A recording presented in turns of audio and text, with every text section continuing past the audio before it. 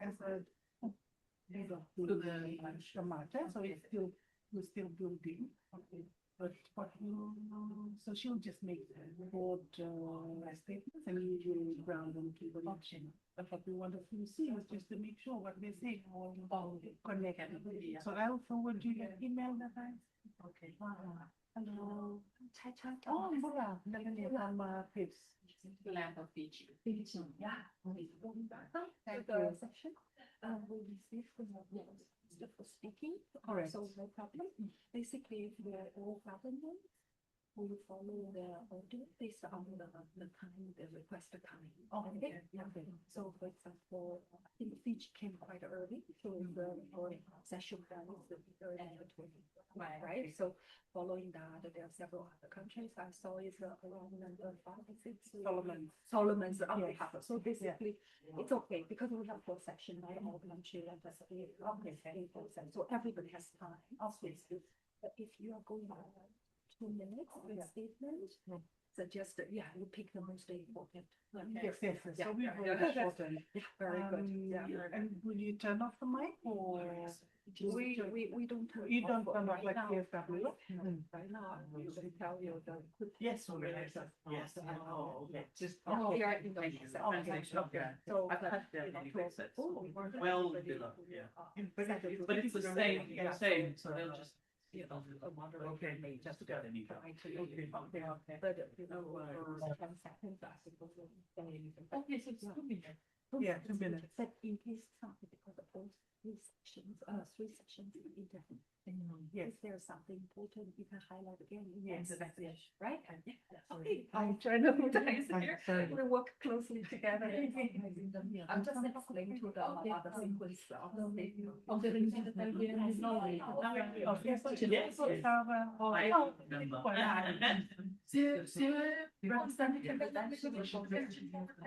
But the phone, maybe Oh, you're okay. Probably. But what I'll do, ano ba ko tanga may ko take ko? Okay. And then we can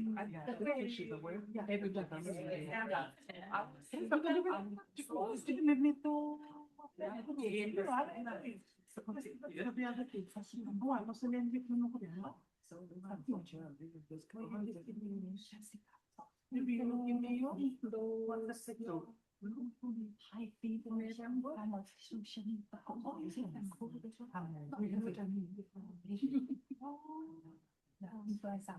So not too bad.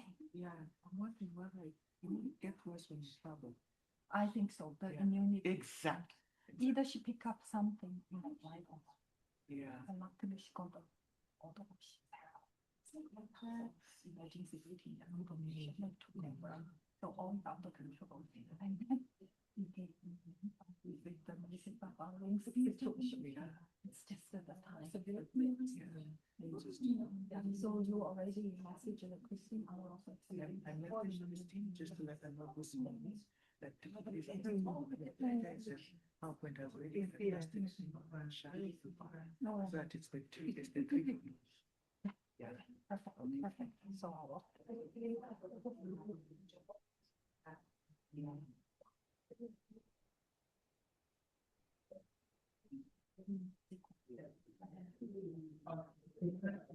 Okay, you're not.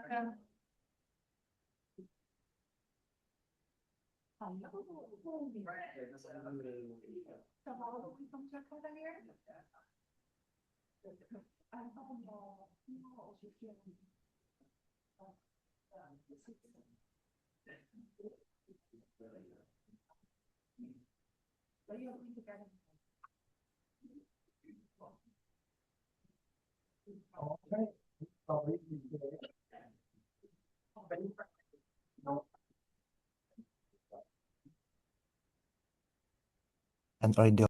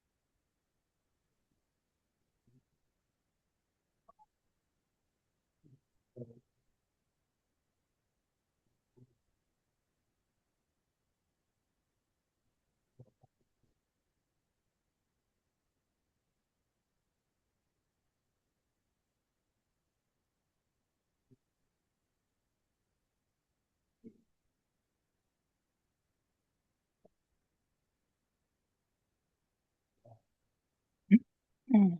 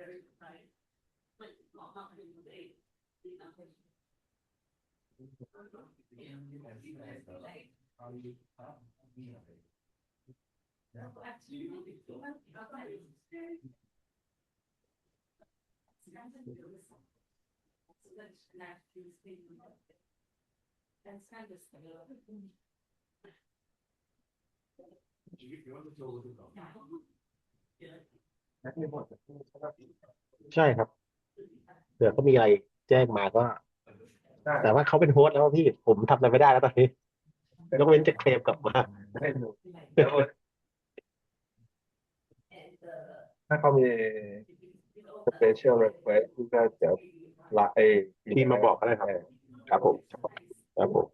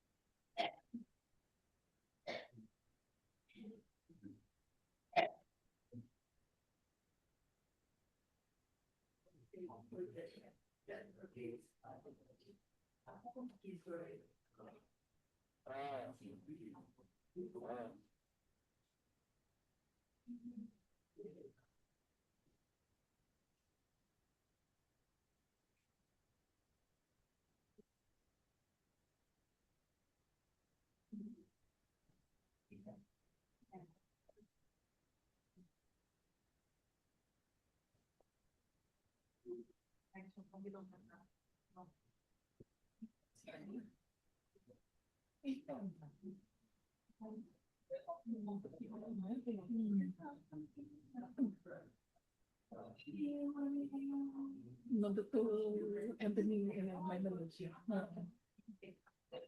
Che cosa facciamo?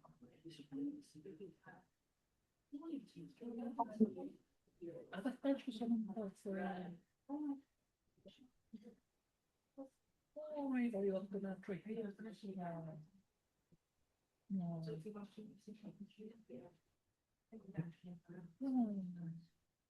Được lắm, thì sẽ tốt tốt này.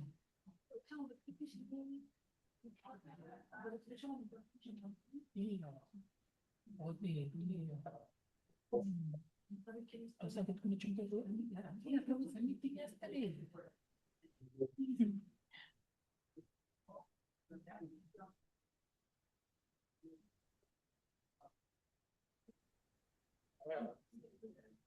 Karena mulai vicine, kita almost ended the main economy is a meeting and we know that it's not funded. So we went back to I look at changes, years and all these things. So we said, okay, because we attend all that is kept written. So we did changing and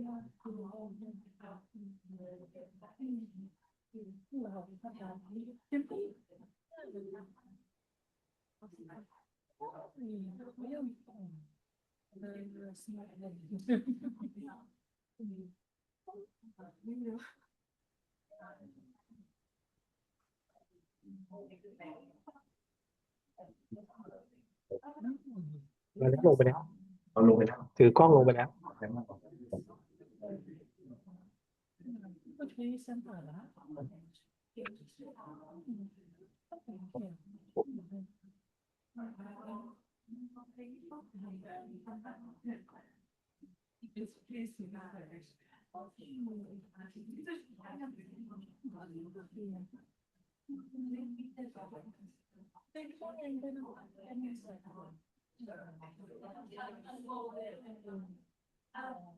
Chúng tôi biết kể còn một việc super hoặc cái năng lượng phải không phải là sẽ còn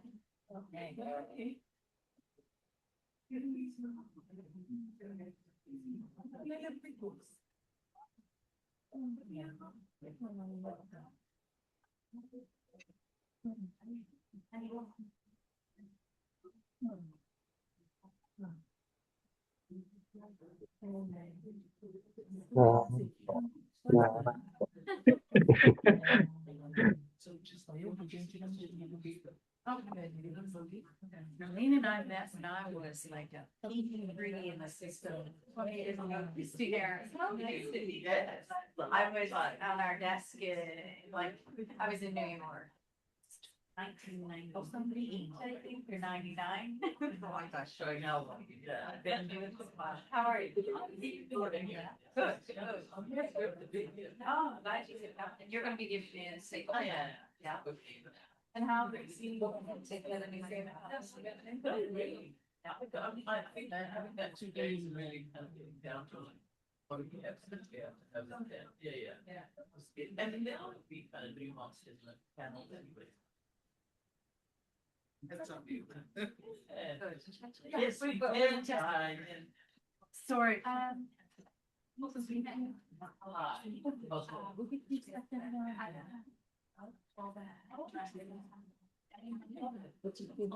my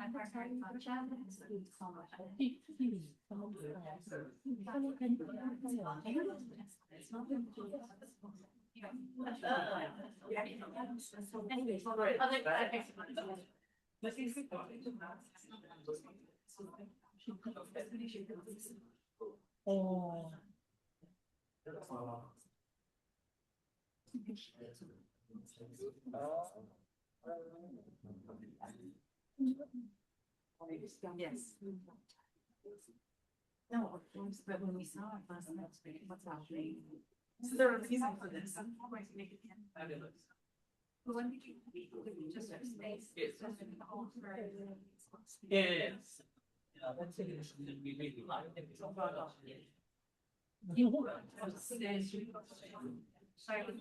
that's great. Thanks. So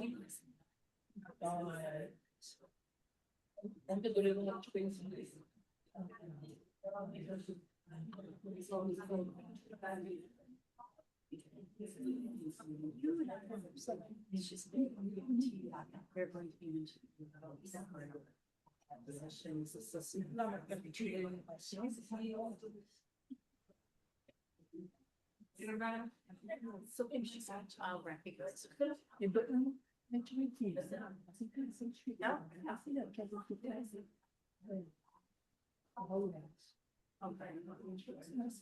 That's good. Thank you. I don't know, but when we got the text, I was getting nervous about the topic. So, yeah. So in my speech, I should recognize.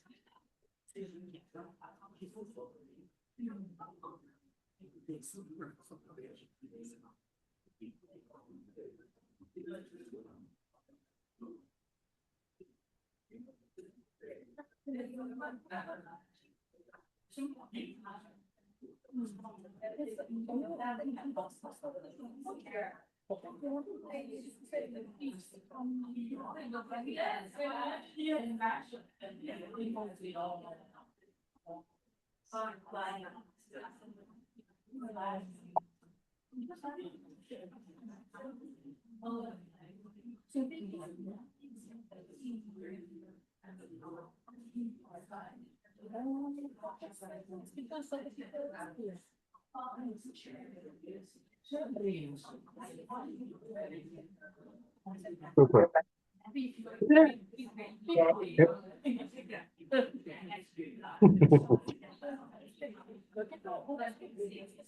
And then I tried it.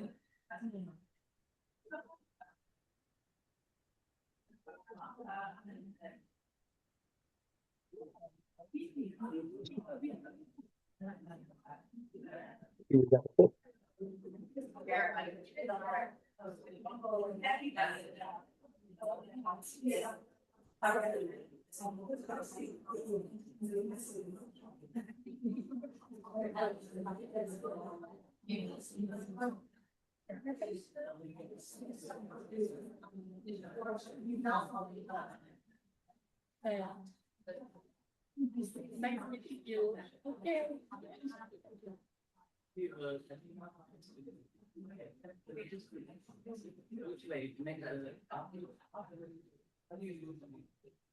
I mean, yeah, I mean, why say on behalf of? Is it going to say on behalf of? Yes.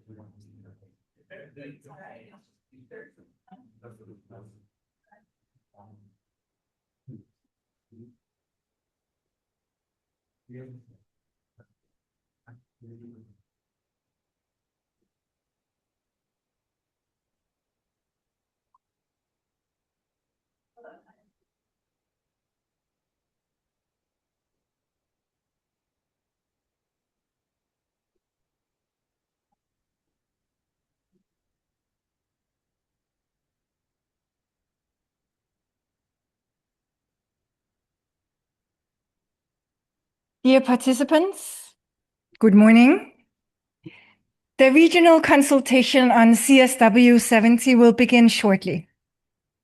May I please request that you take your seats and for our opening speakers to please have a seat at the rostrum. Online participants, may I please request you rename yourself with your name, organization, and country. We also wish to advise participants online that closed captions have been enabled for those who would prefer subtitles for this preparatory meeting. Thank you.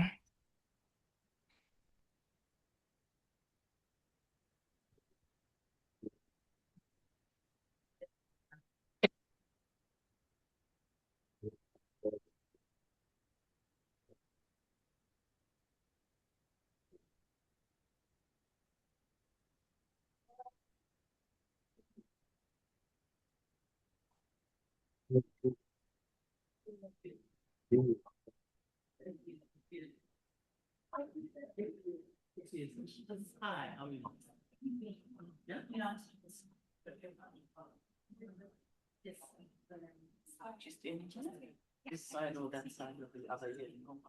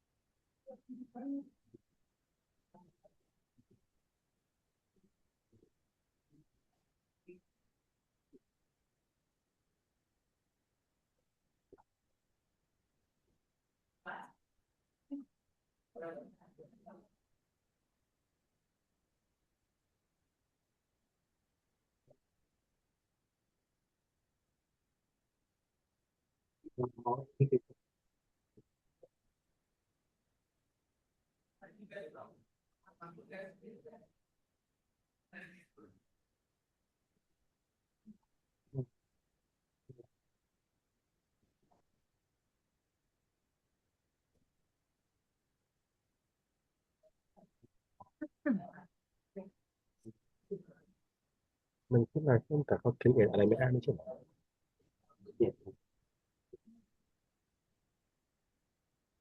ม่ได้เป็นลายเส้นจริงแต่ลายเส้นแบบเมื่อ sign in ด้วย organization เฉยไม่น่าจะทำอะไรได้ถ้ามีติ้งธรรมดาได้เหมือนกันคือถ้า2 คนมันไม่จำกัดเวลาครับถ้ามีติ้ง3 คนขึ้นไปได้40 นาที Yeah.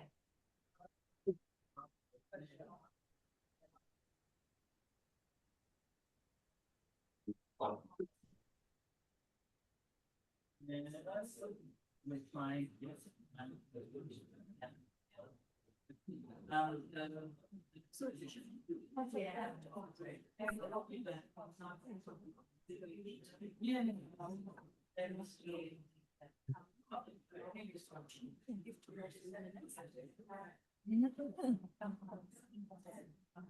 Good morning, dear participants. The regional consultation on CSW70 will begin shortly. May I please request that you take your seats and for our opening speakers to please have a seat at the rostrum. Online participants, may I please request you rename yourself with your name, organization, and country.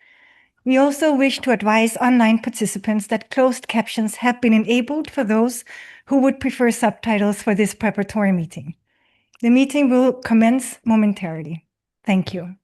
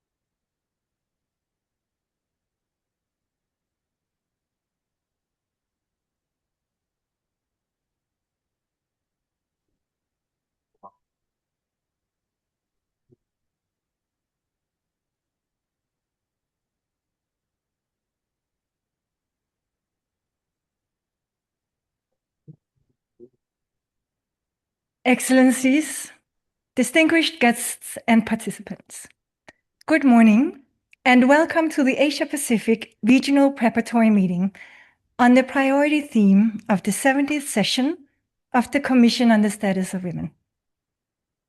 This year's theme is ensuring and strengthening access to justice for all women and girls, including by promoting inclusive and equitable legal systems, eliminating discriminatory laws, policies, and practices, and addressing structural barriers.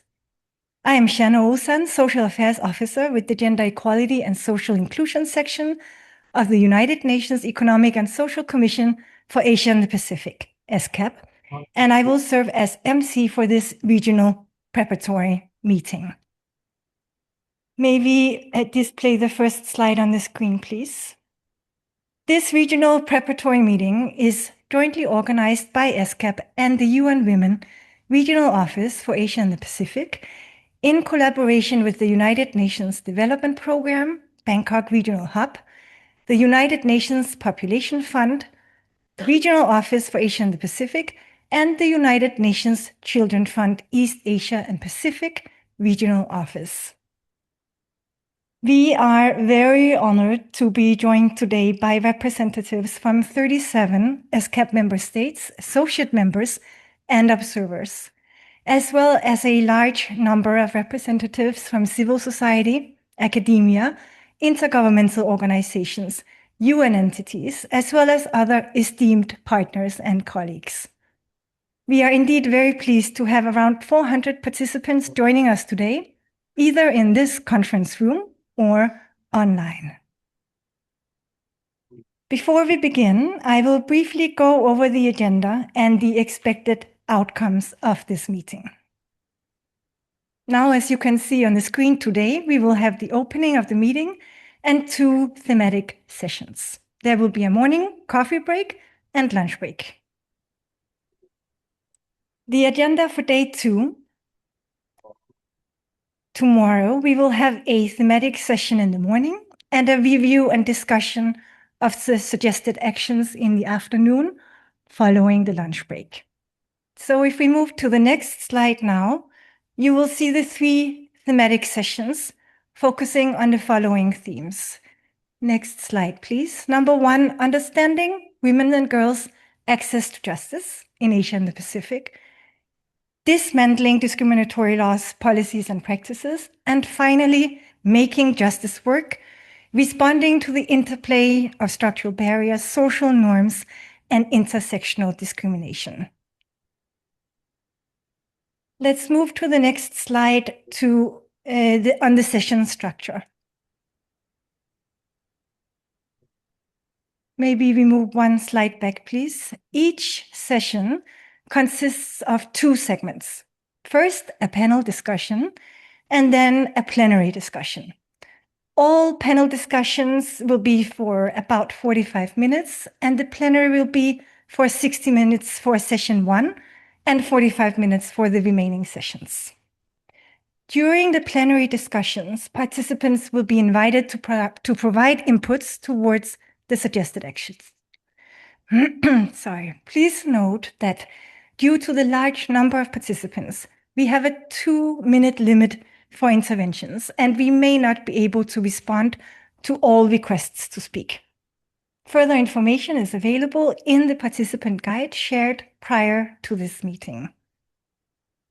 The suggested actions will feed into the global CSW70 discussions and can inform membership contributions.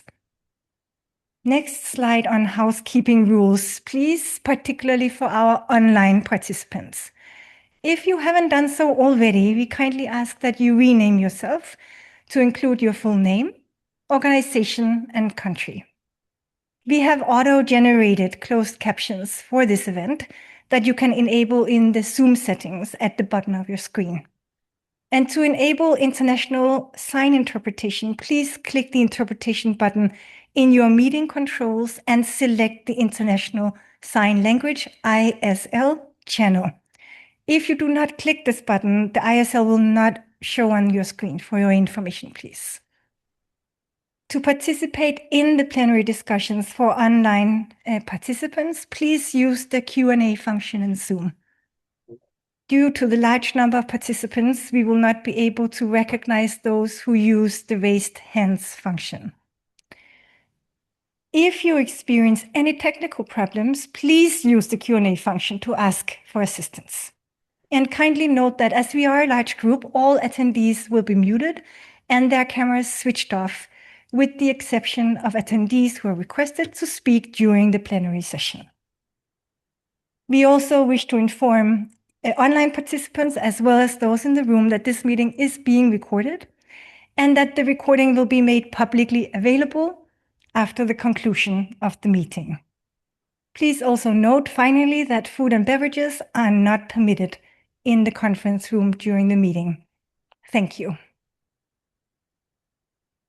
We will now move to the next part of the agenda on the opening remarks. I now have the honor of inviting Ms. Chai Chai, Chief of the Gender Equality and Social Inclusion Section and Officer in charge of ESCAP's Social Development Division, to the podium. Ms. Chai Chai will deliver opening remarks on behalf of Ms. Lin Yang, ESCAP's Deputy Executive Secretary for Program of ESCAP, who regrettably has fallen ill. Ms. Chai Chai, please, the floor is yours.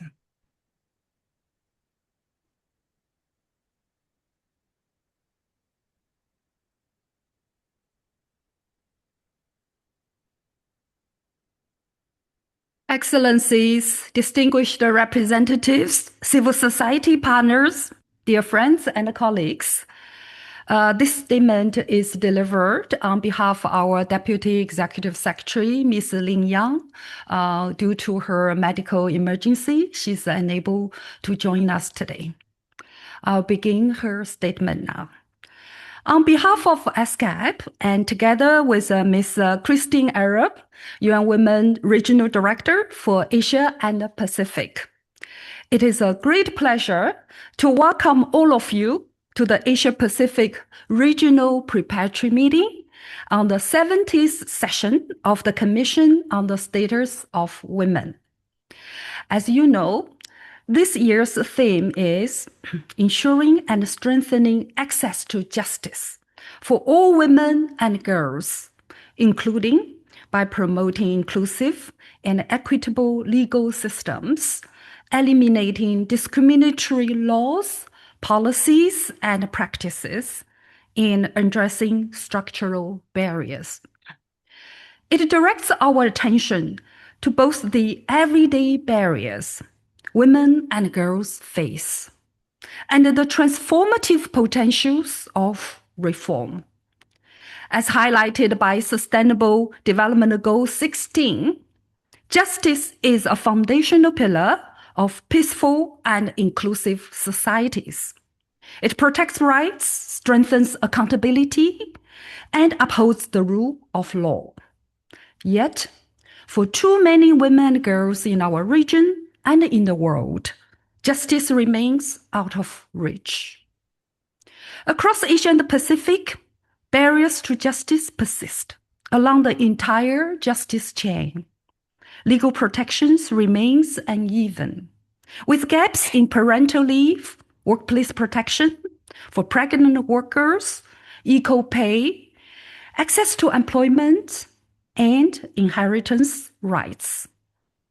Even where gender-responsive laws exist, weak enforcement, resource constraints, and entrenched gender stereotypes often undermine implementation.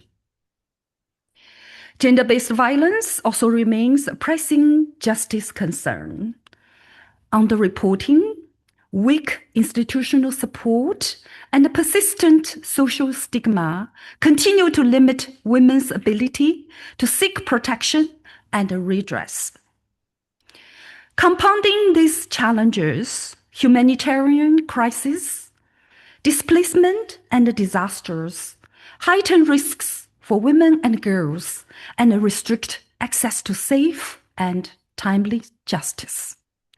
These shocks disrupt protection systems, increase exposure to violence and limit access to legal documentations or assistance, particularly for those in rural, remote, and disaster-affected areas, and for women who face intersecting forms of discrimination, including women with disabilities, migrant and indigenous women, and those living in poverty. Despite these challenges, promising practices are emerging. Several countries have increased attention to gender-responsive justice systems, expanded survivor-centered services, and strengthened the localization of national action plans addressing women, peace, and security. These developments show that progress is possible when institutions commit to reform and when women's voices are meaningfully included. Over the next 2 days, we will learn more about these promising practices from our esteemed panelists and meeting participants. Excellencies, participants, and colleagues, let us commit to working together to guarantee access to justice for all women and girls by fostering inclusive legal systems and dismantling structural barriers. We would like to suggest several key areas of action for your consideration. First, accelerate the removal of discriminatory laws and close the legal gaps, particularly in the areas where protections remain the weakest, such as workplace protections for pregnant workers, for parents, equal pay, pension, and asset rights. It is of critical importance to align national frameworks with international commitments and ensure that reforms are accompanied by clear regulations, resources, and accountability mechanisms so that rights are realized in practice, not only just on paper. Second, transform justice institutions to deliver gender-responsive, coordinated, and accountable services. This includes expanding gender-responsive training for all justice actors, promoting women's leadership and representation across the judiciary, prosecution, police, legal aid, and oversight bodies. Strengthening coordinated referral systems between justice, health, social protection, and community services, and reinforcing independent, survivor-centered oversight and complaint mechanisms. This can help prevent discrimination and abuse and ensure fair, consistent, and rights-based outcomes for all women and girls. Third, expand accessible and inclusive pathways to justice by removing the barriers that prevent women and girls from seeking help. This includes scaling legal literacy, widening affordable legal and mobile or community-based services, and ensuring physical and digital accessibility. Justice systems must remain functional during crisis, with safe, confidential reporting pathways, offline and online, and to reach women in remote or underserved areas. This regional preparatory meeting offers an important opportunity to take stock, share good practices, and develop concrete recommendations on key actions towards improving the policies and justice systems. ESCAP is proud to co-organize this meeting with UN Women in collaboration with other sister UN agencies, including UNDP, UNFPA, and UNICEF, recognizing that Ensuring access to justice for all women and girls requires coordinated and complementary approaches in which we all have a role to play. By working collectively and building on the insights shared here, we can shape the future in which women and girls are not only equally protected, but fully empowered in every aspect of the justice system. We look forward to our discussions today and tomorrow and your active contributions. I thank you.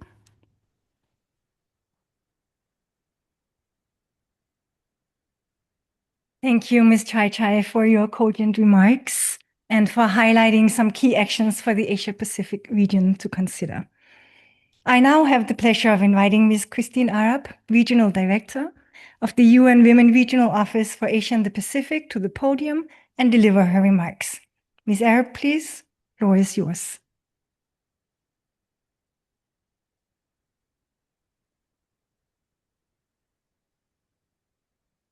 Excellencies, distinguished delegates, partners, and with a special thank you to ESCAP and Deputy Executive Secretary Lin Yang and her team in Chai Chai, UN Women strongly values our partnership with ESCAP and ensuring a strong convening on these crucial issues. It is an honor to welcome you to this Asia-Pacific Regional Preparatory Meeting for the 70th session of the Commission on the Status of Women.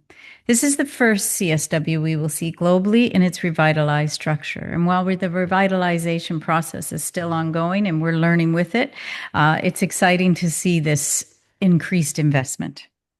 I extend my sincere appreciation to many governments and civil society partners joining us today, both in person and online.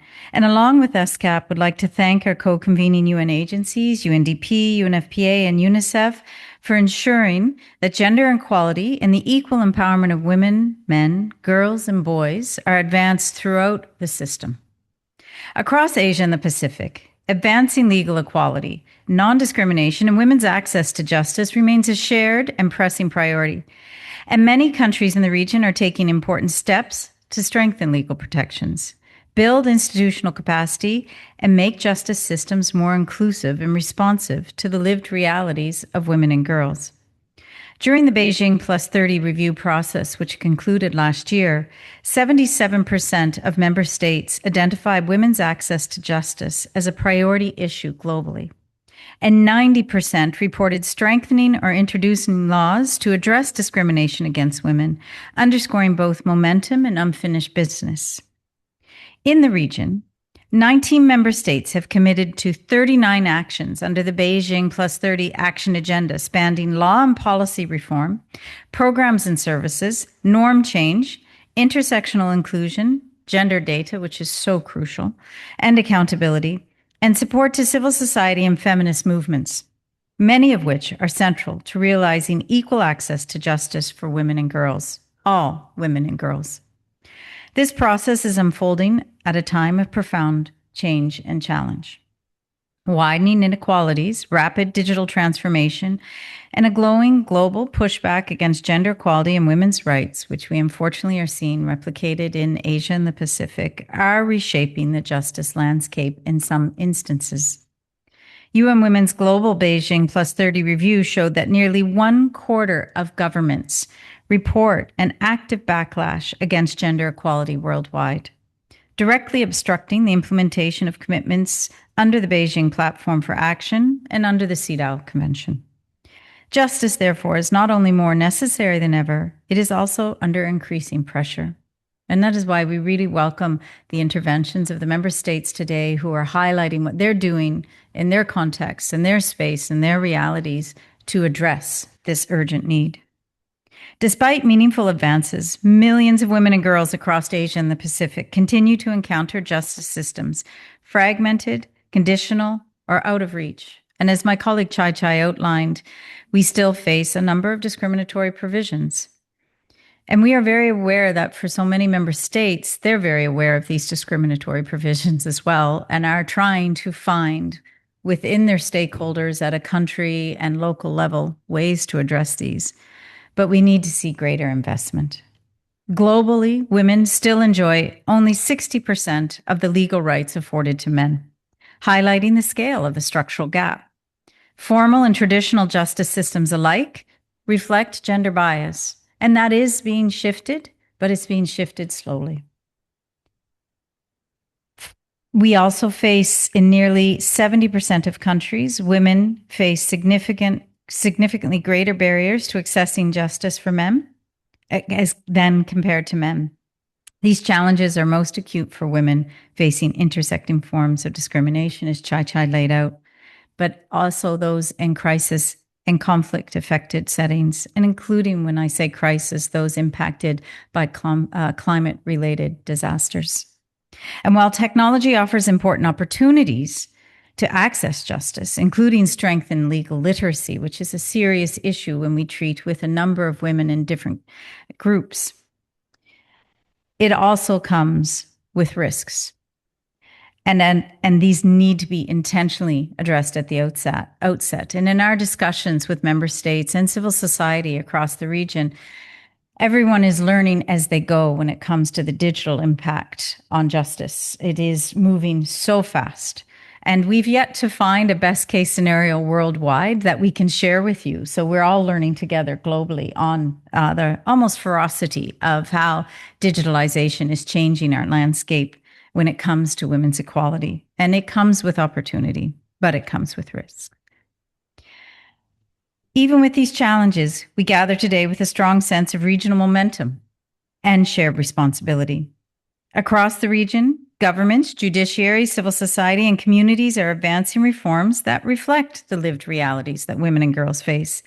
We see increased investment in gender-responsive law reform, which is being co-created with women's organizations, coordinated and survivor-centered justice pathways that reduce fragmentation and re-traumatization, preventative approaches, including administrative justice, mediation, and alternative dispute resolution, legal aid, and legal empowerment, which remain among the most effective tools for strengthening women's agency, and innovative and digital solutions that expand access while striving to ensure safeguards, inclusion, and accountability.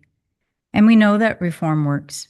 Since 1970, that's a long time ago, family law reforms have enabled more than 600 million women globally to access economic opportunities, demonstrating that justice reform is not only a rights issue, but a proven driver of inclusive growth and stability for all communities and their families. To convert progress into lasting transformation, we must remember that justice is not achieved through legislation alone. Justice becomes real only when women and girls are met with dignity, meaningful remedy at every step. This requires sustained investment, cross-sector collaboration, and institutions that are trusted, representative, and work in partnership with civil society, social services, health providers, community leaders, and others. It also requires robust data, evidence, and participatory research to diagnose inequalities and measure impact. And we are pleased to see that around the issue of data, more and more member states in Asia and the Pacific are trying at the provincial, state, community, and federal, national levels to address these issues, but more is needed. We also, as we have to say too often and in every sector, women remain utterly unrepresented in the justice sectors themselves, particularly at the senior levels, with women accounting for only 1/3 of judges and magistrates on average, and significant variations across the countries. Excellencies, across Asia and the Pacific, women and girls continue to demonstrate extraordinary resilience and leadership. And we will hear over the next 2 days of important investments that you are making and that the civil society community are making to ensure justice systems are more responsive and more representative of all. It's a shared responsibility. It's not an afterthought. It has to be intentional. And we all need to do more, including the UN system as a collective. Justice for women and girls is the difference between someone surviving and thriving. And every research done shows in the case of gender-based violence, it is the single greatest factor in ensuring a person can move forward in the face of that violence. Our region has the innovation, We have the best practices. We have the intentionality to share. And we are a region that leads. And we would love to see that globally in the Commission on the Status of Women in a Month, that we can highlight through your recommendations tomorrow what those innovations are, because the world looks very strongly to Asia and the Pacific for those learnings. I want to thank you all for your continued commitment to the issue of justice for women and girls, and for your partnership with UN Women and ESCAP and the UN system on this. Thank you very much.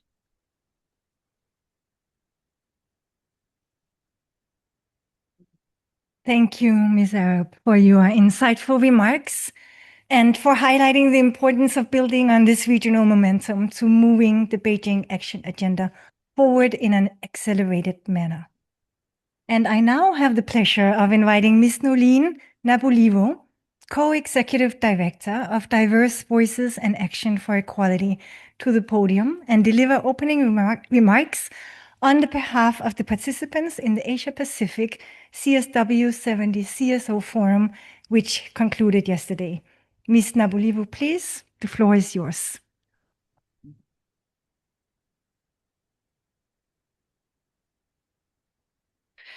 Excellencies, Chair, distinguished speakers, members and delegates, colleagues and friends from Asia and the Pacific, all protocols observed. Thank you very much for the opportunity to amplify the views of so many skilled, experienced and networked Asia and Pacific women-led human rights organizations, feminist groups and social movements. And we will nuance these comments across upcoming panels today and tomorrow. Across Asia and the Pacific, women and girls face significant obstacles in accessing justice. This is amid polycrises, global polycrises, rising income inequality, war and conflict, democratic decline, the climate emergency, and uneven digital access, among others. These challenges undermine the access to justice and weaken human rights norms and standards. This we know. There is right now a rapid rollback of women and girls' human rights, fueled by patriarchy, globalized geopolitics that attempt corporate capture of development, bold fascism and authoritarianism, threats against multilateralism, and anti-gender movements. This weakens sexual and reproductive health and rights, or SRHR, increases gender-based violence of all kinds, and places greater restrictions all the time on the crucial work of civil society and social movements, many in this room. And we see some states promoting submissive gender roles, narrowly defining family-focused policies and pro-natalist agendas, legislative efforts to lower the legal age of marriage, a stalling of some of the crucial HIV and AIDS response, and attacks overall on gender justice and SRHR. And we have to stop this regression together. This we know. Further, the UN at 80 initiative, the CSW revitalization agenda, and the UN regional reset create additional anxiety and complexities, as civil society is not being included in all of these sets of work. Resource constraints and safety considerations limit the opportunities for effective advocacy at CSW, CPD, and elsewhere. Many civil society groups from across Asia and Pacific, including my own, are unable to travel to CSW70.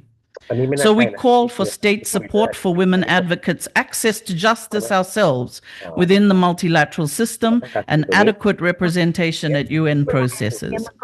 And all the while, many women in Asia and the Pacific face multiple barriers and compounded injustice, including lack of access to food, to water and sanitation, lack of education, health, and land and housing, discriminatory legal frameworks, weak enforcement mechanisms, limited legal literacy and legal aid mechanisms, economic barriers, digital divides, climate-induced loss and damage that we're facing now, particularly in small island states, but across the world, and more conflict and displacement, and even genocides.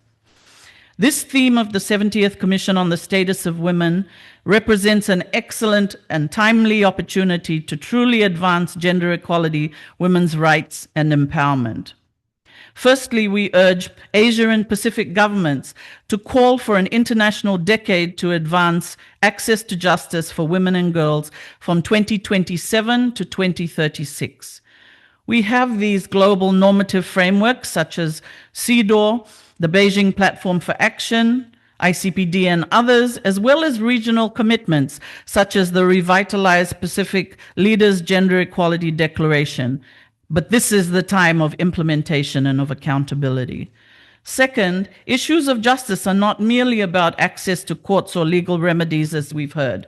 They are about dismantling systems of power that perpetuate inequality and can be deeply transformative.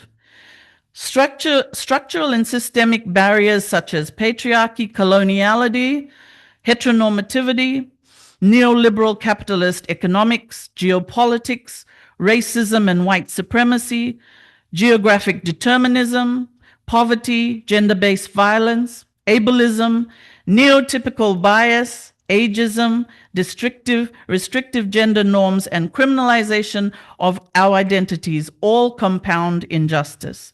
This we know. Third, we call attention to interconnected structural barriers. Impunity and judicial bias allow serious crimes to go unpunished, undermining trust in the legal system and denying justice. Socioeconomic and geographic barriers persist, and the costs of legal representation, of transportation, and of court fees are so prohibitive for women.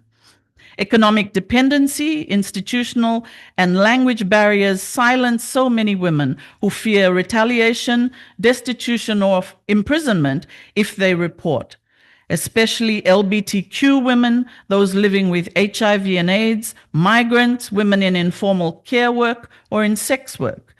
Women with disabilities from rural and remote locations suffer because justice systems often do not provide transport and accommodation to attend court at all.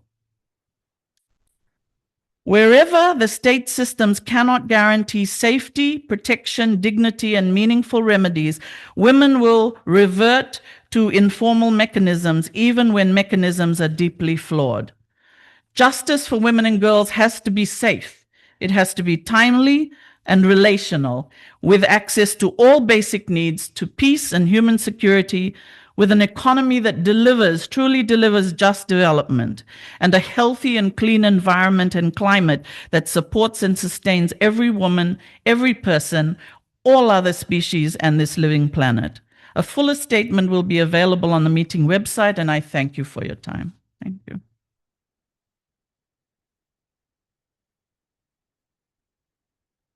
Thank you, Ms. Nabulibo, for your articulate remarks delivered on behalf of members of the region's civil society. Excellencies, distinguished guests, and participants, this concludes our opening session. If we move to the group photo slide, we will now take a few moments to take a group photo. Online participants, please turn on your cameras and smile when our colleagues take a photo. And for in-person participants, those seated in the front row here, please remain seated or move towards the center as you deem the most appropriate. For participants seated in the second row and further back, please move towards the center of the room. And for our opening speakers, if you may please remain at the front. And then you would stand up and turn around to face the camera person who is in the interpreter's booth here above us. After we have concluded the group photo, we will take a short break before returning for our session 1 panel discussion and plenary discussions at 10:30. So there will be coffee and tea available in front of the conference room. And for now, may I please invite Ms. Montier Nakrishian from UN Women to assist with the announcements related to the photo session, please. Montier, the floor is yours.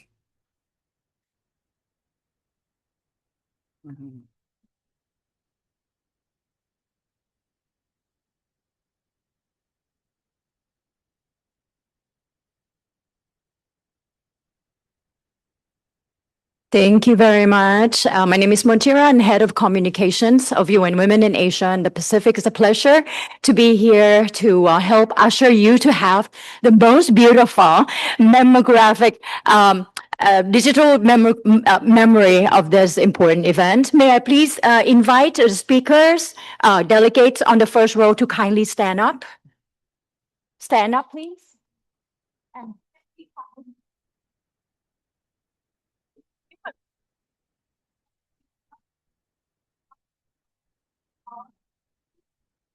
From the second row is from the front.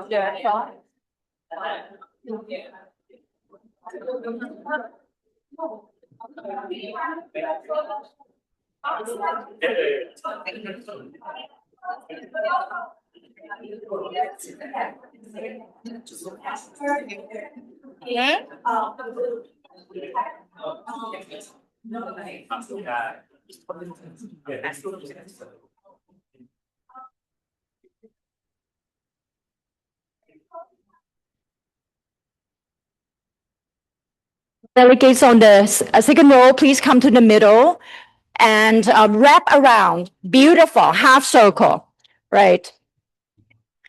Yes. Yes, on the side, we cannot, yeah, we can see them. We can see them. Yes, colleagues over there on the back row, we cannot see you at all. Please come to the front and wrap around. Everyone will be seen from the view above. Beautiful.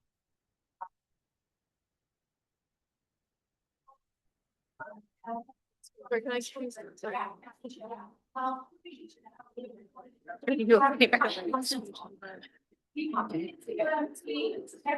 be seen, don't worry.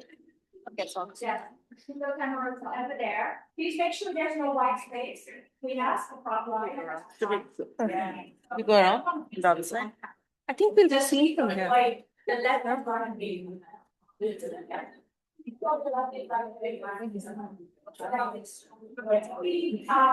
Your meeting class. I don't know how it works, but let's try.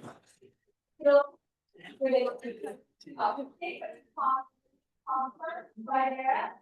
And she will move to the next frame. Have the Tom, and Kelly, to the side yourself, you take a DJI moving camera.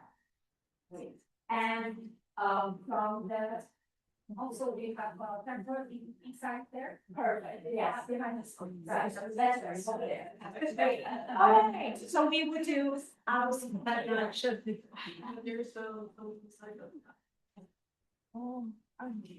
Okay, so is everyone ready? Please do not worry about you being blocked because she will have the bird's eye view.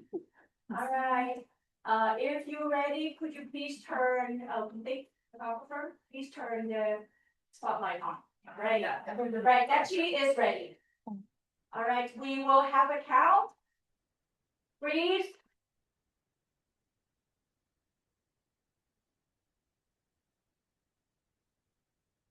Okay, we check the podium, the photo.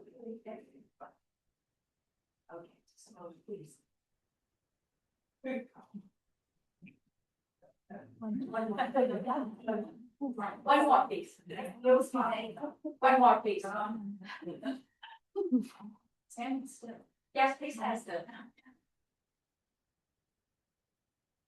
Your eyes on the second level, please. Not to the gentleman and the one. He's taking the behind the scenes shot. All right, we will move her to the second video. Just to avoid a big box, use a black box to avoid that in the photograph. So she will move the second group. Yes. She is ready. 3, 2, 1. 3, 2, 1. Breathe. Perfect. Now DGI. Okay, so That's it? DGI. Okay, everyone say, for the count of three, you say gender equality. Oh. Come on. Yes, yes, yes. Yes. Ready? Three. We have to say a little bit slowly. Ready? Yeah.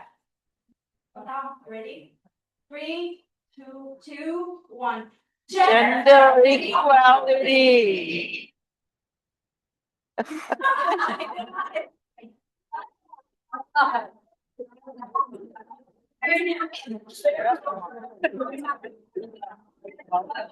I do. That was amazing.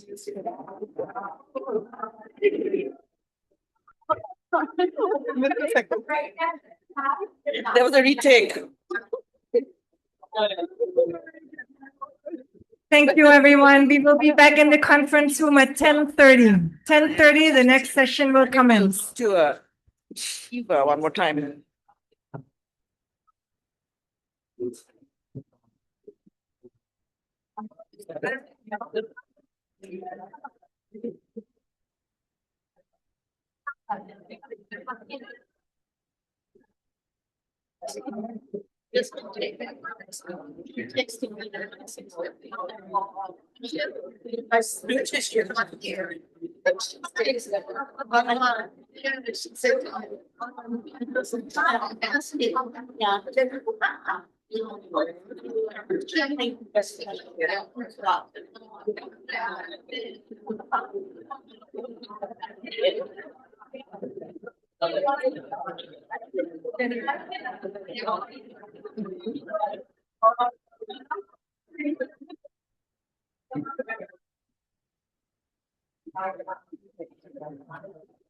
Yes, I know it's a really busy time for you, so, but I hope we get awesome. Yeah.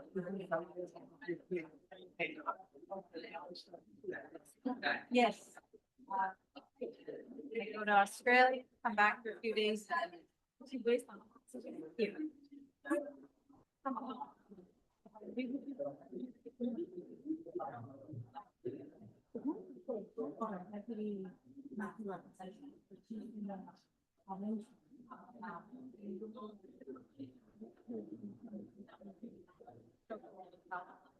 He's a very senior, very seasoned pharmacist. He's been serving in the and that cancer will remain as cancer is our back. So we're not letting her go in. No.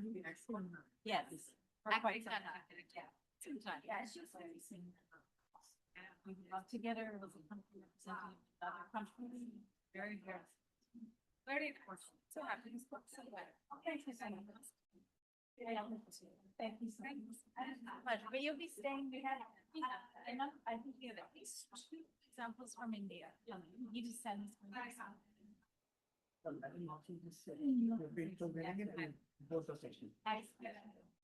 I looked at the countries more than the speakers. No.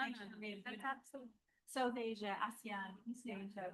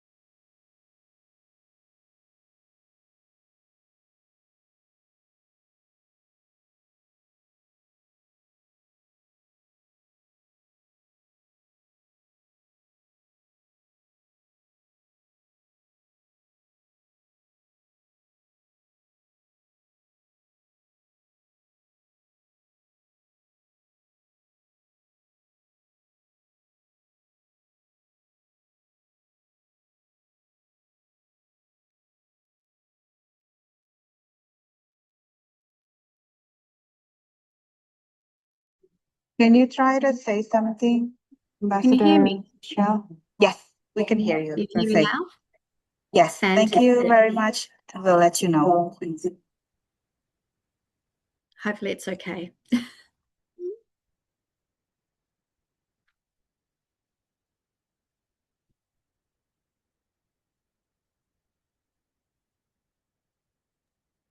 Sorry, Ambassador Michelle, can you try to say something again? Yep, can you hear me? Yes, perfect. Thank you. Sure. I might actually put some headphones on just in case there's some background noise here.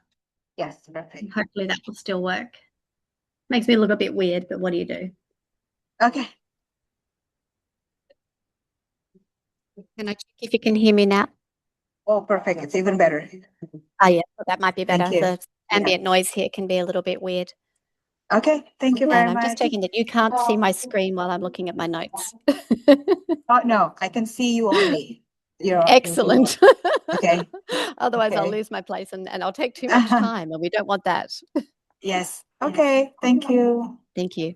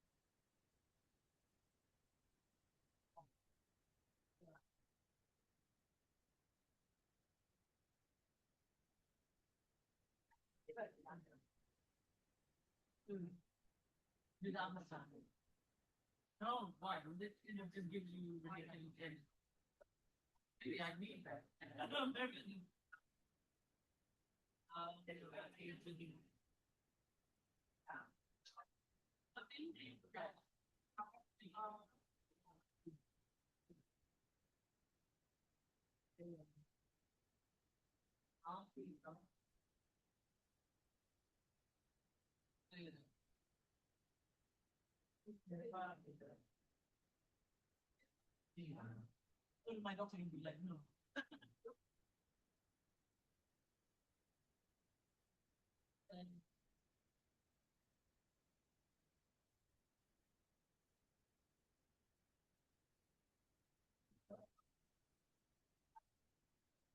Sound like my daughter. Like that.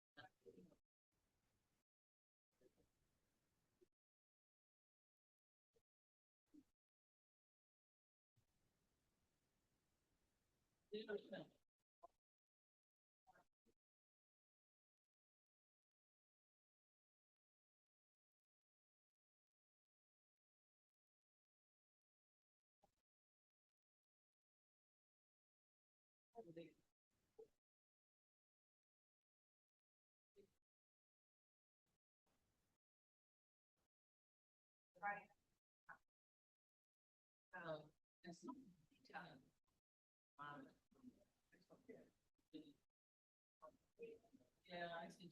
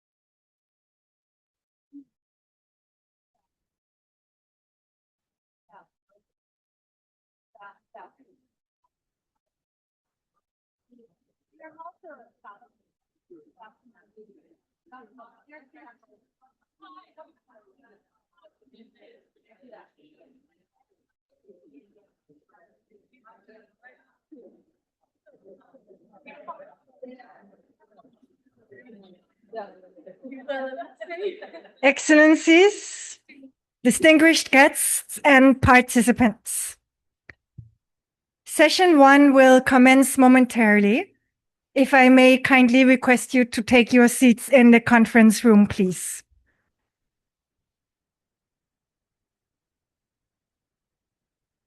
And the panelists for session 1, may you please be prepared to come to the podium. Thank you.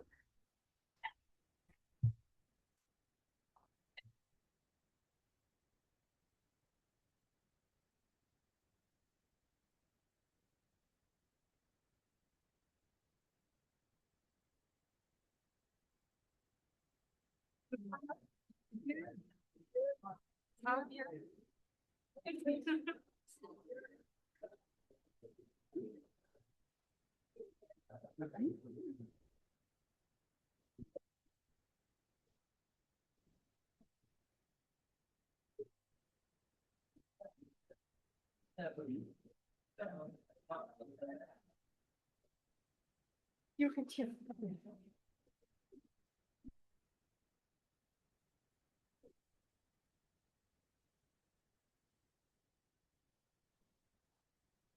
Yes. Yes.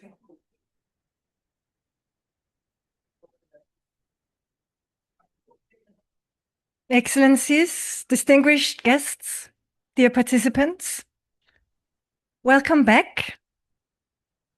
We will now proceed to our first thematic session on understanding women's and girls' access to justice in Asia and the Pacific. The session will be moderated by Ms. Nurul Rashid, Policy Advisor on Governance, Peace and Security of UN Women's Regional Office for Asia and the Pacific. Ms. Rashid, please, the floor is yours.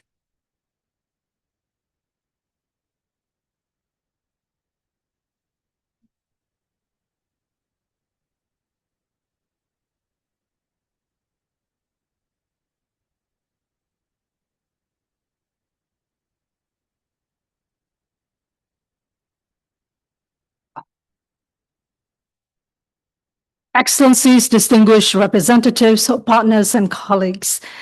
Good morning and welcome to our first panel session, Understanding Women and Girls' Access to Justice in Asia and the Pacific. My name is Nurul, and I'm the Regional Policy Advisor for Governance, Peace and Security with UN Women Regional Office for Asia and the Pacific. Now, this opening session looks at how women's and girls' access to justice is evolving across the region and the key trends shaping justice outcomes today. Now, justice is more than laws on paper or rulings in courts. For women and girls, it is the ability to seek redress without fear, to navigate institutions without discriminations, and to secure remedies that are timely, affordable, and meaningful. Ultimately, it is the lived experience of a woman standing at the doorway of justice, and whether that door is open to her. Across Asia and the Pacific, that doorway is often obstructed by intersecting barriers linked to poverty, geography, age, disability, migration status, exposure to violence, and more. Now, when these barriers overlap, they compound exclusion and constrain women's ability to exercise their rights in practice. Yet these barriers are not fixed. Justice systems can be transformed when women and girls recognized not only as rights holders, but as change makers and leaders in shaping fair, inclusive, and accountable pathways to justice. Today, we are joined by 4 distinguished panelists, each bringing a distinct perspective that reflects the diversity and complexity of our region. We will begin with the first round of targeted questions and inviting them to share their insights, followed by a second round to collectively reflect on a single question. It is my pleasure to introduce our first panelist, Dr. Geeta Singh. She's a globally respected scholar and practitioner with more than 4 decades of leadership on gender equality, human rights, and development. Now, Dr. Singh is a retired professor with the Indian Institute of Management and is a co-founder of the Development Alternatives with Women for a New Era, or known as DAWN. Her work has been instrumental in shaping global thinking on women's rights, health and social justice, and has informed policy and practice nationally and internationally. Dr. Singh, discussions on women's access to justice often focus on laws and institutions. Yet your work has long emphasized the deeper structural conditions that shape whether rights can be realized in practice.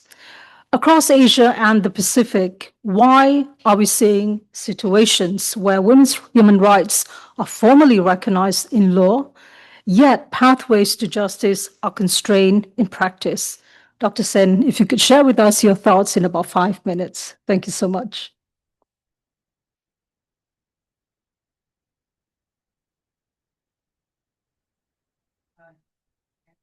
The organizers invited me to share my thoughts with you.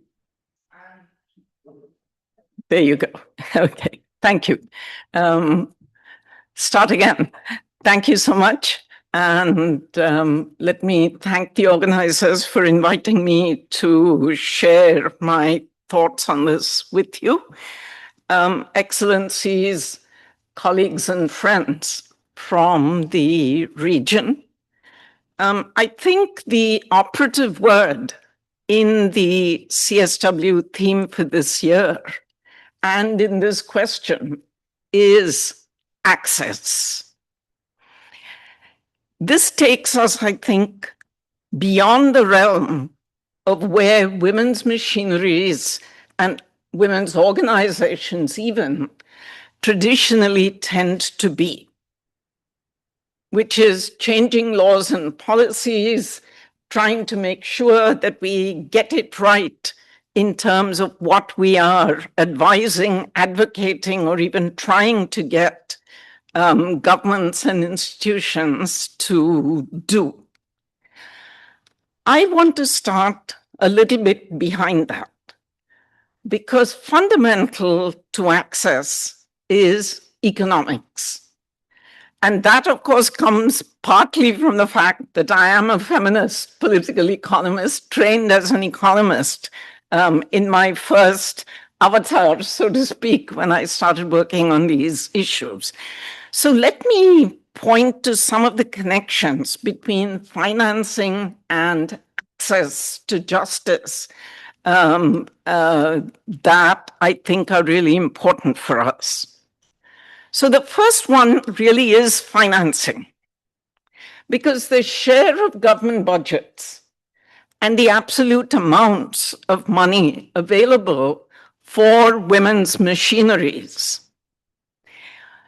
whether these are constrained due to austerity programs, as is true in some parts of our region, fiscal responsibility requirements that constrain how much and what proportions can be spent, leads to the ignoring of the effects of macroeconomic policies on gender equality intersecting with other inequalities, such as, for example, disability. Because if your financing is not there to support organizations and work on disability, no amount of brave words about the importance of disability is going to do the trick in terms of access. Because what happens at the level of financing cascades down, as we know, down the line from the ability of women's machineries to other government bodies, ministries, courts, security agencies, including police, support for civil society organizations advocating justice. Second big constraint, which is linked to financing, is the low priorities still given in many parts of our region for women's ministries and departments. And that is partly due to the low presence of women in political bodies, including in the hierarchies of political bodies, political parties. They don't push for a better positioning, and it doesn't happen. The question for me right now is, do we need really political parties finally for women, led by women, that prioritize women's tactical and strategic needs?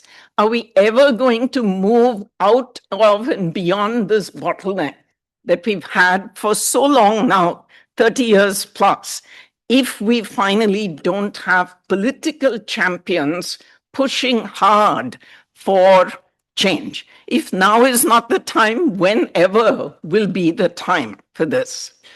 The third constraint is the separation of economic factors from their implications for women's bodily autonomy and integrity, for women's reproductive and sexual health and rights. Let me give an example, because I know that SRHR, as it's called, is often a sensitive issue for governments to work on. But let me give you an example. Everybody agrees today that menstrual health is a critical element in sexual and reproductive health.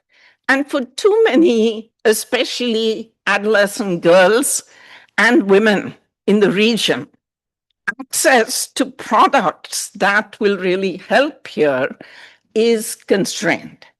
What this means is now, the ideal here that is known technically is the so-called menstrual cup. The menstrual cup is, in a sense, now being pushed all over the place as clean, green, easy to use, doesn't add to environmental degradation. But the problem is you can't really use a menstrual cup unless your wash ministry is seriously taking access to water and sanitation into account and taking the particular needs of girls and women into account in this. So that is another one. The fourth, let me speak about very quickly, is insufficient social protection funding and focused measures, especially towards unpaid care work. Because if a woman is responsible, and in the region, we know this means not just care for children, but care for older people as well. If a woman is required to spend huge numbers of unpaid hours in doing this, where is she going to have the time to access justice?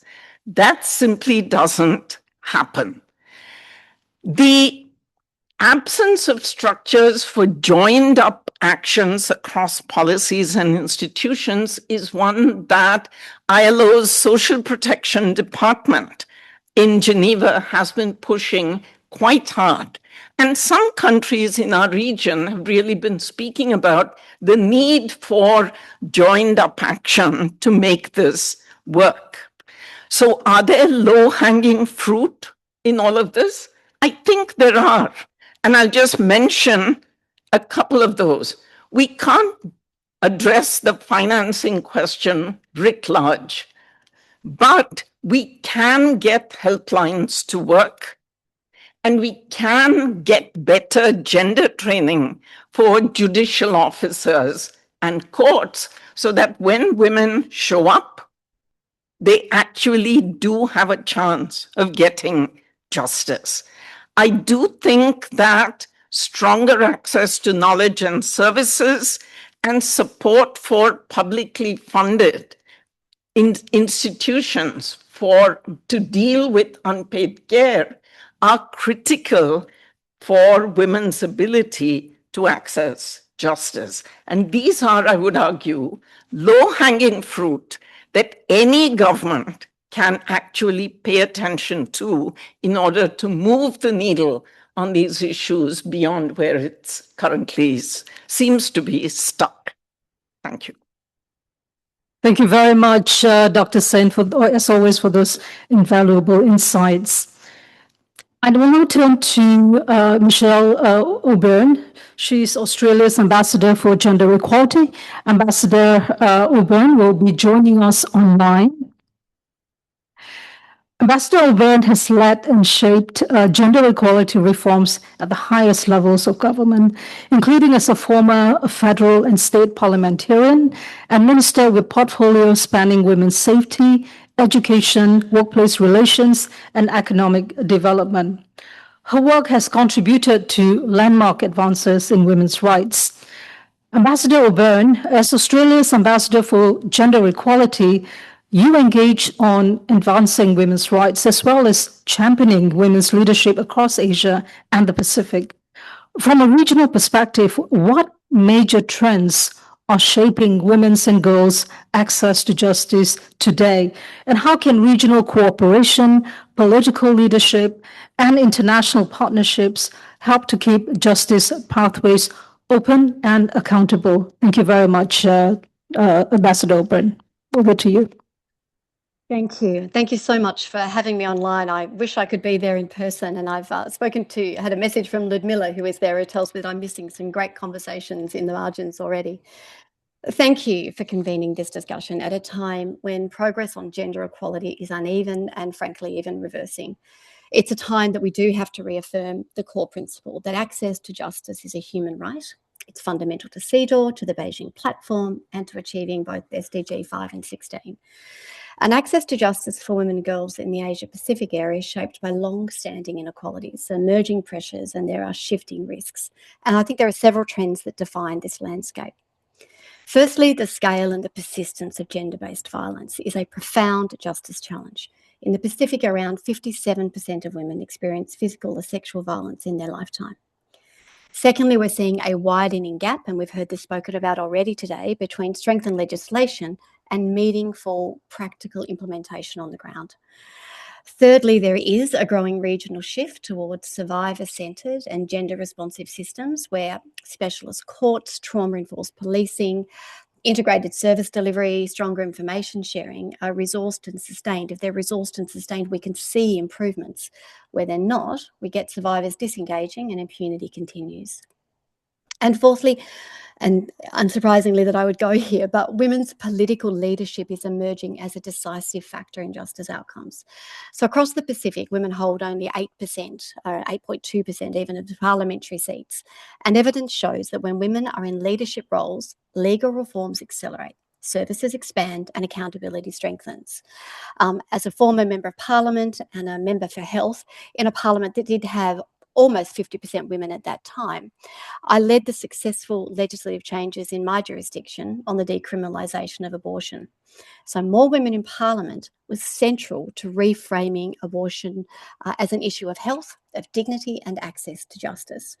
And what happened is that women worked across those party lines and worked with civil society to expand access to safe reproductive health services. And I think that demonstrates that you get a direct connection between women's political representation and justice outcomes that protect bodily autonomy. And finally, the other trend would be the rapid rise of tech-facilitated GBV.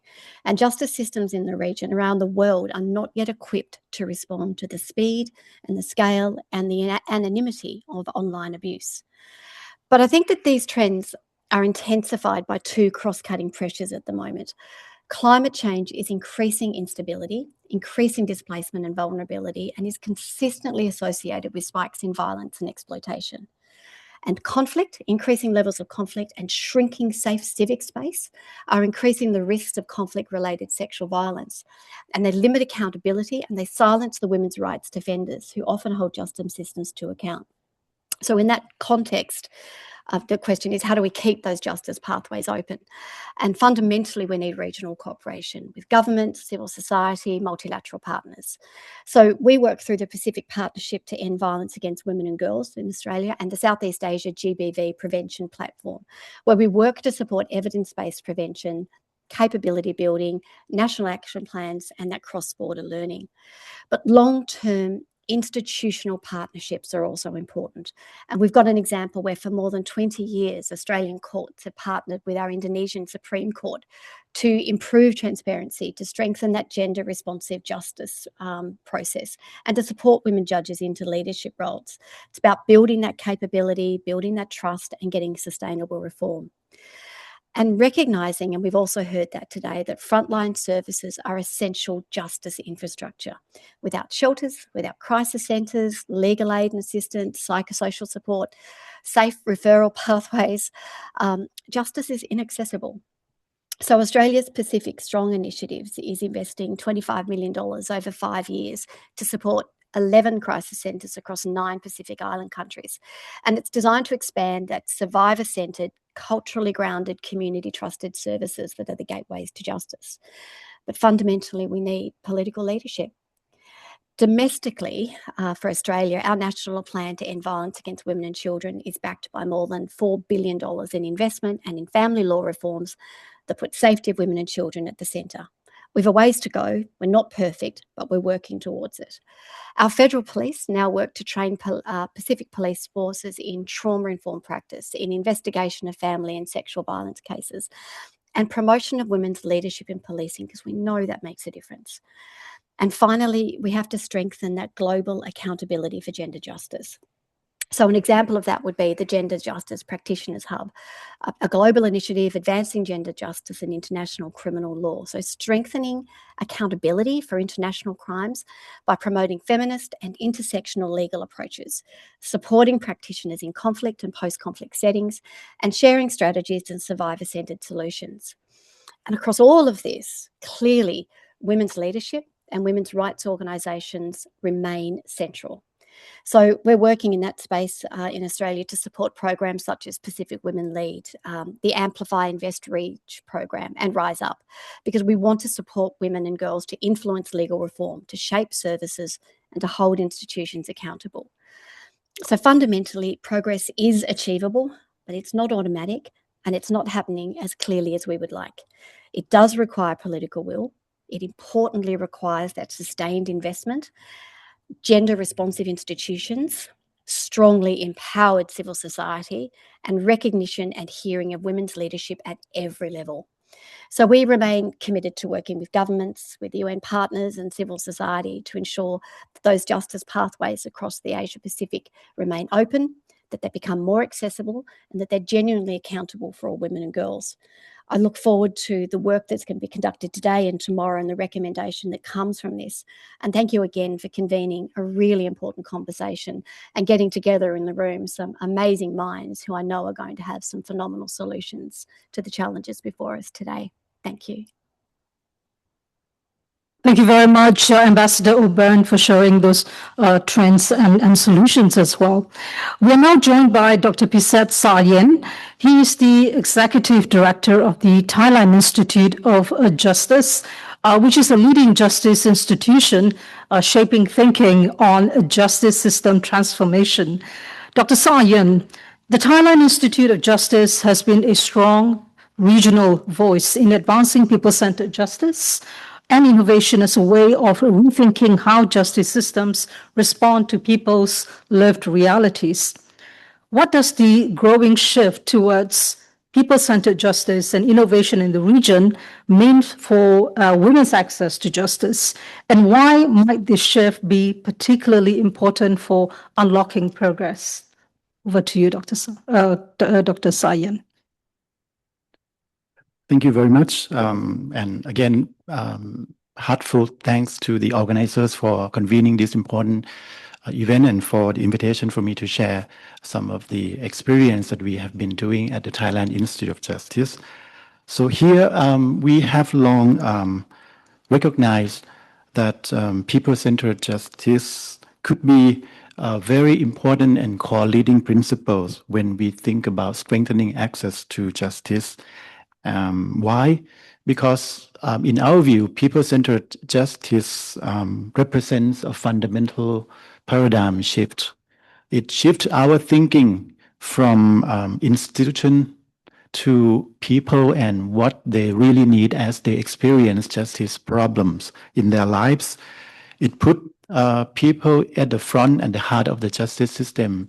And this is crucially needed for criminal justice system and justice system in general to ensure the promise of providing access to justice for all, and particularly for women.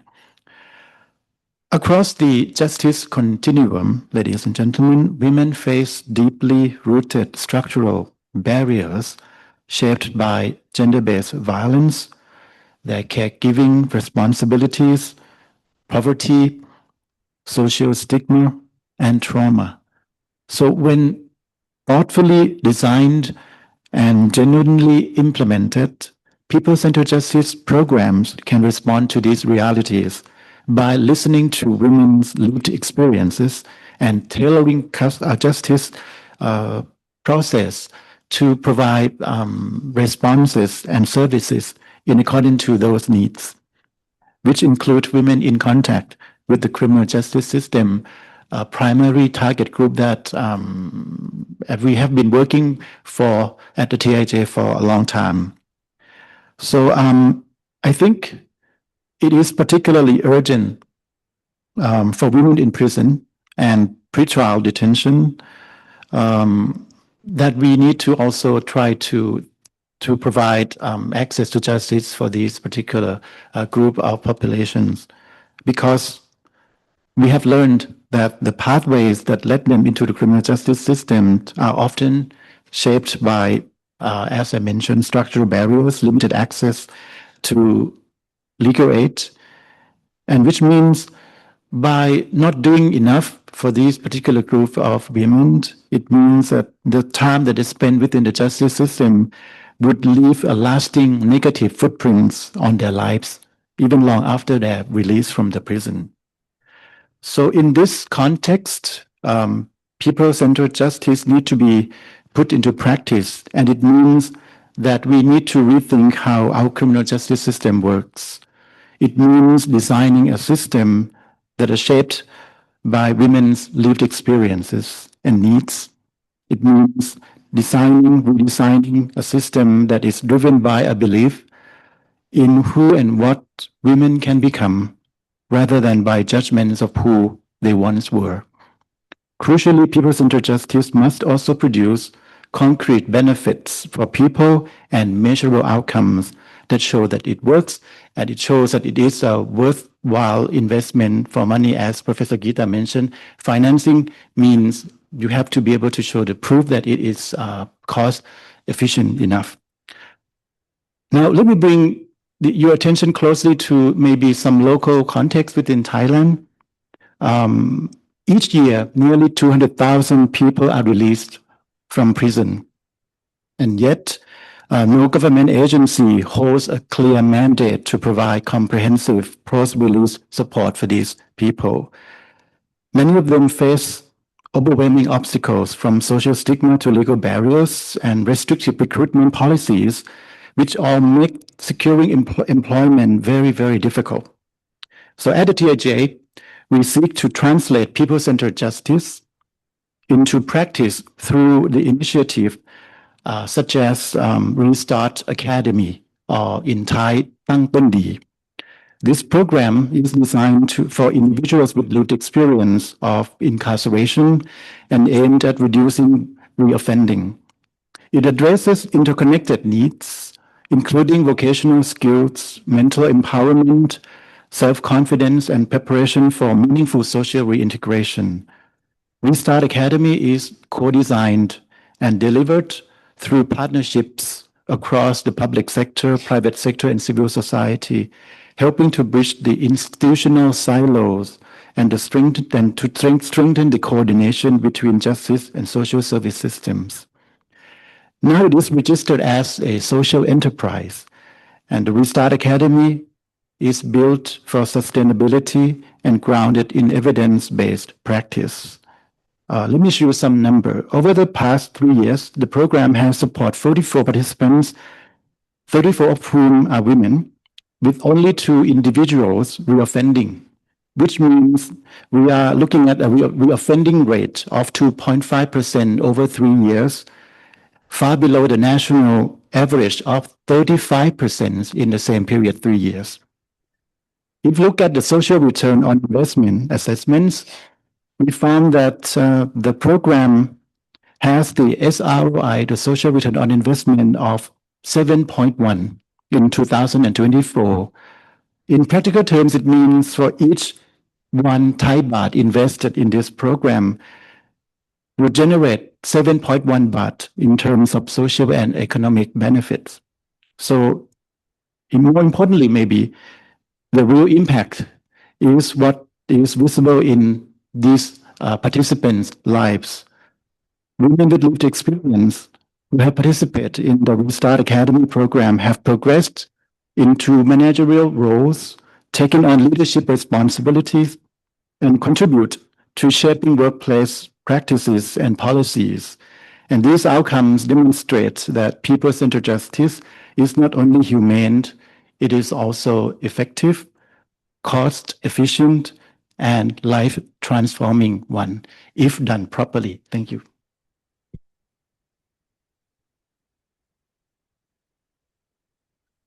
Thank you very much, Dr. Sasan, for sharing solutions to advance people-centered justice. Shifting our lens to the Pacific, I'm pleased to welcome Ms. Nalini Singh, She is the executive director of the Fiji Women's Rights Movement, with over 25 years of experience working with women's rights organizations. Ms. Singh navigates a unique landscape where formal state laws often coexist with traditional justice systems. Ms. Singh, through your regional work, particularly in the Pacific, with women's rights organizations and community-based movements, you have long highlighted how women's experience justice in practice across diverse contexts. What trends are you seeing in how women navigate between formal and traditional justice systems? And what do these patterns tell us about why formal pathways to justice continue to fall short for many women? Over to you. Thank you, Chair, and thank you for your question. From a Pacific regional perspective, women do not experience justice as a single institution or pathway. Justice is lived as a continuum of systems: formal law, customary governance, faith-based authority, and family negotiation. And women move between these spaces in a highly strategic ways. One of the clearest regional trends that we see is that customary and community-based justice mechanisms remain the primary entry point for most women, particularly in rural, remote, and outer island contexts. In some countries, village councils, chiefs, church leaders, and family mediators are often the most accessible authorities. They're geographically closer, faster, less costly, and embedded in daily life in ways that formal courts are not. At the same time, women are very clear-eyed about the limitations of these mechanisms. Across the region, particularly in cases of family violence and sexual violence, customary processes frequently prioritize reconciliation, compensation, or restoring harmony between families over women's safety and accountability for the harm. For example, women in some countries regularly describe pressure to accept informal settlements, including compensation payments, even in cases involving serious violence, with little regard for their own ongoing risk. As a result, women do not simply choose one system over another. They navigate between them. Many women begin in community forums to see whether a matter can be resolved quietly or quickly. Some turn to formal law when violence escalates or when community processes fail. Others disengage altogether when the social and personal costs become too high. This movement is not confusion. It's a rational response to constrained and uneven options. A second major regional trend is that formal justice systems remain structurally inaccessible. Even where legal frameworks are relatively strong, several countries, including mine, Fiji, Vanuatu, and Papua New Guinea, have enacted progressive legislation on domestic violence and sexual offenses. Yet, women consistently report that legal recognition does not translate into justice in practice. Distance to courts, costs of transport, limited legal aid, language barriers, and prolonged delays all undermine access. In outer islands of some of our large ocean states or rural and remote areas, reaching a court may require travel of several days and significant expense. But equally significant are the social and relational barriers. In small island contexts, police officers, magistrates, and court staff are often socially connected to perpetrators or their families. Confidentiality is fragile, and reporting violence can expose women to retaliation, economic hardship, or even community ostracism. This leads to a critical insight for policymakers in that the formal justice fails not only because of capacity gaps, but because of trust deficits. When institutions perceived are unsafe, unpredictable, or socially risky, women will avoid them, regardless of the rights guaranteed in law. A third pattern we see across the Pacific is the continuity of gender power across both formal and informal systems. Decision-making authority remains overwhelmingly male, whether in village forums, church structures, or courtrooms. Women are often present as complainants or witnesses, but rarely as decision makers. Their credibility is frequently questioned and their experiences reframed through norms that prioritize family unity and community cohesion over individual rights.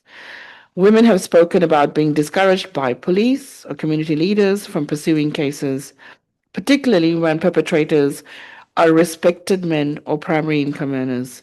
This continuity of patriarchal norms helps explain why moving a case from customary setting to a formal court does not automatically deliver a different outcome.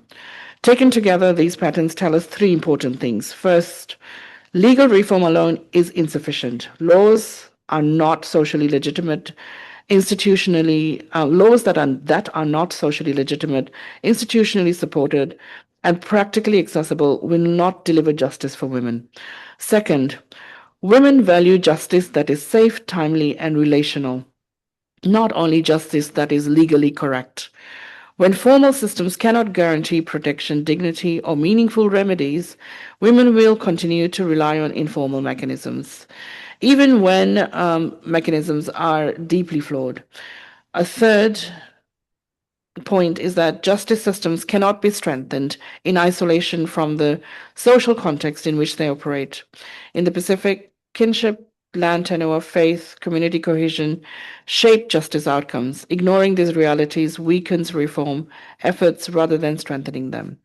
So from a regional perspective, the way forward is not about choosing between formal and customary systems, but about reconfiguring how they interact with women's lived experiences at the center.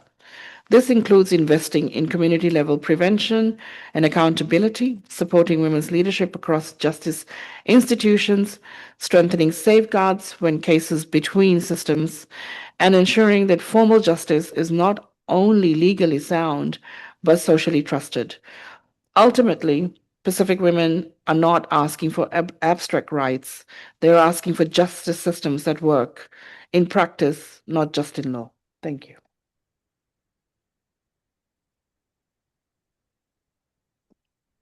Thank you so much, Ms. Nalini Singh.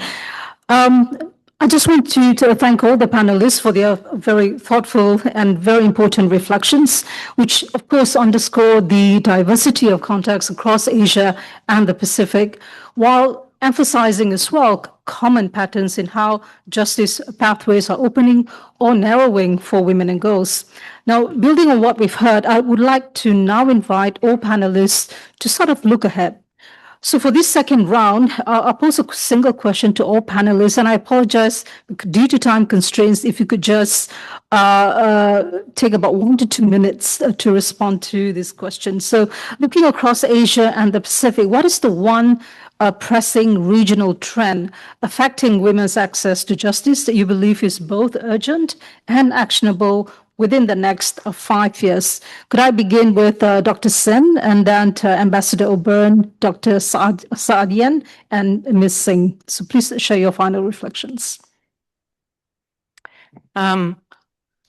Working helplines and supporting women's physical access to courts or other justice sites. I think our last panelist particularly spoke about all the complexities that actually enter into whether women will be able to access sites where formal justice is supposed to be provided and whether they will choose to do that.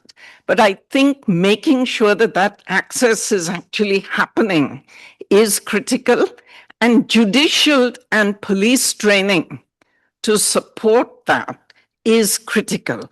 These two things in 5 years, if we put a lot of focus and attention on them, I think might help, at least in some places, to break through the barriers that women face.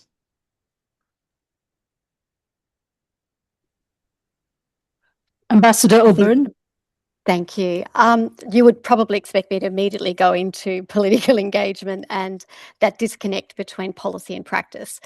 But I think if I'm looking at the emerging trends that I'm thinking that we've really got to get our head around, it's that that rise of tech-facilitated gender-based violence. So as digital technologies are transforming daily life, they're also reshaping how harm is being experienced. So that online harassment, stalking, the image-based abuse, the deepfakes, the cyberbullying, the cyber extortion now, it's disproportionately targeting women and girls, especially young women, First Nations women, LGBTQI plus women, women with disabilities, migrant women, and women in public life, and that disinformation, misinformation, targeting women leaders, journalists, activists.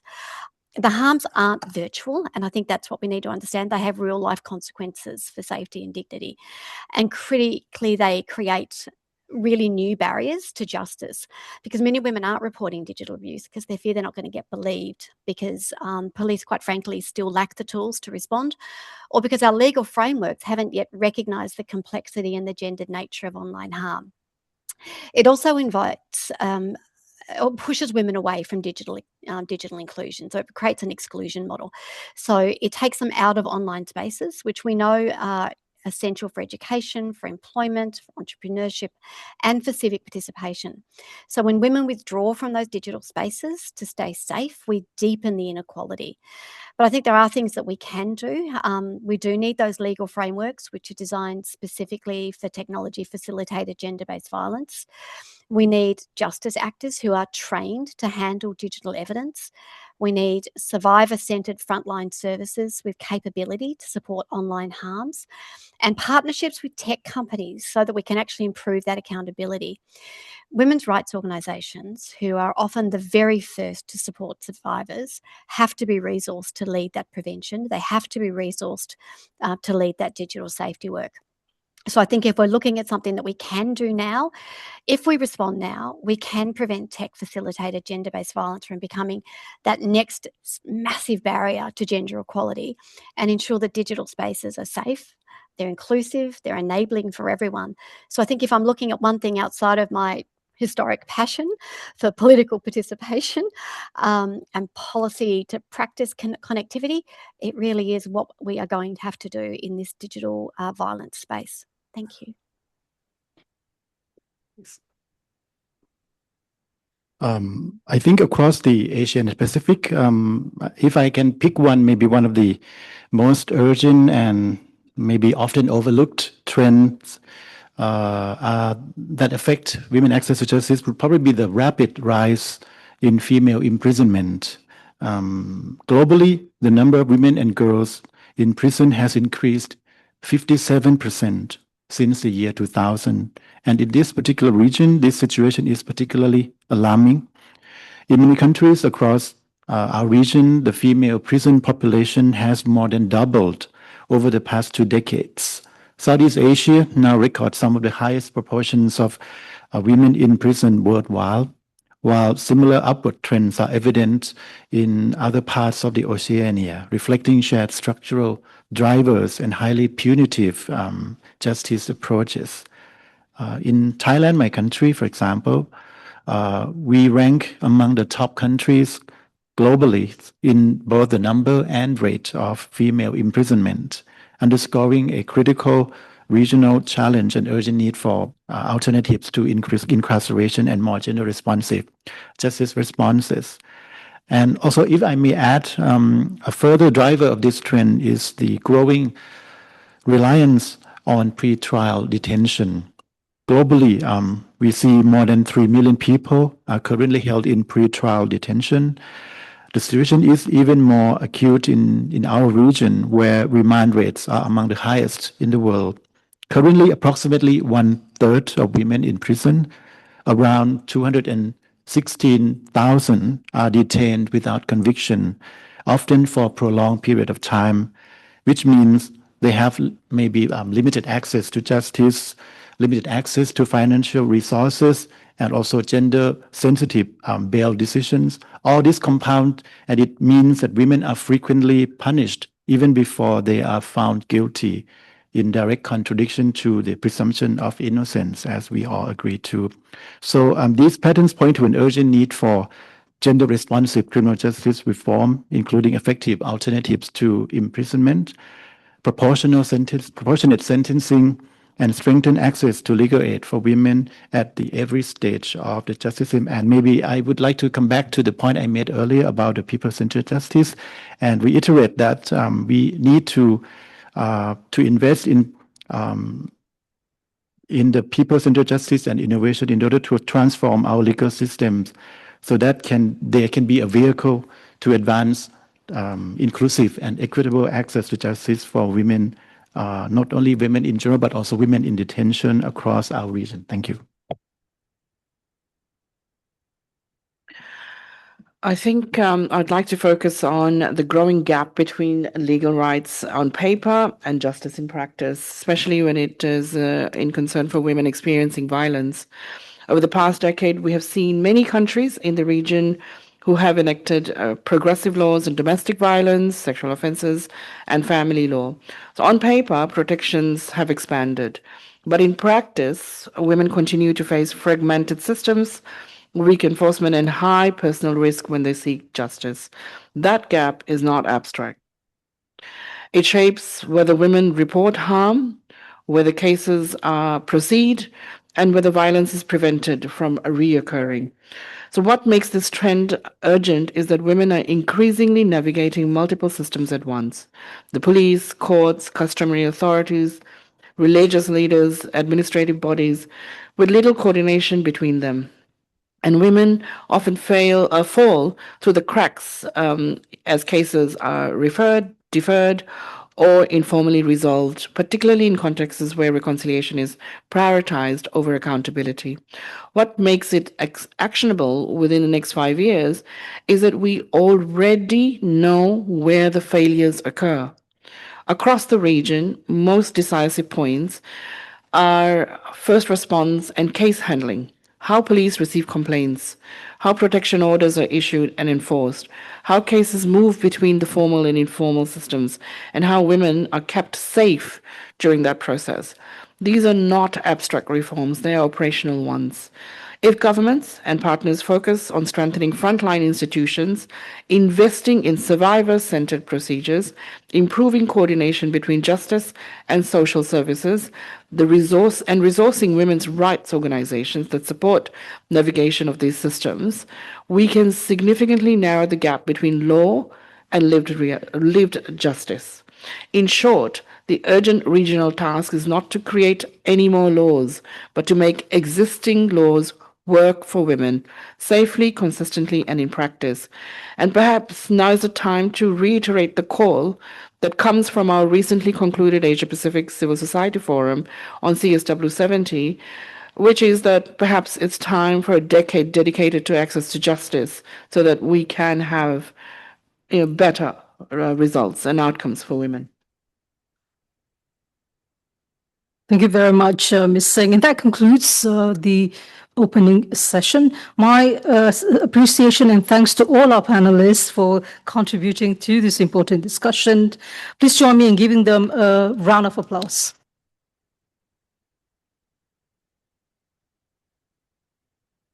We will now move into the next part of the session, which will be moderated by my colleague, Chai Chai. The floor is yours. Thank you. Thank you, Ms. Rashid, for your moderation of this panel. Now we will begin the plenary discussions under this session, which will last for about 45 minutes before we break for lunch.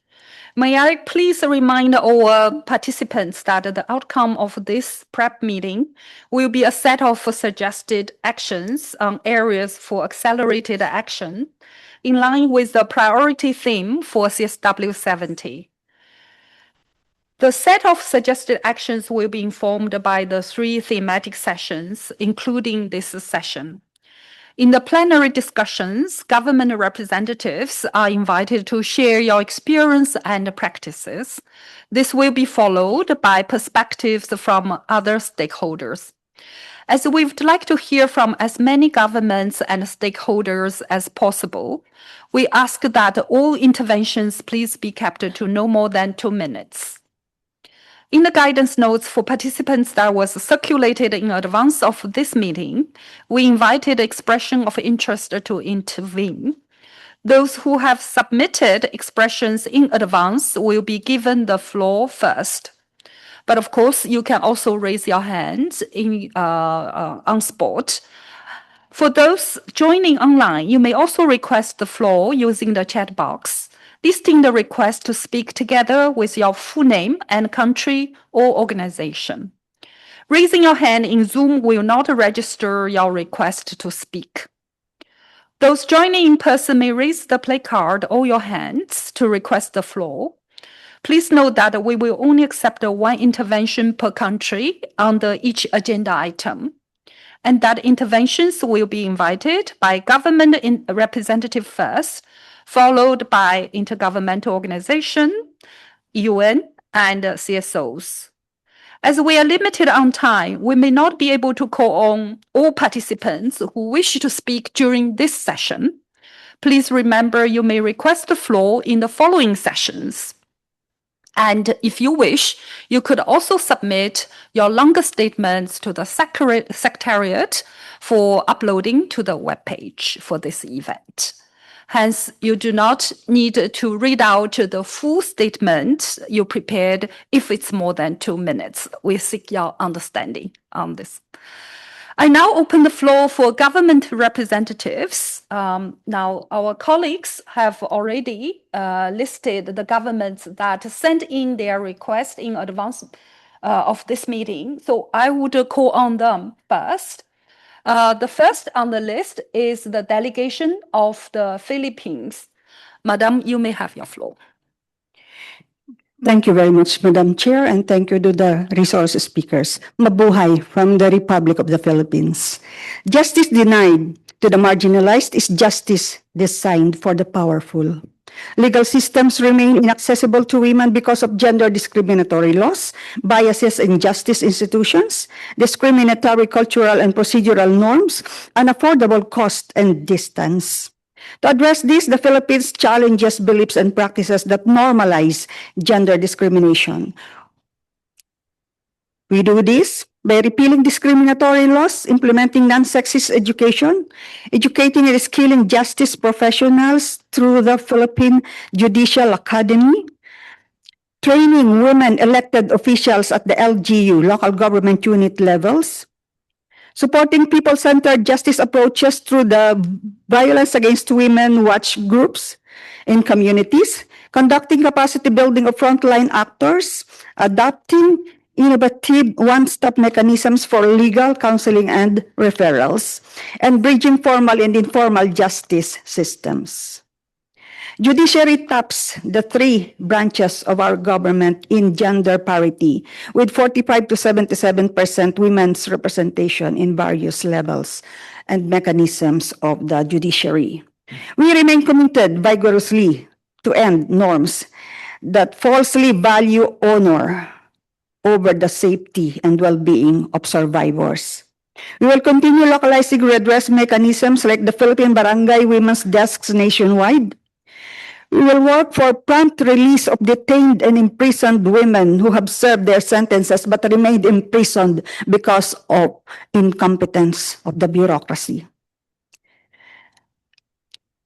We will pass our national care economy policy, which will provide support to women's unpaid care responsibilities so that they may have time to access justice. And we will protect women, defenders of women. I call upon everybody to please continue what you are doing to improve the access of women to justice. And I am here to listen to you also on what else we can do to improve our strategies in the Philippines under the leadership of President Ferdinand Romualdez Marcos Jr. Thank you. Thank you, distinguished representative of the Philippines, for your statement and also for keeping to the time, setting an excellent example. So now may I call on the next delegation, the representative of Fiji, please. Thank you, Madam Chair. Fiji recognizes that access to justice for women and girls is not only about the existence of laws, but about whether women can realistically use them without fear, cost, or stigma. Fiji's experience points to where continued efforts are needed to strengthen women's access to justice, including expanding legal literacy, improving outreach to rural and maritime communities, enhancing women's economic security, and addressing social norms that can discourage reporting, particularly in cases of gender-based violence.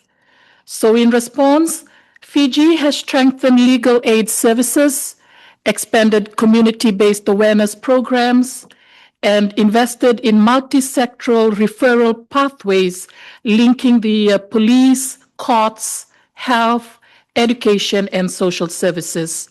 We continue to prioritize survivor-centered approaches, including confidentiality, psychosocial support, and culturally appropriate services.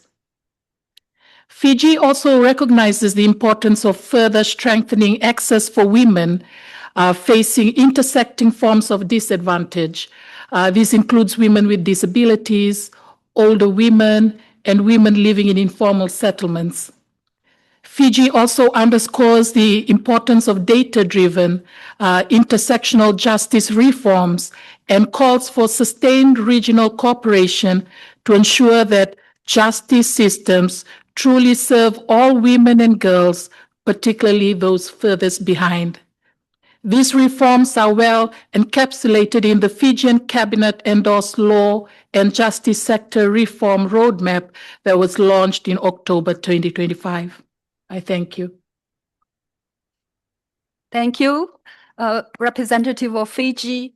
Now I will move to the delegation of Tonga. You may have the floor, Madam. Akanesi Bolot Baunga, the Minister of Internal Affairs CEO from the Tonga government. Madam Chair, Excellencies, ladies and gentlemen, I bring you warm greetings from the Kingdom of Tonga. Across Asia and the Pacific, women and girls' access to justice remain deeply shaped by law, culture, and systemic gaps. In Tonga, we have walked a determined path, recognizing the legal reform alone is not enough without implementation, accountability, and trust.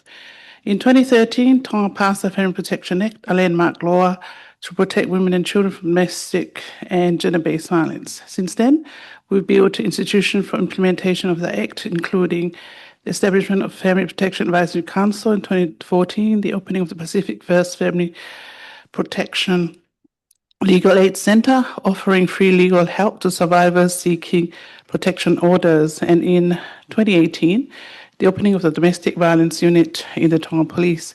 We've strengthened our legal framework, expanding the definition of rape in 2022 and criminalizing technology-facilitated gender-based violence.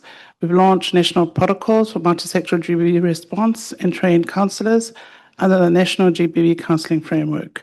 Yet challenges remain. The 2024 mixed survey findings revealed that over 71% of women who experience violence told no one, facing silence, stigma, or fear.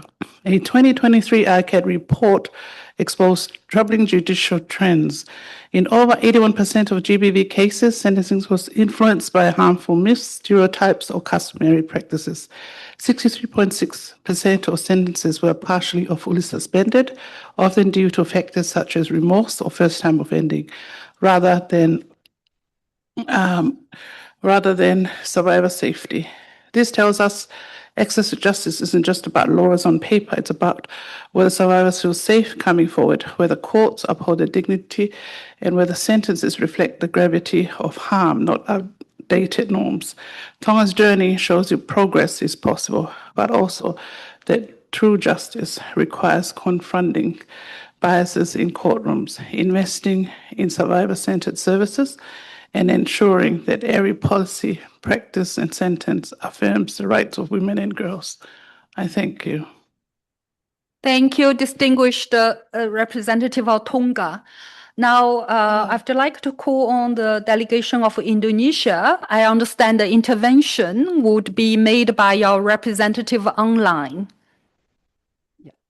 Good morning, Madam Chair, distinguished panelists, and excellencies delegates. Indonesia commend the panelists for their insightful presentation. Across the Asia-Pacific, women remain disproportionately affected by violence, underscoring the need for stronger gender-responsive legal frameworks to ensure access to justice. Indonesia emphasized the central role of strong, inclusive, and right-based legal frameworks to promote protection, accountability, and equal access to justice. Guided by international human rights instruments, particularly CEDAW, Indonesia has integrated this principle into gender-responsive laws and policies to ensure equality before the law.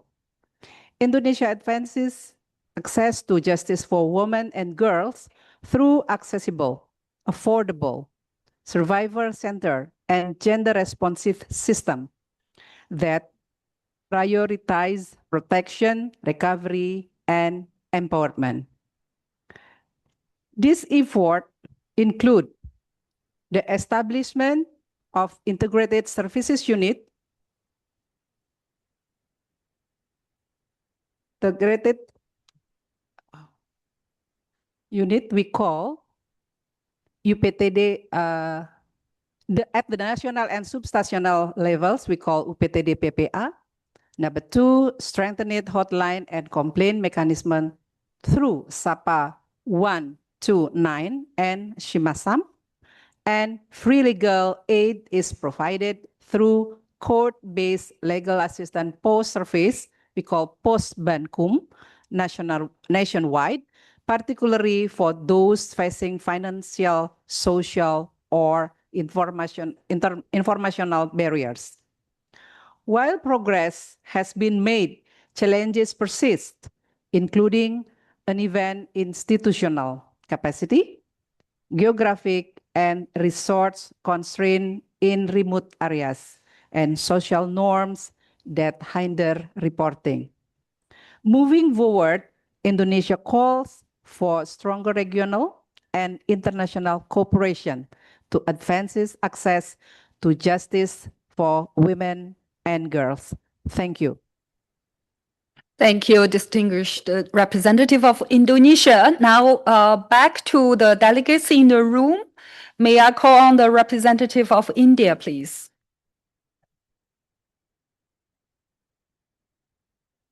Thank you so much, Chair. Namaste and a warm welcome from India, excellencies and distinguished delegates. At the outset, India now strongly believes in women-led development and not just women's development. Access to justice is enshrined firmly in our constitution and the expansive legal system.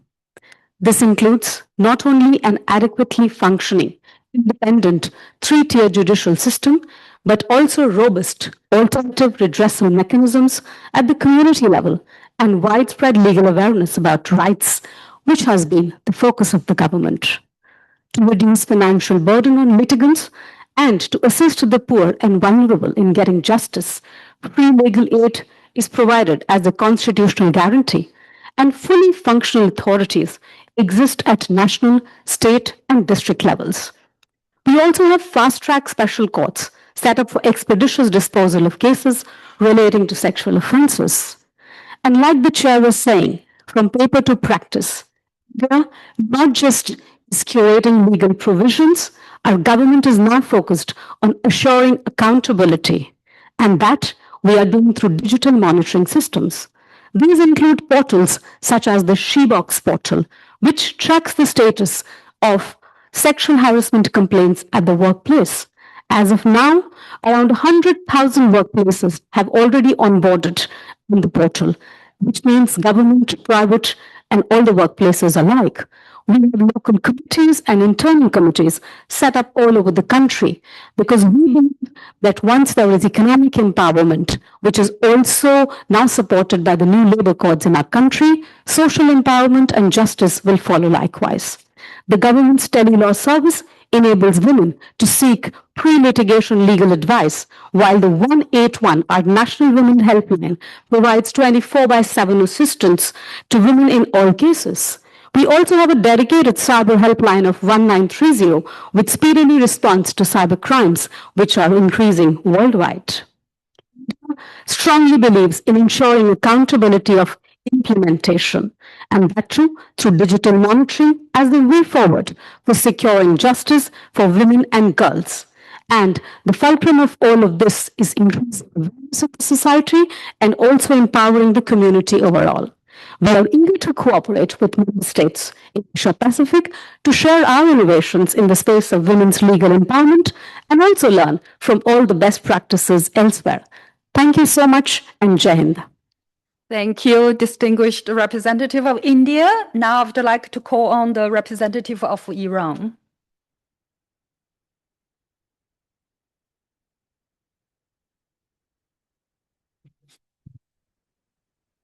In the name of God, Ms. President, it is an honor to participate in this session to discuss one of the most fundamental pillars of sustainable development and global peace, women's and girls' access to justice. However, before delving into this critical discussion, I wish to honor the memory of Iran's revered murdered innocent citizens who unjustly lost their lives due to foreign interference in the internal affairs of my country, the Islamic Republic of Iran. Among these terrorist activities, many Iranian women, children, and mothers fell victim to the assassination project of foreign intelligence services. We strongly condemned foreign intervention that ultimately led to destruction of Iranian lives and property, particularly of those Iranian women. Ladies and gentlemen, the Islamic Republic of Iran, inspired by its ancient culture and Islamic teaching that emphasize human dignity and social justice, believes that developing equitable opportunities for the growth and empowerment of women is essential achieving sustainable development. The 14th administration has placed its commitment to justice in all fields, including healthcare, education, and equal opportunities, developing opportunities for social and cultural participation, political and managerial participation, entrepreneurship, and economic participation, social justice and support for women in vulnerable groups, and equal and effective access to judicial and legal system. The judicial system of the Islamic Republic of Iran, with a dedicated focus, has employed persistent effort to guarantee women's access to fair processes and the realization of their rights. For this purpose, a set of policies, structural reforms, educational programs, and data-driven mechanisms have been implemented in my country to enhance women's access to justice in the family domain, in the critical and public law domain, and combating violence against women. Ladies and gentlemen, the Islamic Republic of Iran believes that strengthening regional cooperation and exchanging experiences can help improve the status of women's access to justice across this vast region. Therefore, we committed to advancing the Sustainable Development Goals and expanding constructive cooperation with all countries and international organizations to realize justice for all women of the world. Thank you for your attention. Thank you, distinguished representative of Iran. Now, I would like to call on the representative of Solomon Island, and I understand the representative of Solomon Island is delivering this statement as the chair of the Pacific Island Forum. Madam, you have the floor, please. Thank you, Madam Chair. Excellencies, distinguished delegates, ladies and gentlemen. Hello, Oloketa. I'm honored to deliver this statement on behalf of the Pacific Islands Forum. The theme before us is central to dignity, freedom, voice, and agency. The Pacific is determined to be fully engaged in the CSW revitalization process and in shaping outcomes that are inclusive, equitable, transformative, and reflects the diversity of our blue Pacific continent. For Pacific Island countries, access to justice is shaped by unique realities that can compound barriers faced by women and girls in all their diversity, particularly those experiencing violence, poverty, disability, the impacts of climate change. We must ensure that women and girls everywhere can access justice, participate equally in decision-making, and live free from violence and discrimination. This includes addressing all forms of gender-based violence, strengthening survivor-centered and trauma-informed justice responses, and ensuring that legal frameworks effectively prevent, respond to, and remedy gender-based violence. We recognize the importance of interventions in strengthening gender-responsive and inclusive early childhood development for equality, care, inclusion, and social protection. As a region, we are committed to taking a whole-of-life approach. Our leaders have committed to realizing the rights of women and girls in all their diversity and the mainstreaming of gender equality and social inclusion across all key priorities. This includes climate financing, the inclusion of women's voices in peace and security dialogues and decision-making processes, and ensuring equitable access to education and health. The Pacific calls for collective action to foster legal literacy, reform legislation, policies and practices to ensure greater access to justice for women and girls in all their diversity, especially in rural, remote, and maritime areas. Recognize that climate justice is an enabler of gender justice and access to justice. Embrace innovations in digital and community-led justice, including preventing and addressing TFGBV and ensuring safe, inclusive access to technologies. Ensuring the rights of women and girls in all their diversity are upheld through every stage of life, and ensure comprehensive, disaggregated data, inclusive of geographical setting and age disaggregated data to inform policy and action. We also call for sustained and predictable financing and regional cooperation to support the Pacific, including our smaller island states, in strengthening inclusive and equitable justice systems. The Pacific is committed, Asia-Pacific must be united, and the CSW revitalization process must deliver outcomes that secure justice, equality, inclusion, and dignity for women and girls in all their diversity, even in the face of global uncertainty. Tagio Thomas, I thank you. Thank you, distinguished representative of Solomon Islands, for your statement on behalf of member states of PIF.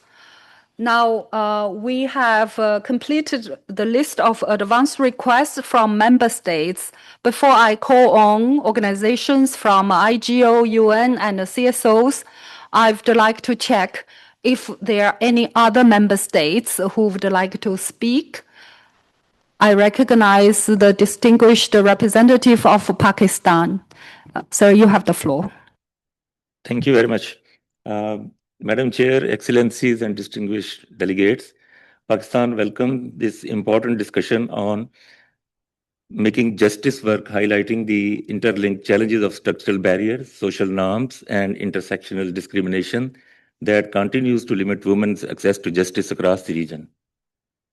In many countries, women, particularly those who are poor, rural, displaced, disabled, or from marginalized community, remains excluded from the justice system. Addressing this gap requires moving beyond formal equality towards substantive and the inclusive justice. Pakistan proposes some of the regional concrete actions. For example, the first action could be we need to strengthen gender responsive justice system. This system should include the expanding specialized gender-based violence and family courts, setting clear benchmark for timely ease resolution, and institutionalizing mandatory gender and intersectionality training for the judges, prosecutors, law enforcement, and court personnel. Second, access to justice must be granted through state-supported legal aid for women and girls, community-based paralegal services, and one-step crisis center that integrate legal, health, psychosocial, and protection system and services are particularly effective for reaching women in rural and marginalized settings. Third, we call for time-bound review of discriminatory laws and their harmonization with the CEDA obligations that facilitated the regional peer learning, and the review mechanism could support member states in translating commitments into concrete legal reform. Fourth, justice sector reform must address harmful social norms. Legal accountability should be complemented by preventing efforts engagement by men and the boys, educators, faith leaders, and the media, while ensuring that informal justice mechanisms do not undermine women's rights or replace formal justice in cases of the violence. Fifth, women access to justice must extend to economic empowerment. Strong enforcement of equal pay, safe workplaces, protection from harassment, and equal rights to land, inheritances, and financial resources is essential for women's autonomy and ability to seek redress. Finally, gender responsive justice must be safeguarded. During conflict, climate-related disasters, and humanitarian crises, ensuring that displaced and crisis-affected women retain access to legal identity, protection, and the remedies. Madam Chair, Pakistan believes that the governments in our regions can play a vital role in advancing these priorities through a regional platform on gender justice, supporting capacity building, cooperation, and sustainable financing. Thank you very much. Thank you, distinguished representative of Pakistan. Now may I call on the representative from Timor-Leste. Thank you, Madam, Excellency, and colleagues. It is an honor to participate in this meeting on behalf of the Secretary of State for Equality on the government of Timor-Leste. We express our appreciation to UNESCAP and UN Women for convening this important preparatory session. Timor-Leste strongly welcome the CSW70 priority team and ensure the strengthening access to justice for women and girls.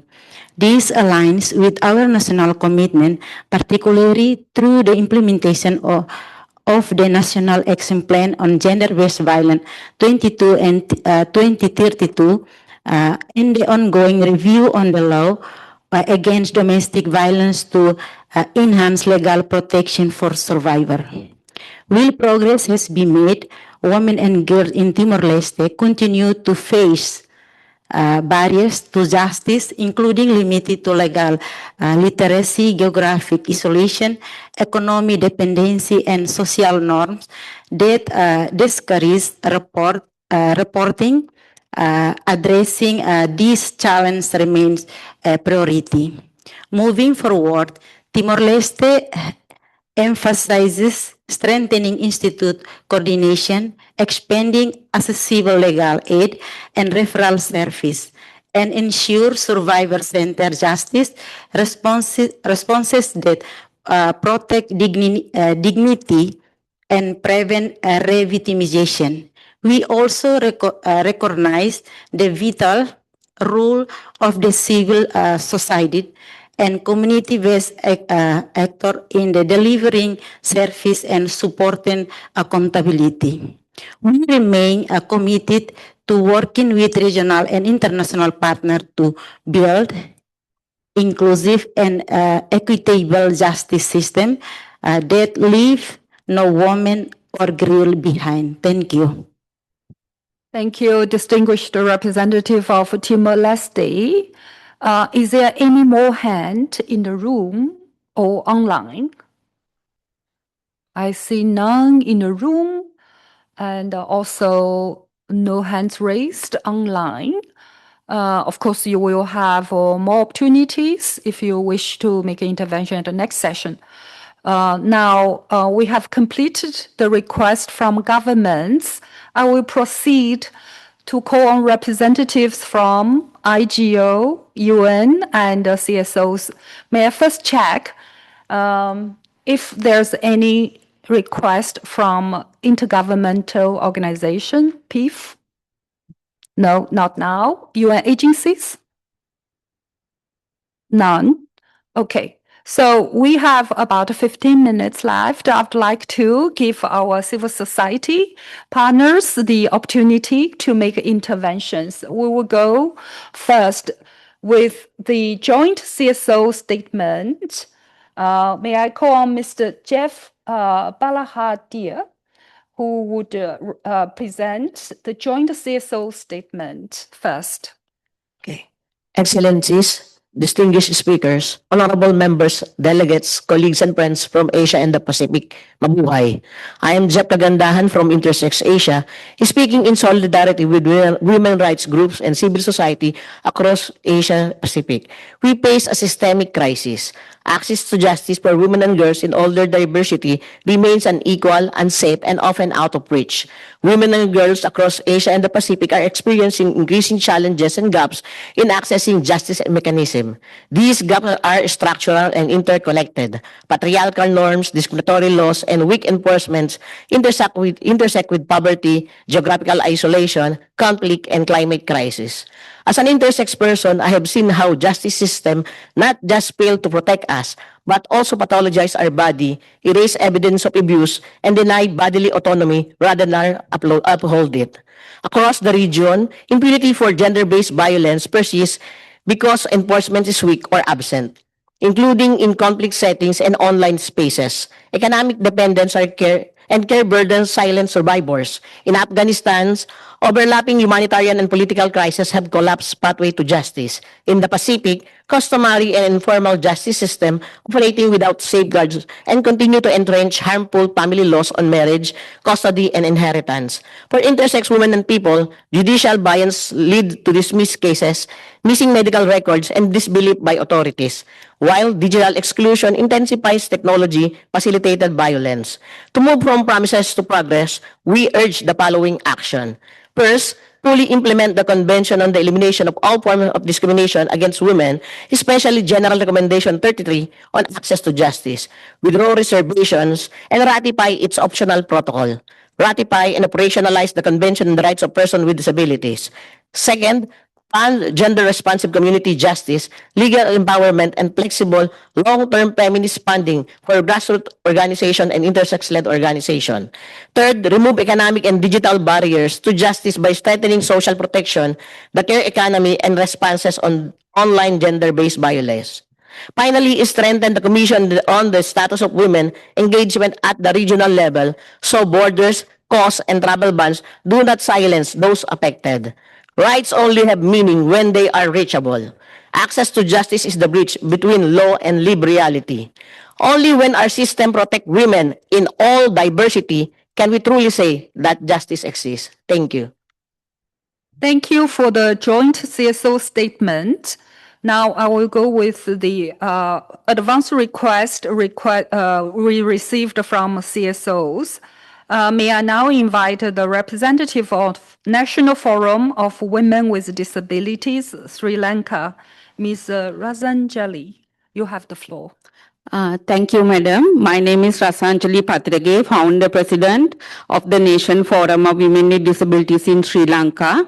I speak today both as a women with disability and as a civil society advocate.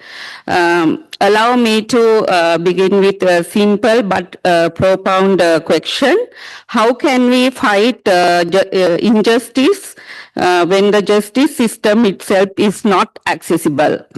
When discussing women and girls' access to justice in Asia and the Pacific, it is critical to recognize that women with disabilities face multiple intersecting barriers at every stage of the justice process.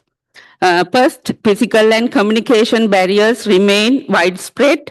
Police stations, courts, and legal aid officers are often inaccessible, and essential information is rarely available in formats such as sign language, braille, or easy-to-read versions, excluding many women with disabilities from even seeking justice.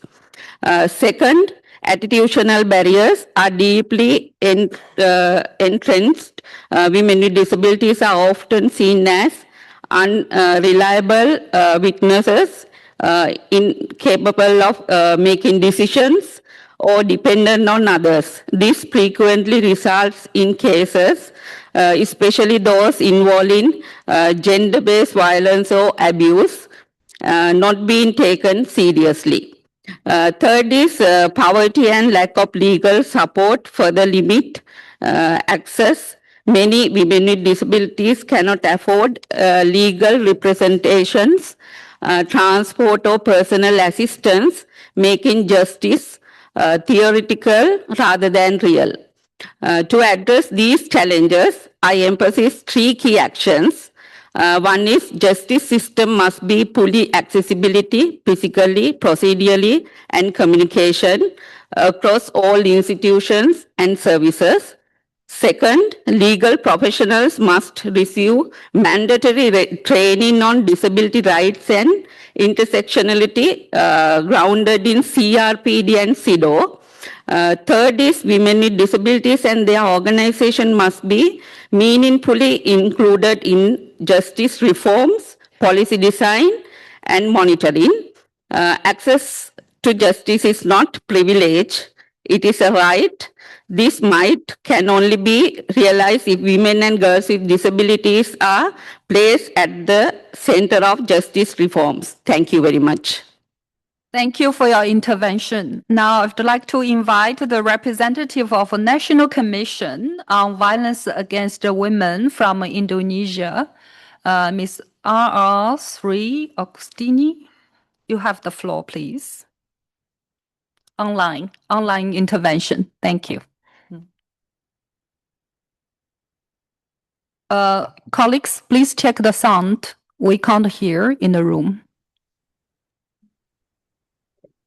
Thank you, Madam Chair.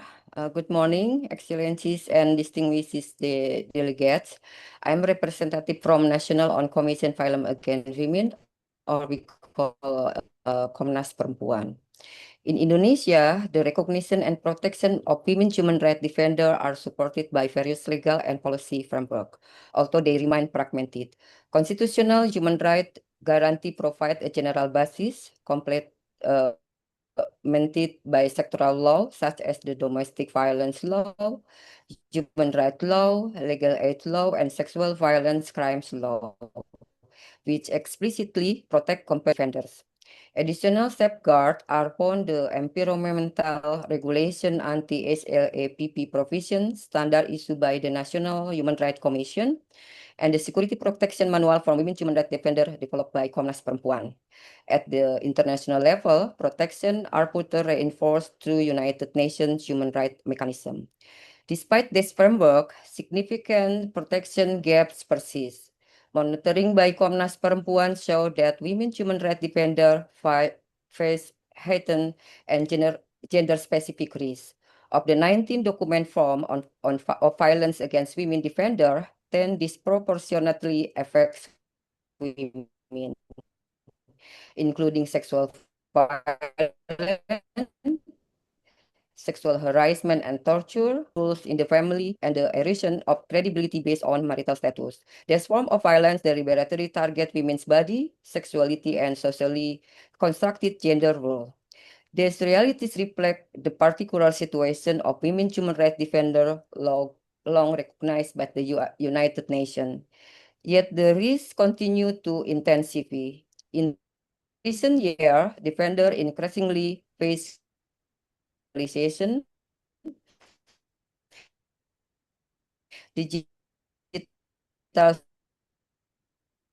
surveillance, online gender rape, 108 complaints from women human rights defender experiencing various forms of violence. In response, Komnas Perempuan has advanced institutionally advocacy, protection tool, and cooperation with national and international human rights mechanism.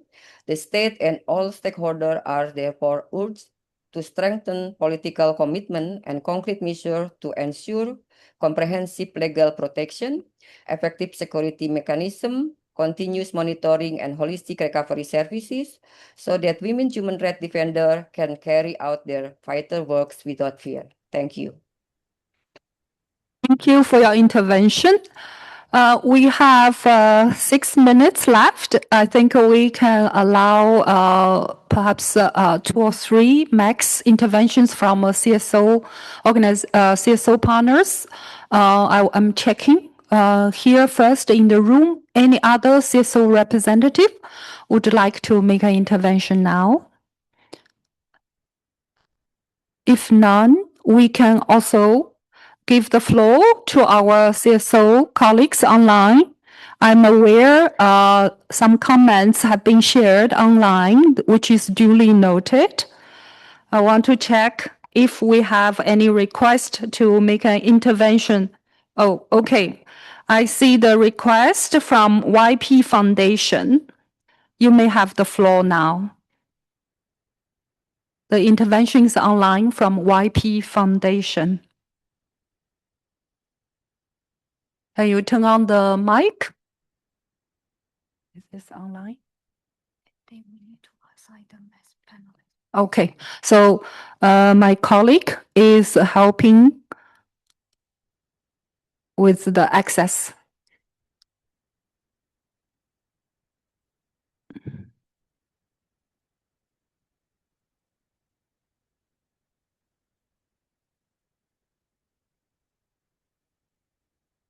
It's Mr. Sunjali Kumari from YP Foundation.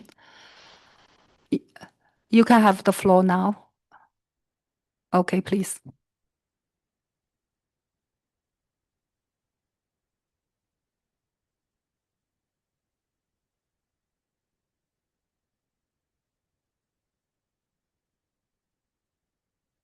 Thank you for your patience.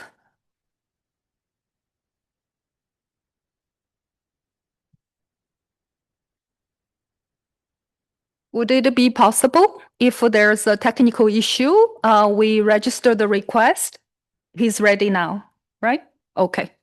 Yeah, I've given the time for lunch, which is breaking for lunch is 12:15. I would suggest that this would be the last intervention this morning. Okay. We also Hello, everyone. Okay. Maybe next. Yes, please. Is this YP Foundation? Yes, go ahead. Yes. Hello, everyone, Excellencies, and distinguished guests. It's an honor to speak here, and we welcome the remarks made by the member states, and we would like to work in continued collaboration to strengthen a collective movement towards access to justice. Like I had previously shared during the Q&A responses, that justice is often faced in a very multidimensional manner by young people and women in all the diversities, especially in our region. When we see justice, we also see structural biases, we also see psychological biases, we also see the social norms that impact an individual's journey to access to justice. I welcome the remarks made by our fellow panelists, which basically shared how economic justice, how structural justice, how norms surrounding us, and how our mobility also impacts our access to justice. We had the opportunity to also interact with multiple young people and women in all their diversities in our country. And we were able to fish out certain paradigms of justice and how we saw justice in a very multidimensional, multi-layered manner. Now, justice was seen as a constellation, and the constellations constituted of constellation of belonging, constellation of mobility, constellation of language. How language also becomes a huge barrier when we think about access to justice, most of the documents are not translated or heavily jargonized. Most young people do not even understand what and how they can access to justice. So it's a humble request that we collectively work together as CSOs, as bilateral agencies, as member states to strengthen the movement and to ensure that people who actually need justice are able to tap into it and even know their rights. Thank you. Thank you for your intervention. I recognize that there's one more request from CSOs. I seek the permission of all the meeting participants to allow one more intervention from the CSO.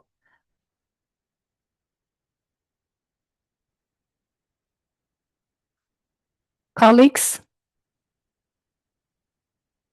Ready? Okay. If not ready, coming. Okay, all right. Yeah. Okay. Thank you for your patience. With your excellent collaboration, we are able to cover all requests. So your great collaboration and in time management is really wonderful. So now I call on Mr. Raza from Pakistan, please. Thank you very much. And it's honor to be part of this discussion. And as a preparatory work, I already shared my comment. I'm heading a Peace and Justice Network, is a national civil society network working extensively on the gender justice across Pakistan. After listening the statement by the government partners, like we have a certain observation that we have seen in past many years, there are many developments has been happened. Like there are many laws has been introduced in the country. There are many institutions, Women Commission has been established. There are many women protection authorities has been established. There are many policies to enhance the access to justice has been established. But the issue and challenge that we see is it's only limited to the urban centers. It's not translating to the 70% of the population, which is actually facing that sort of barriers and gap in the access to justice or gender justice. They're legally not that empowered. They don't know where to go for protection of their rights. And those population actually need, women and girls actually need that sort of support. So our statement on behalf of the Peace and Justice Network, a civil society network, is that we need as a statement, as a state agency, we need to focus on the 70% of the population in the country. It's not most of the intervention are just limited to the urban centers. No women can travel 400 kilometers and reach to that urban center to mark their complaint. So mechanism should be decentralized, it should be localized. Every district should have the proper mechanism for the women protection, access to justice mechanism should be there. But most of the time it look like as a symbolic that we need to present at the global stage. So we feel there's so much good work has been happening.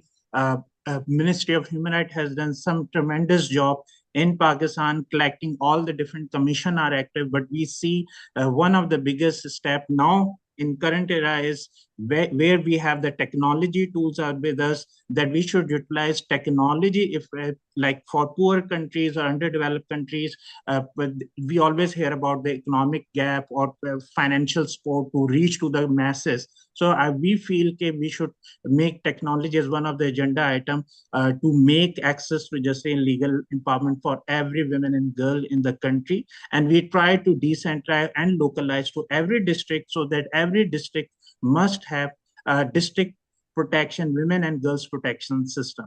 Thank you very much.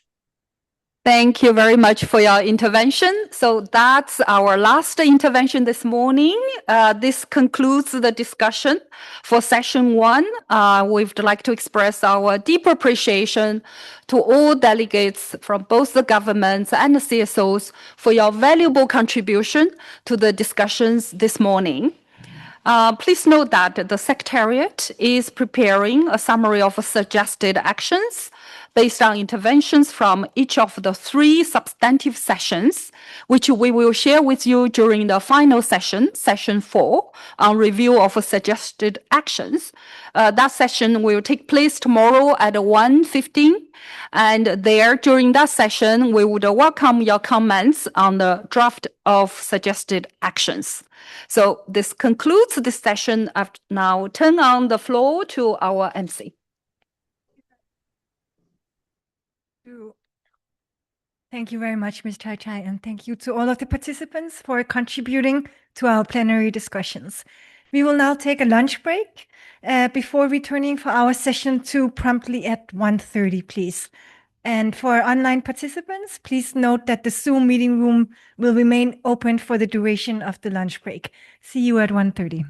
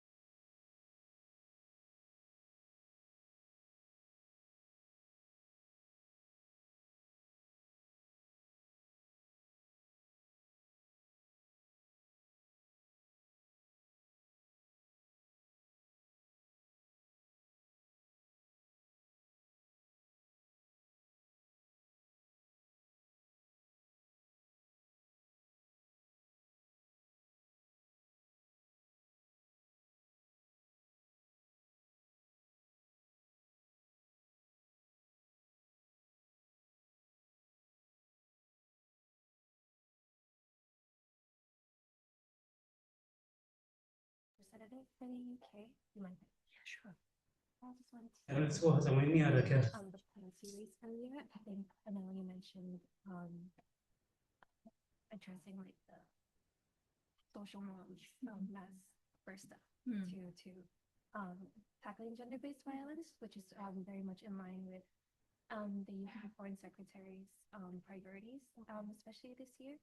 So I'm just here to like see in scope, what other member states are doing.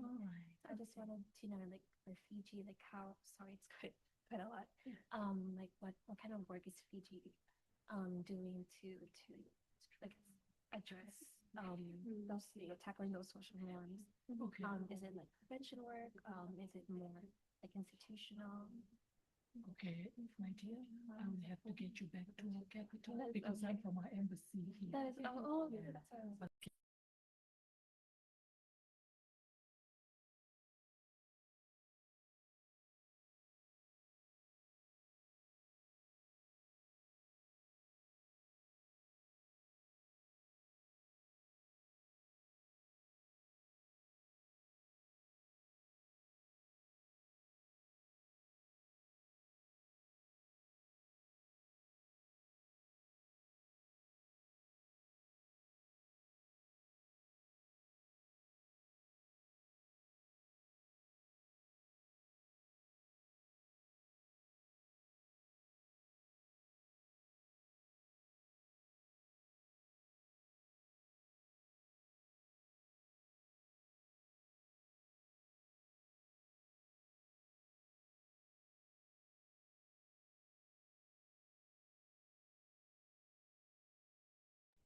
But Felipe, can you try to open your mic?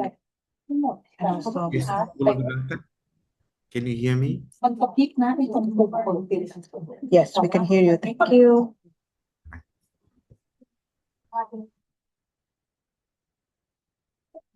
Ms. Halida, can you try to open your mic, please?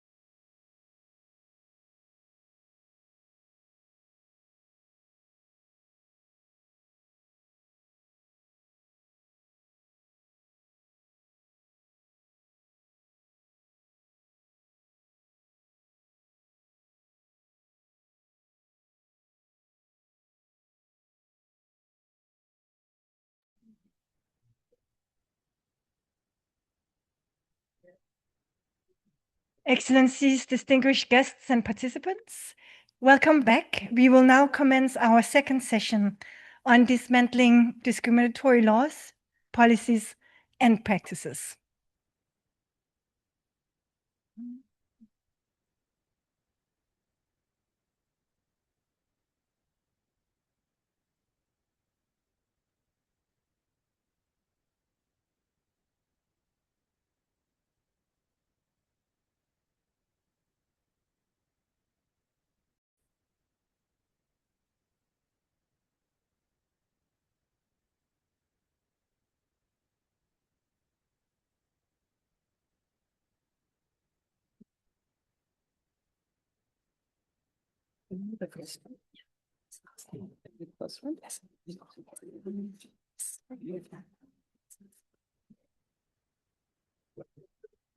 Distinguished representatives, civil society partners, United Nations colleagues, welcome to the panel discussion of session 2. In this session, we will focus on dismantling discriminatory laws, policies, and practices. While many countries have made important legal and policy commitments to gender equality, challenges persist. Discriminatory provisions remain in many legal systems, and in some contexts, there is still an absence of essential protections in areas such as personal and family law, economic rights, and protection from violence, including in emerging spaces like the digital area. These challenges are often compounded by institutional weaknesses, gaps in enforcement, and limited access to justice for women and girls, especially those facing multiple forms of disadvantage.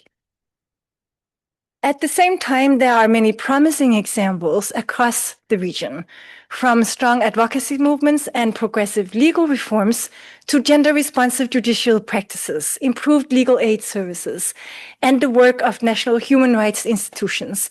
We are seeing practical approaches that are making a difference. Today's discussion will highlight both the gaps as well as the good practices with the aim of identifying practical strategies that dismantle discriminatory laws and policies in order to strengthen legal systems and sustain progress towards inclusive and equitable justice for all women and girls. So as in the previous session, Our session 2 will consist of a panel discussion followed by plenary remarks. And we will now begin our panel discussion. I will introduce each of our 4 esteemed panelists, 2 of them with us here in person today, before asking each of them 2 rounds of questions. And each of the panelists will have 4 to maximum 5 minutes to answer the first round and 2 maximum 3 minutes to respond to the second round. So on our first panelist, to my right, to your right, is Ms. Bandana Rana, a member of the Committee on the Elimination of Discrimination Against Women. She has 3 decades of experience in promoting women's rights and gender equality through many various national, regional, and global organizations and networks. Thank you very much. It's an honor and it's a privilege to have you here with us today. Ms. Rana, considering your extensive experience reviewing state obligations under CEDAW, may you highlight some specific legal reforms in the region that demonstrate meaningful progress in dismantling discriminatory laws and advancing women's and girls' access to justice? Please, you have the floor.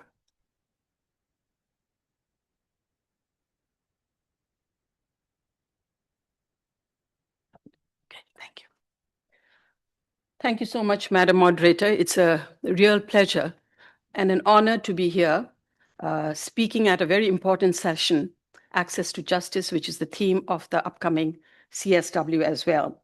I will highlight a few examples of how the CEDAW compliance or the CEDAW obligations that governments have used to bring about or dismantle discriminatory laws and reform laws, as well as some persistent gaps. Several nation states have shown that CEDAW-aligned legal reform is possible when political will, institutional accountability, and civil society engagement converge. And some of the member states who spoke in the previous session have committed to this as well. I would like to highlight how governments across Asia have demonstrated both meaningful progress and persistent challenges in dismantling discriminatory laws and advancing women's and girls' access to justice. Countries such as Bangladesh, India, Pakistan, Sri Lanka, and Nepal have undertaken reforms to remove or amend laws that explicitly discriminate against women, particularly in areas of violence against women, family law, citizenship, and inheritance. These reforms respond directly to CEDAW Committee's concluding observations, especially obligations under Articles 1 and 2, 5, and 15 and 16. Thank you. Let me give some examples. India's post-2013 criminal law reforms expanded definitions of sexual violence and strengthened procedural protections for survivors. And India is coming up for a constructive dialogue with CEDAW this year. And I hope this commitment will be taken further, as committed also by the representative of India this morning.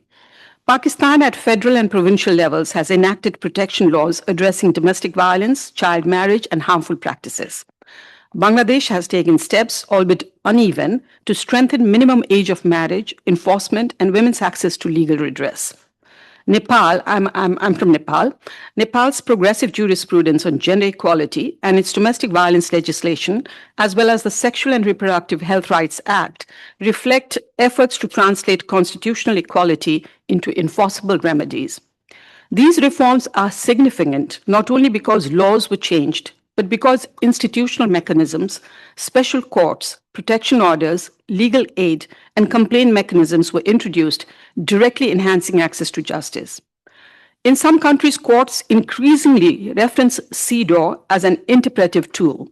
This judicial recognition reinforces international obligations and helps bridge gaps where statutory reforms lag. However, governments must also confront serious and persistent gaps, particularly in 3 areas. Despite commitments under CEDAW and SDG 5.6, many Asian countries maintain restrictive laws or inconsistent implementation related to abortion, contraception, and adolescent health services. This directly affects women's autonomy and limits access to justice, especially for young women, rural women, and those facing intersecting discrimination. Indicators SDG 5.6.1 and 5.6.2 clearly require legal guarantees and policy frameworks ensuring informed decision-making on reproductive health. Yet progress remains slow, and in some contexts, we are witnessing regressive trends. Resistance to comprehensive sexuality education, often justified on cultural or moral grounds, undermines SDG commitments and weakens prevention of violence, early marriage, and unintended pregnancy. Governments must recognize that CSC is not optional. It is a human rights and development obligation, central to access to justice and equality, which the CEDAW Committee continues to emphasize during its constructive dialogues with governments. Even where laws are progressive, deeply entrenched gender stereotypes within police, prosecutors, judiciary, and communities continue to obstruct justice. Survivors face stigma, delays, secondary victimization, and lack of effective remedies. This gap between law and lived realities remains one of the most critical challenges across the region. Again, I was happy to hear some of the representatives of member states actually commit to tackling gender norms and training law enforcement personnel. The theme of CSW70, access to justice, is therefore timely and strategic for governments in Asia. Access to justice must be understood as legal reform plus implementation, which many countries lag behind. Formal justice systems plus informal and community mechanisms, equality in law plus equality in practice. And CEDAW is explicit. States must ensure that women can claim their rights, obtain remedies, and participate in justice systems without discrimination or fear. And this requires sustained investment in gender-responsive institutions, independent and accessible legal aid, data aligned with SDG indicators, accountability for non-implementation. And governments in Asia have demonstrated that change is possible, but progress is neither automatic or irreversible. This morning, again, I listened to Indonesia, Philippines, India, who committed to comply to CEDAW and strengthen accountability on access to justice. To fully realize CEDAW commitments and SDG 5, states must safeguard legal gains from political and ideological pushback, close implementation gaps through institutional reform, address SRHR and CSC as justice issues, not peripheral concerns, actively dismantle stereotypes that undermine equality. Access to justice is not only a legal obligation, it is a measure of democratic governance and sustainable development. Thank you. Thank you very much, Ms. Rana, for your insights on dismantling discriminatory laws and advancing women's and girls' access to justice. Your wealth of knowledge and expertise and your selection of good and promising practices from across the Asia-Pacific region most certainly benefits our participants when advancing progressive justice sector reforms and, as you so rightly stressed, their implementation. Now, our second panelist joining us online is Mr. Felipe Batiwale, the Commissioner of the Online Safety Commission of Fiji. Welcome. As Commissioner, he focuses on strengthening Fiji's online safety framework, with a particular emphasis on addressing cyberbullying, child exploitation, and technology-facilitated abuse.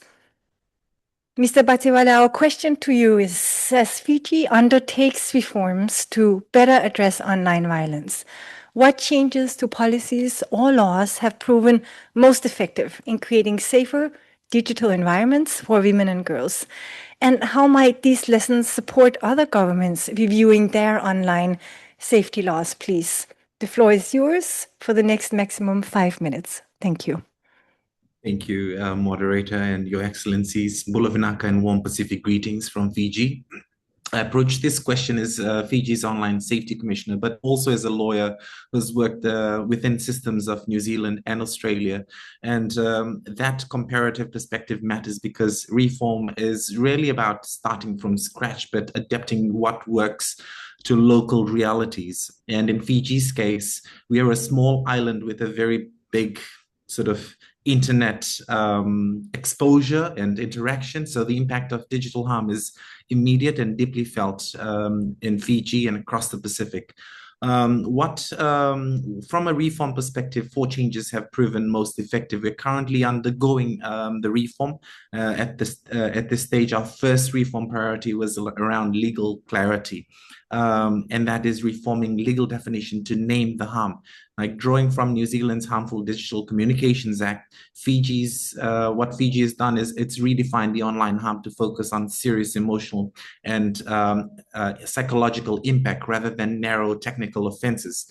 So this has allowed us to explicitly recognize online violence against women, such as online image-based abuse and cyber stalking or cyberbullying, and moving away from the dismissive characterizations of abuse, such as online disputes, and aligning this to the CEDAW General Recommendation number 35, which requires states to recognize gender-based violence in all forms, including a virtual form. So if the law doesn't clearly name the harm, then the system will not act on it. One of our reforming process is around highlighting protection before punishment, because a key procedural reform was reversing the traditional order of response. Rather than forcing survivors to endure ongoing harm while cases progress, we have prioritized rapid takedown of abusive content through early interruption of the harassment and a survivor choice about escalation. So when with our complaints process, that is something that we're looking at implementing through this reform, which reflects the CEDAW due diligence obligation of timeliness, where states must act quickly to prevent further harm, not simply offer remedies after the damage is actually done. So in terms of learning from the lesson of that particular reform, like speed is a form of protection. That's what we're looking at. And perhaps Fiji's most significant reform was institutional, like creating an independent regulator.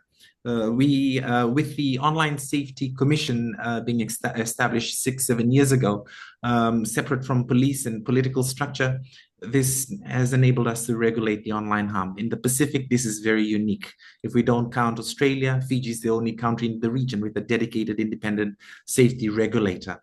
So in terms of the institutional design, it really matters as much as the legislative text. It's not, with that, it lowers the barriers to reporting and increases the public trust with independence and allows for specialized gender-sensitive responses. The other, finally, with the reform had to move beyond statutes. Like drawing from my experiences as a lawyer in Australia and New Zealand. In Fiji, we've prioritized training for police, prosecutors and judges, and also around digital evidence handling, because this is one of our key priorities in ensuring that that the system understands what online abuse is as part of the continuum of violence against women. And that aligns directly with CEDAW's emphasis, particularly on effective implementation and substantive quality, not just formal rights. So a law without trained institutions is a promise without delivery. That's how we see it as an opportunity. But what other governments can take from Fiji is, with this reform lessons, might be useful across the Pacific region and Asia region as a whole, is aligning legal definitions of online violence to enable cooperation and mutual legal assistance, because that's one of the key challenges that we face, and embedding a survivor-centered procedures that prioritize immediate safety and dignity. And finally, to regulate platforms with enforceable obligations rather than relying on voluntary compliance, which is something that we currently face and hoping that the reform can address. So most importantly, I think reform should be assessed by a simple question, like, does this change make it easier for women and girls to be safe online? Across Fiji, New Zealand, and Australia, the message from survivors has been consistent. Only the accents change. They all say, "I just want it to stop." And effective reform starts when we treat online safety not just as a technological problem, but as a core gender equality and human rights obligation. Thank you. Thank you very much, Mr. Batiwale, for sharing how recent policy and legal reforms in Fiji have helped to create safer digital spaces for women and girls already. I think your insights into what has worked in practice, as you called, when adapting to legal realities, and how these lessons then can guide other governments reviewing online safety laws, clearly show how thoughtful institutional regulation can strengthen access to justice and to substantive equality in the digital age. Now, on to our third panelist, Ms. Yuan Zhenzhe, Head of Project and Institutional Development at Qinchun Beijing Law Firm. She is experienced in working to expand women's access to justice through legal services, case monitoring, and public legal education. Ms. Yuan, coordination with diverse stakeholders is critical to advancing legal aid and justice. How has your work with government bodies, with civil society partners, and legal professionals helped expand legal protection for women and other marginalized groups? And what key lessons could, in your view, foster more effective collaboration in the region? Ms. Yuan, the floor is yours, please. Thank you, Madam Moderator and Your Excellencies. Thank you all for the opportunity to speak on this panel. I represent a public interest law firm that has worked on women's rights and gender equality in China for 30 years. From our experience, dismantling discriminatory laws, policies, and practices requires more than legal reform alone. It requires sustained collaboration between government institutions, civil society, legal professionals, and affected communities. Before sharing a concrete example, I would like to briefly highlight 3 reflections from our work. We believe discrimination is often embedded in laws and policies that appear neutral on their face. Individual cases can expose this structural inequality, but only if they are intentionally used as entry points for systematic change. Also, expanding legal protection depends on broad and strategic alliances, particularly between civil society, government actors, experts, and the media. At last, dismantling discriminatory laws is a long-term process. Progress is often incremental, but persistence, evidence-based advocacy, and coordinated strategies can lead to meaningful reform. To illustrate these reflections, I would like to share an example from our long-term work on rural women's land rights in China. In rural China, land is collectively owned and access to land determines not only livelihood, but also housing, composition, and social security. In practice, many rural women lose their land rights when they marry, divorce, become widowed, or remain unmarried. Although national laws formally guarantee gender equality, women are often excluded from village membership and collective benefits.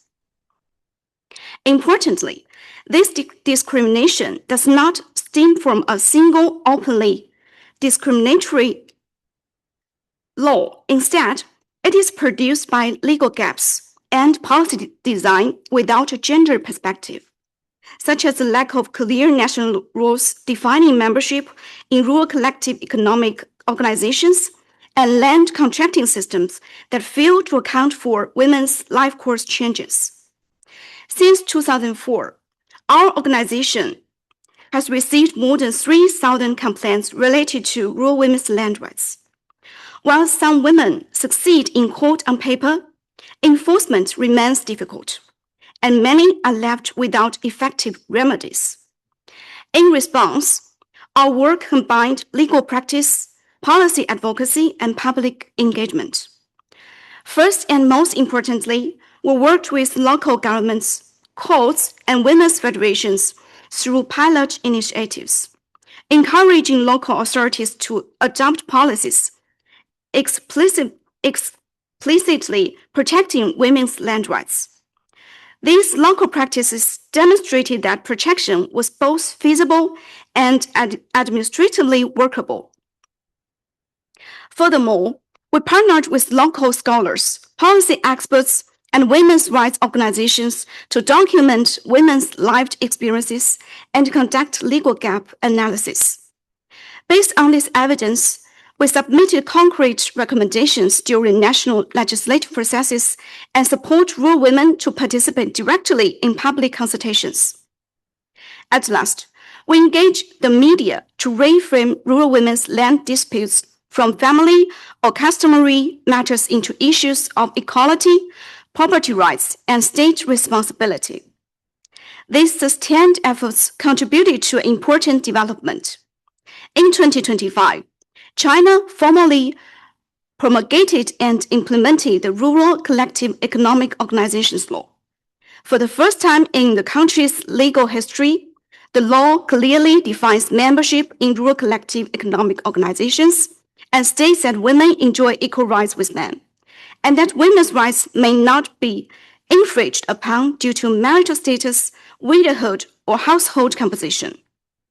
While challenges in implementation remain, this law represents a significant step toward closing long-standing legal gaps and providing remedies for those who have been excluded.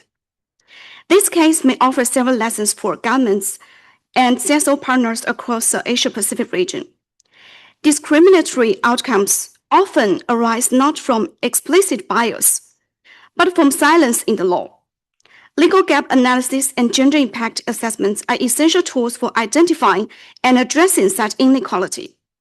Local pilot reforms can inform national legislation, and meaningful participation of affected women strengthens both the legitimacy and effectiveness of reform. Thank you. I hope this experience contributes to our shared efforts to dismantle discriminatory laws and practices and to build more inclusive legal systems. Indeed. Thank you very much, Ms. Yuan, for sharing how multi-stakeholder collaboration has strengthened legal aid delivery and expanded protection for women and other marginalized groups. I think your reflections on working with government, with civil society, and with legal professionals highlight how coordinated efforts can turn policies into real access to justice. And I think the lessons you shared offer valuable guidance for building stronger partnerships, not only limited to the example you provided on access to land and housing rights, but also within a much broader purview.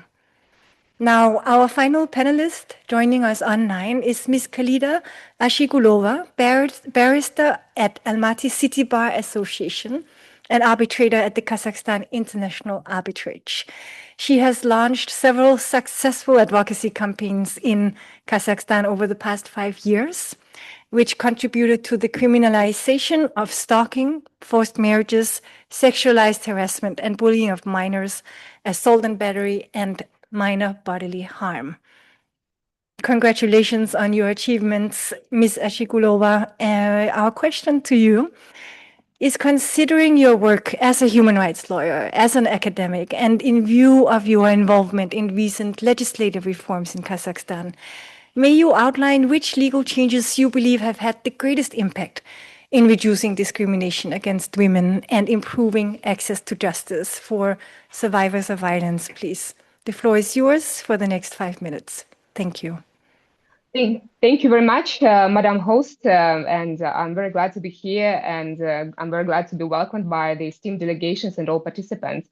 And indeed, as an independent lawyer, as an independent human rights activist in my country, I would like to comment on the significant progress that the government of Kazakhstan achieved over the last few years. If we talk about the reducing of discriminatory laws, some of the achievements I would like to highlight today is the introduction of gender quotas. In particular, a few years ago, in 2022, a gender quota of 30% was introduced at the level of the list of political parties, the list of candidates of political parties when they prepared the list of candidates and prepared to run in the elections in parliament. So this was successfully implemented. This gender quota was successfully implemented in 2023 during the elections to parliament. The second achievement I would like to highlight is the gender quota that was introduced at the level of the board of directors at quasi-state corporations, meaning the corporations which are solely owned by the state or where the government of Kazakhstan holds a significant share. So since the last 2-3 years, the board of directors should include at least 30% of female directors. And I believe these are significant achievements because they give, they are mandatory for all quasi-state corporations in Kazakhstan. And it gives, in my view, significant exposure to women. And gradually, such changes, they help shape and reform the mentality of the people in the country, because if before the youth, the people would only see men in the management of the big corporations in the country, now the landscape is changing, and I believe it's important, especially for the youth, for the younger generation, to see more competent and powerful and professional women who can run big corporations equally like men.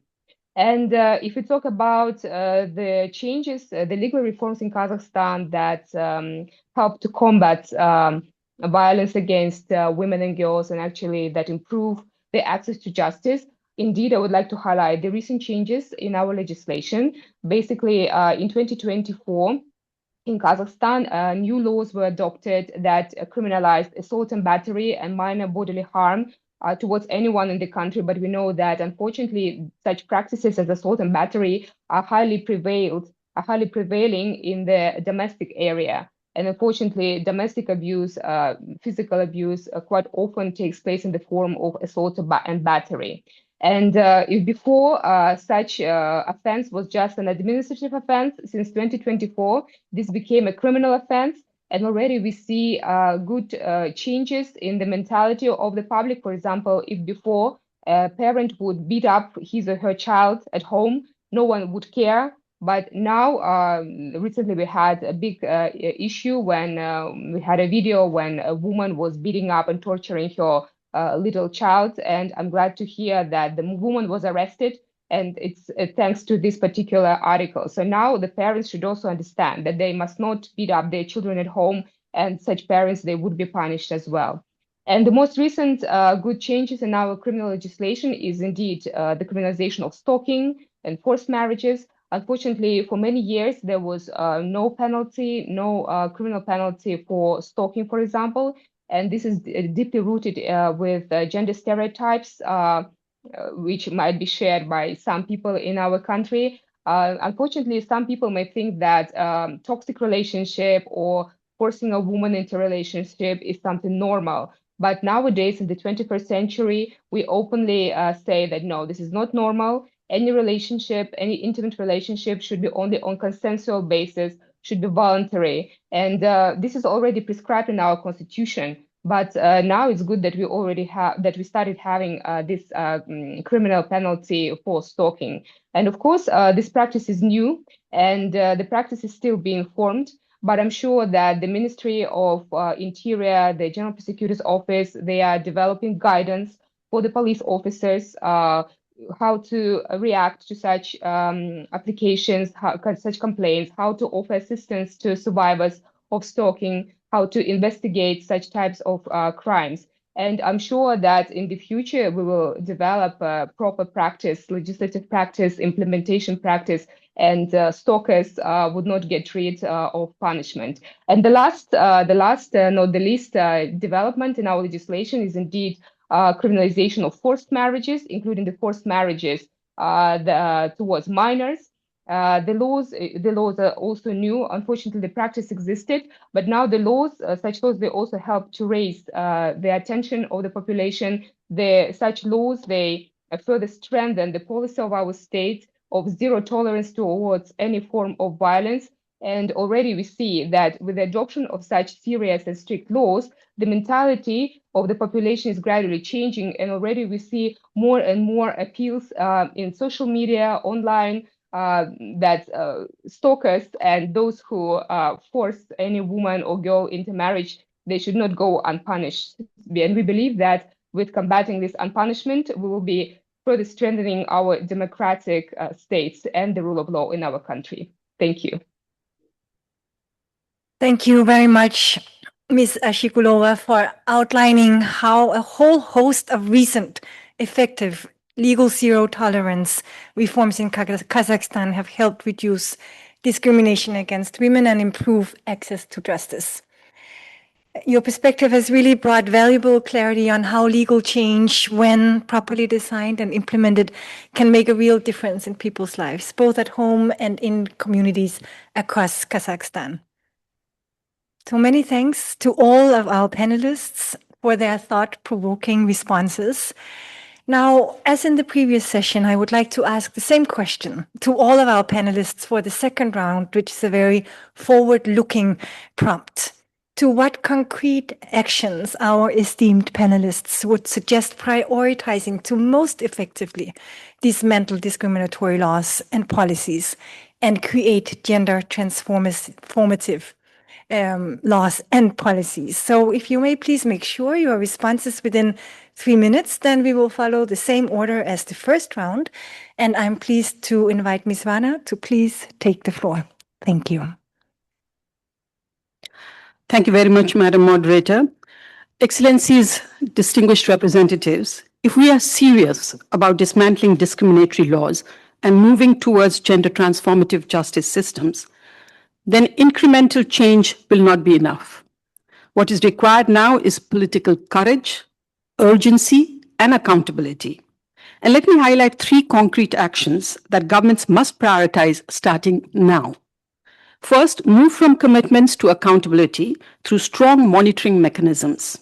Governments must go beyond adopting laws to systematically monitoring whether they work for women and girls in practice. Many countries have progressive laws now, but implementation is very low.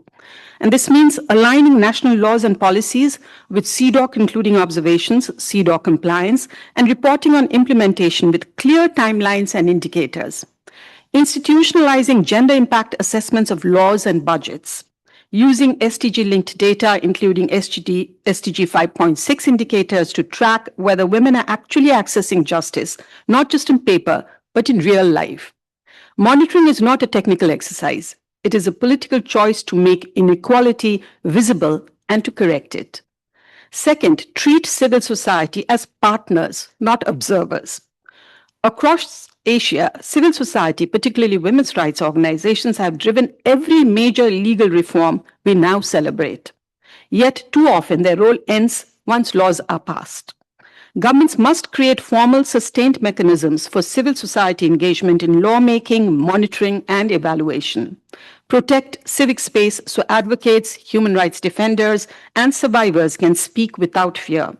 Recognize that access to justice is strongest when communities trust the system, and that trust is built through participation.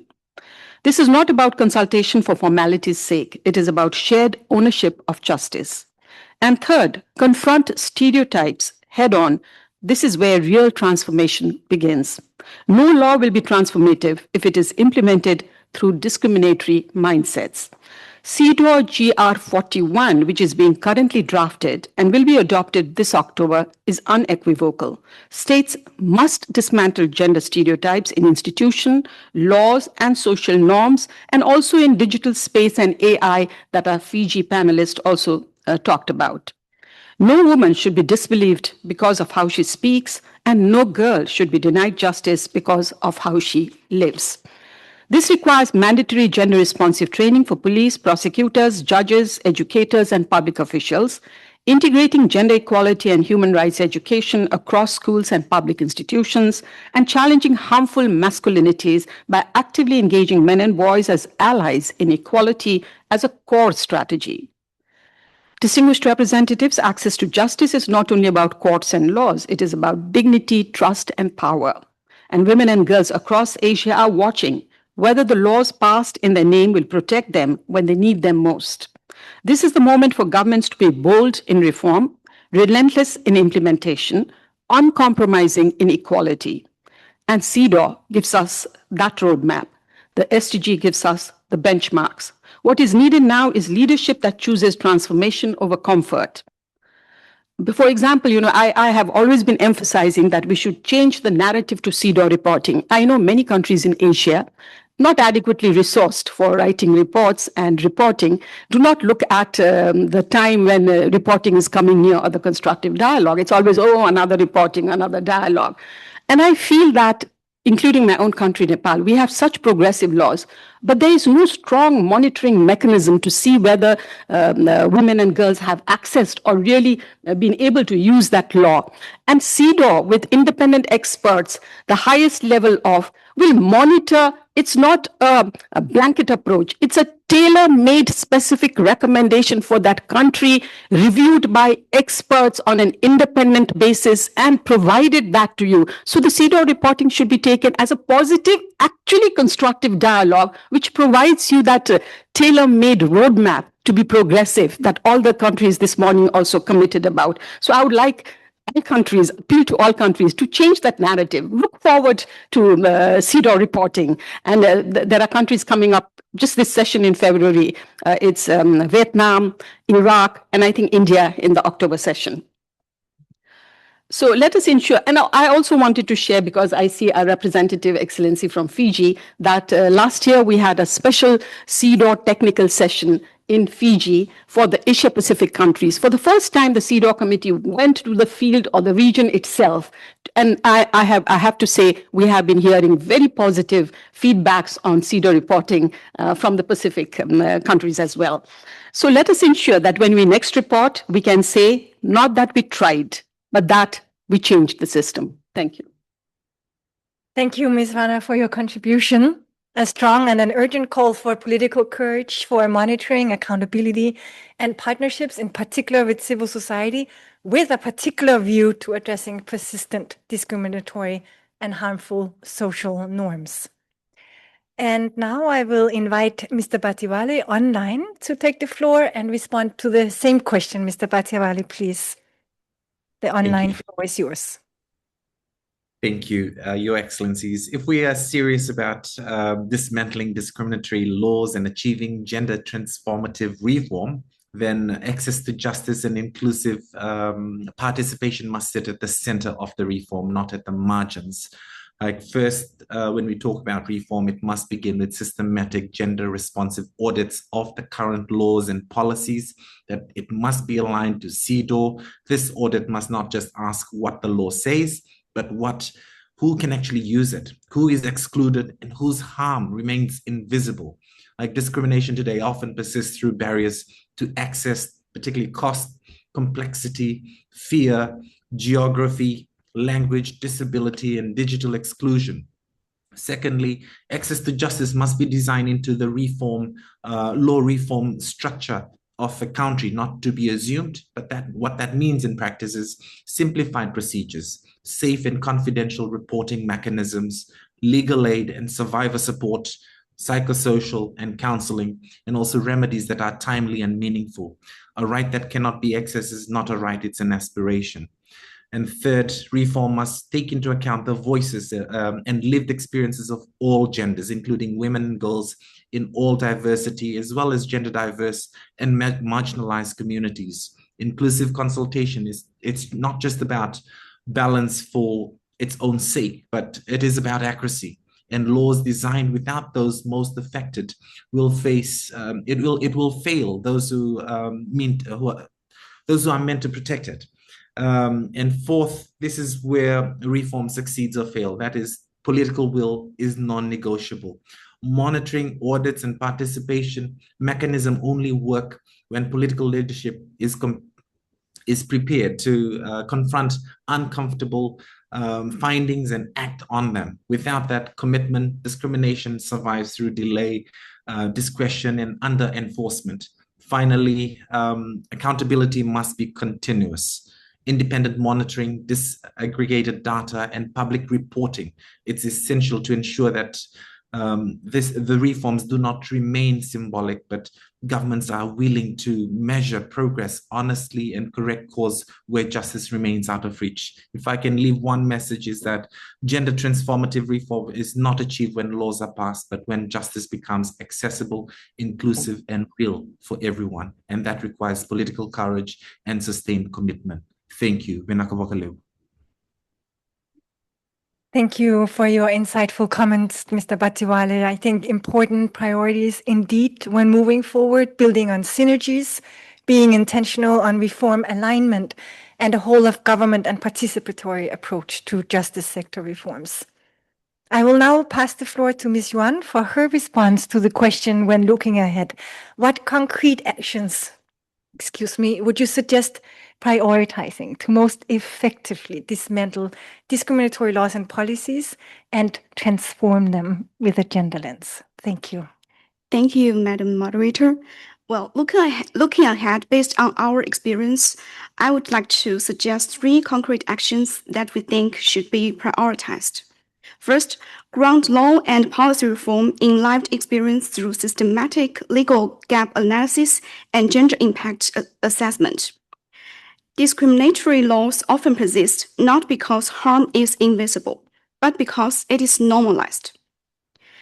Governments should routinely examine how existing laws, regulations, and administrative practices affect women and marginalized groups in practice, not only in principle.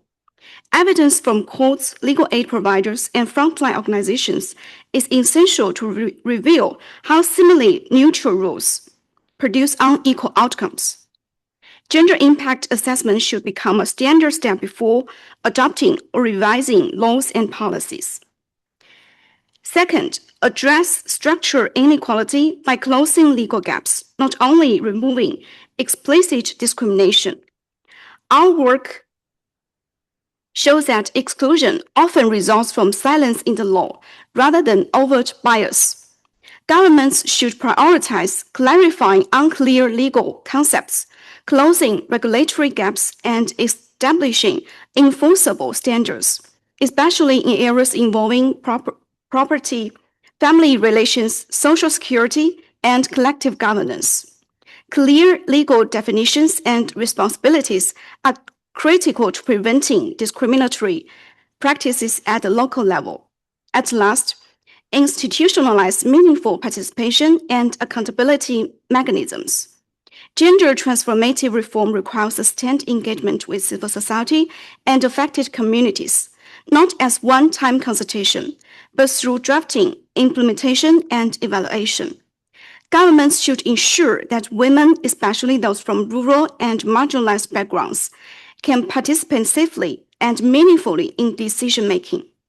Independent monitoring, transparent compliant mechanisms, and accountability for non-compliance are essential to ensure that legal reforms translate into real protection. In short, dismantling discriminatory laws is not a one-time legislative exercise. It is a continuous governance process that requires evidence-based reform, structural correction, and strong implementation. Only by addressing both legal texts and how power operates in practice can law become truly gender transformative. Thank you. Thank you, Ms. Yuan, for sharing your reflections. Gender impact assessments for frontline and last mile justice interventions, and we hear echoing calls on accountability and the importance of institutionalized and the financing of institutionalized reforms, as well as the participation of those most at risk of being left behind. I'm now pleased to welcome our last panelist, Ms. Ashikulova, to take the floor and share her reflections. The floor is yours, please. Thank you, Madam Host. I started my presentation with gender quotas, and my main suggestion would also be linked with gender quotas. And I suggest that in my country and many other countries in the world, the government would introduce a mandatory gender quota at the level of the senior management of law enforcement agencies, including the police, the prosecutors, the security services, and also the military and the judiciary. For example, in Kazakhstan, over almost the whole independence history of 35 years, we have never seen a single woman as the Minister of Interior or as the Prosecutor General or the chairperson of the Supreme Court. But at the same time, I believe there are plenty of competent, professional, and highly skilled women who can fit such positions. And I believe that the situation may be linked to some potential, discrimination, in systemic discrimination, intrinsic, internal discrimination. And I believe that this type of internal systemic discrimination should be also combated. It should be reduced, it should be eliminated. And once the society sees the public see a sufficient number of women at the senior level of the Ministry of Interior as ministers, as vice ministers, including as prosecutors, the chairperson of the Supreme Court, and also maybe in the military, the Ministry of Defense and Security Services. I believe this will have a significant impact on shaping the mentality of our population, on shaping the attitude, the cultural norms in our country. And then we will be able to achieve the truly gender equality and gender transformative and sensitive laws and policies. Thank you. Thank you very much, Mr. Shikulova, for your thoughtful response. Introducing gender quotas is one effective and forward-looking measure to dismantle structural barriers, indeed, and promoting leadership at every level in every public sphere, which again speaks to the social norms that had been mentioned by several of the participants and panelists here this morning and during this panel discussion. So many thanks to all of our panelists for contributing to this session. Please give them a round of applause for their comments and reflections. Following this panel discussion, we will now begin the plenary discussions, which will be moderated by Ms. Upala Devi on your left-hand side, Gender and Human Rights Advisor from UNFPA. Please, Ms. Devi, the floor is yours. Thank you. Thank you so much, Ani, for my fellow moderator, for your excellent moderation, and to all the panelists, both in person and online, for your very thought-provoking responses and some recommendations on the way forward. So as has been the preceding session, we will now be opening the floor firstly to the government delegates who are here in the room with us, as well as those who are online, in the order in which the requests have been received. After that, we'll be opening the floor to the intergovernmental organizations, international organizations, fellow CSO participants, as well as fellow UN agencies who are here with us. So I'll be now calling on, and as was in the preceding session, I'll be requesting that the interventions are limited to 2 minutes so as to give the floor to everybody. So I'm going to start first with the Philippines Commission on Women, the chairperson, Ermelita V. Valdiavela, who's here in person to make the recommendations. Over to you. Thank you very much, Madam Moderator, and thank you very much to the panel of speakers. Excellencies, ladies and gentlemen, access to justice is the bedrock of human dignity, equality, and rights. The Philippines actively reforms its legal frameworks and educates our people to accelerate the attainment of substantive equality for women in all aspects of life. Pursuant to our Magna Carta of Women, the enabling law of CSW in the Philippines, we have submitted to our new Congress a comprehensive women's priority legislative agenda consisting of 18 bills, categorized as follows. First, as mandated by CSW, we are dismantling vestiges of discriminatory provisions in family laws that legalize women's subordination in family decision-making, guardianship, and property ownership and rights. We are also correcting unequal provisions on adultery and concubinage, where adultery is easier to establish and is meted with heavier punishment than concubinage. We just want it to be marital infidelity with equal punishment and equal terms in determining the crime. We are also changing our rape law. We are removing the provision on forgiveness, where if the survivor or victim forgives the offender, the crime is extinguished. That is unjust, and we are removing that from our law. We're also making it easy to establish rape. So by just establishing that there was no consent, it can already be classified as rape. We are also changing our Safe Spaces Act by increasing the penalty for authorities in educational institutions. If they cannot protect the girls in their schools, then they are the ones accountable and they should be punished. We are also including technologically facilitated harassment and violence against women in our law. So both of these will be repealed.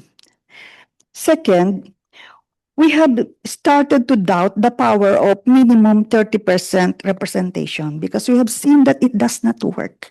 Even if there is already 30% representation, it does not necessarily result in transformative benefits for the lives of women. So we want to create empowerment pathways with multiple modalities to ensure that women will achieve 40 to 60%. In fact, our Magna Carta for Women already provides that it should be 40 to 60%. But we need a law that will strengthen that so that it could be operationalized. Third, we're strengthening our national women's machinery. We need a stronger national women's machinery to be able to influence beyond laws other aspects of life that are perpetuating women's subordination and disadvantage. We are institutionalizing gender-responsive governance by protecting and prioritizing women with intersectional disadvantage and instituting inclusive protocols for them in extreme emergencies caused by climate disasters, armed conflict, and epidemics, which cause disproportionate difficulties in the lives of women and children.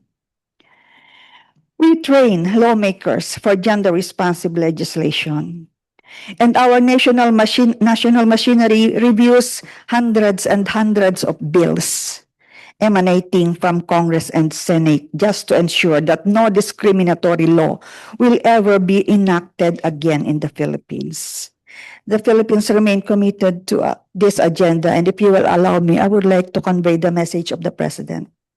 Always remember that by amplifying the voices of women, championing their rights, and reinforcing their fundamental freedom, we in turn elevate entire communities and nations, propelling ourselves towards a stronger, more equitable, and more progressive world for all. And we are sharing this Justice for Every Filipina, which contains what we have done and what we are prepared to do in the coming years. Thank you very much. Thank you. Thank you so much, Madam Chairperson, for your remarks.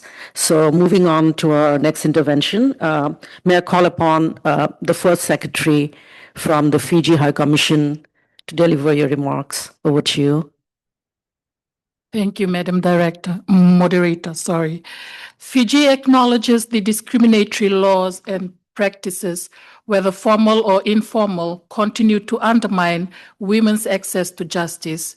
This was also identified by the UN CEDAW Committee during our constructive dialogue last year. While Fiji has made significant progress in aligning national legislation with constitutional guarantees of equality, challenges remain in ensuring consistent implementation, particularly where customary norms intersect with formal justice systems.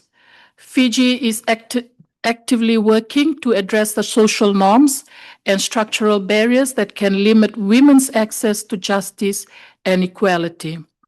Through the Fiji National Action Plan to Prevent Violence Against All Women and Girls 2023-2028, the government is strengthening legal frameworks, supporting community-based awareness initiatives, and engaging traditional and religious leaders to ensure that customary practices are applied in ways that uphold the rights of women and girls.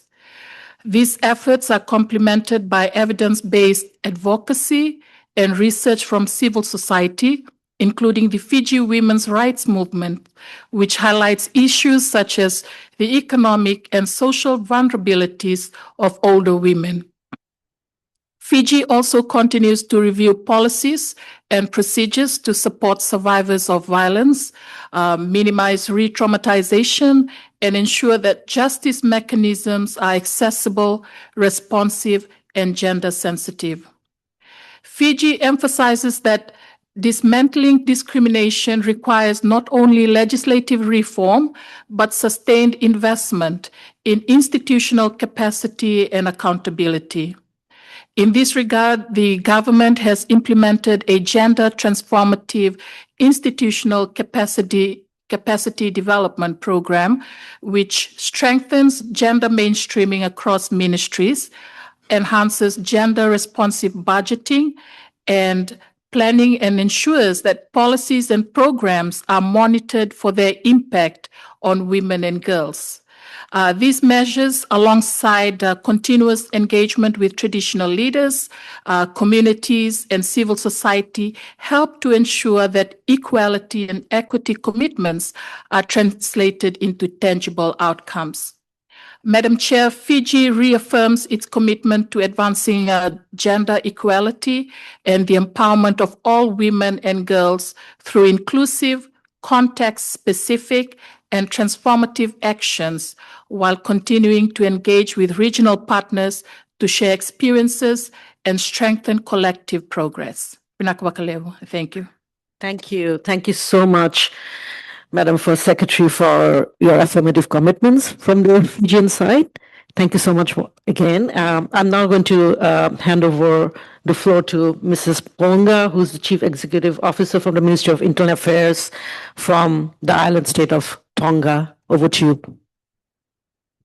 Madam Moderator, Excellencies, ladies and gentlemen, while Tonga has made meaningful strides toward gender equality, deep-rooted barriers remain, particularly in our laws, policies, and institutional practices. In recent consultations for the review of the Tonga National Gender Equality Policies, stakeholders identified a critical gap in the formulation of evidence-based laws and policies, noting the scarcity of comprehensive and disaggregated gender data, poor coordination, gender mainstreaming, and the lack of inclusive and contextually appropriate language, which has hampered strategic decision-making and accountability. Without evidence, we recognize that we cannot design effective policies or hold ourselves accountable.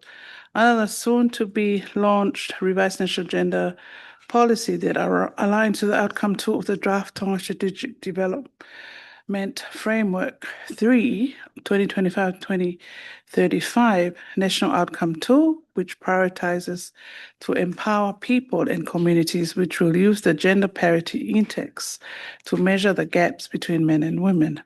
Further, actions to be implemented under the revised gender policy will include gender impact assessments for legislation, strategies, and corporate plans, ensuring no law leaves anyone behind. The establishment of a national gender data hub by the Ministry of Internal Affairs to generate the evidence needed for inclusive climate resilience policy making. Review of and amendments to existing laws to ensure they are gender and ability inclusive by the Attorney General's Office. Provide recommendations to Tonga's Legislative Assembly's Legislation Committee, Parliament Social Service Standing Committee, to scrutinize draft laws for discriminatory provisions embedding a gender lens in every statute from the start, and strengthening capacity across sectors through training of gender focal points and integrating gender equality into public service induction, including for judiciary, police, and social services staff. This is not just policy reform, it is justice in action. So by dismantling discriminatory structures and centering equity in every decision making, we are building a future where laws can protect everyone. I thank you, Madam Moderator. Thank you. Thank you so much, Representative from Tonga, for your remarks. I'm now going to go online, and this is Indonesia, our representative from the Ministry of Women's Empowerment and Child Protection, Mrs. Vidyanti. Over to you. You're online.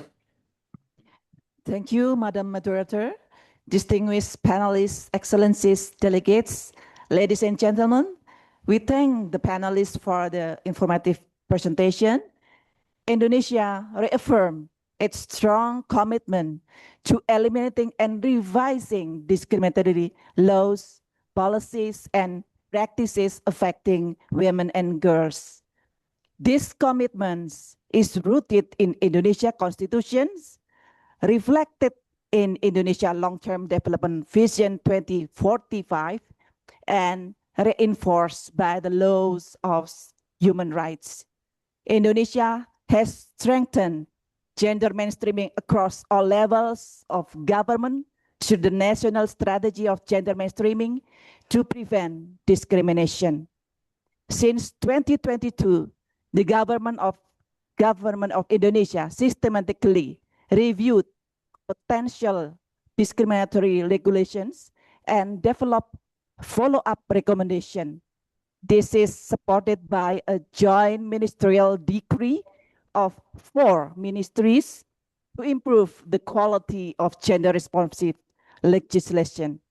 Indonesia is determined to eliminate harmful practices and discriminatory norms through the 2025 and 2029 National Medium-Term Development Plan, including by strengthening public education, data system, policy reform, and through advocacy and integrated institutional coordination. Recognizing that discrimination is often rooted in social norms, Indonesia promotes community-based norm change, capacity building for state officials, and women's participation in decision-making. Indonesia remains committed to sharing best practices and strengthening global partnership to fully eliminate discrimination against women and girls. I thank you. Thank you. Thank you so much, Madam Chairperson from Indonesia, for your very affirmative commitments towards realizing access justice for women and girls. We thank you again for your commitments. So now we go on site again, and we are going to request our Director General for International Affairs, for the Vice Presidency for Women's Affairs from the Islamic Republic of Iran to deliver your interventions. Over to you, and you're on site. In the name of God, esteemed Chair, it is an honor for me to be present today at this important regional meeting and strengthening institutional and legal framework for the effective realization of women's rights.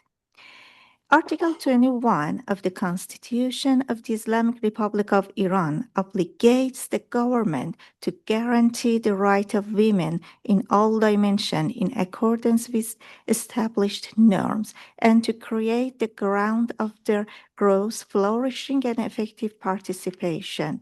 Based on this, the general policies of the 7th Development Plan emphasize the removal of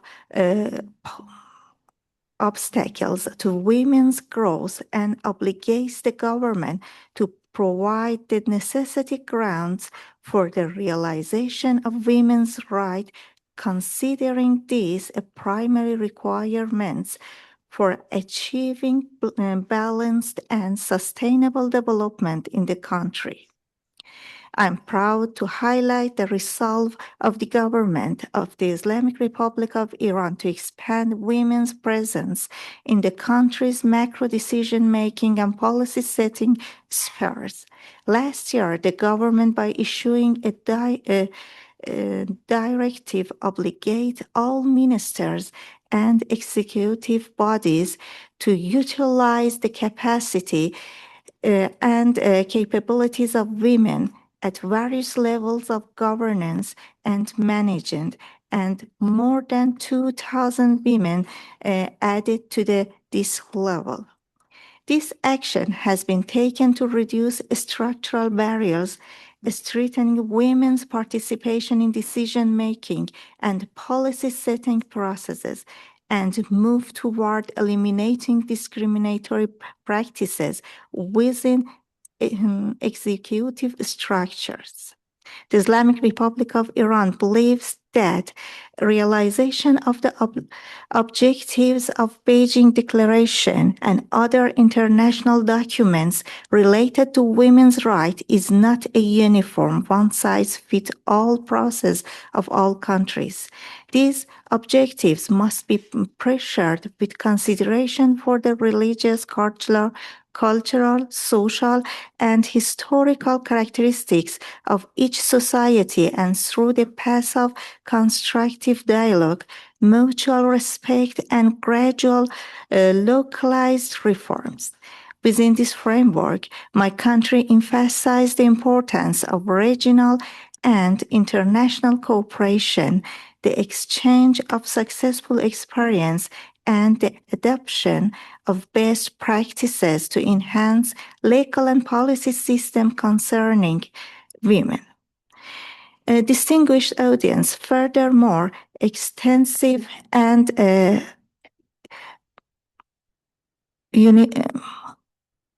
sanctions and direct military action and security tension resulting from foreign interventions and the incitement and support for terrorist acts and violence carried by certain actors, including the Israel regime and the United States of America, have imposed a significant financial, human, and psychological burden on the people of my country. This situation, especially for women who often bear multiple roles in the family and society, has had compounded consequences in the areas of mental health, livelihood security, and caregiving responsibilities.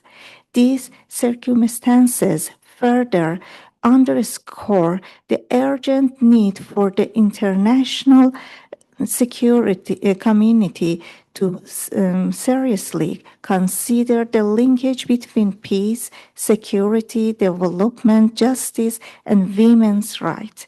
In conclusion, I emphasize that eliminating discrimination, amending laws and practices, and realizing justice for women is not possible in a vacuum.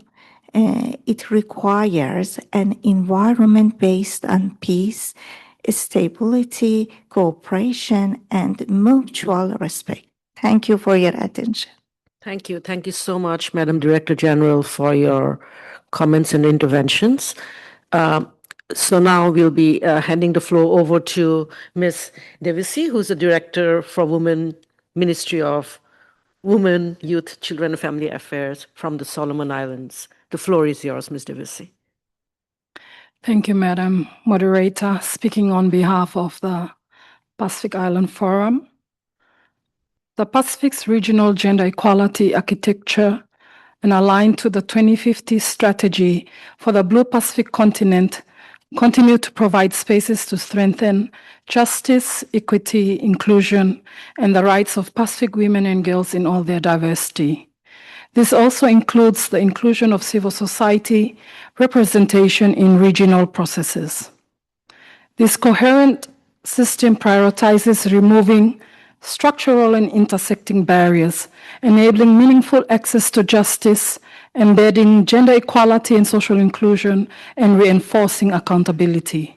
A people-centered justice based on lived experiences of our Pacific women and girls in all their diversity. Amid compounded discrimination driven by climate change, these frameworks do more than align with the CSW70 theme. They operationalize its priorities in a distinctly Pacific way. Grounded in whole-of-life, culturally informed, contextualized, and intergenerational approaches, Pacific countries are developing and implementing multi-sectoral GBV prevention and response efforts, such as the SafeNet system in my country, Solomon Islands, offering models that can be adopted and adapted by the global community. The Pacific has an established regional working group on domestic violence legislation, which continues to strengthen legislative responses across the region, including addressing technology-facilitated GBV and focusing more on action. The Regional Declaration on ICT, the Lagatoi Declaration, also provides a regional platform that mainstreams GESI approaches and ensure actions are protective, and responsive to negative impacts of technology on Pacific women and girls in all their diversity. The Pacific Regional Gender Equality Monitoring, Evaluation, Research and Learning Plan further reinforces this work by driving evidence-based monitoring, shared learning, and accountability across regional frameworks linked to the 2050 strategy.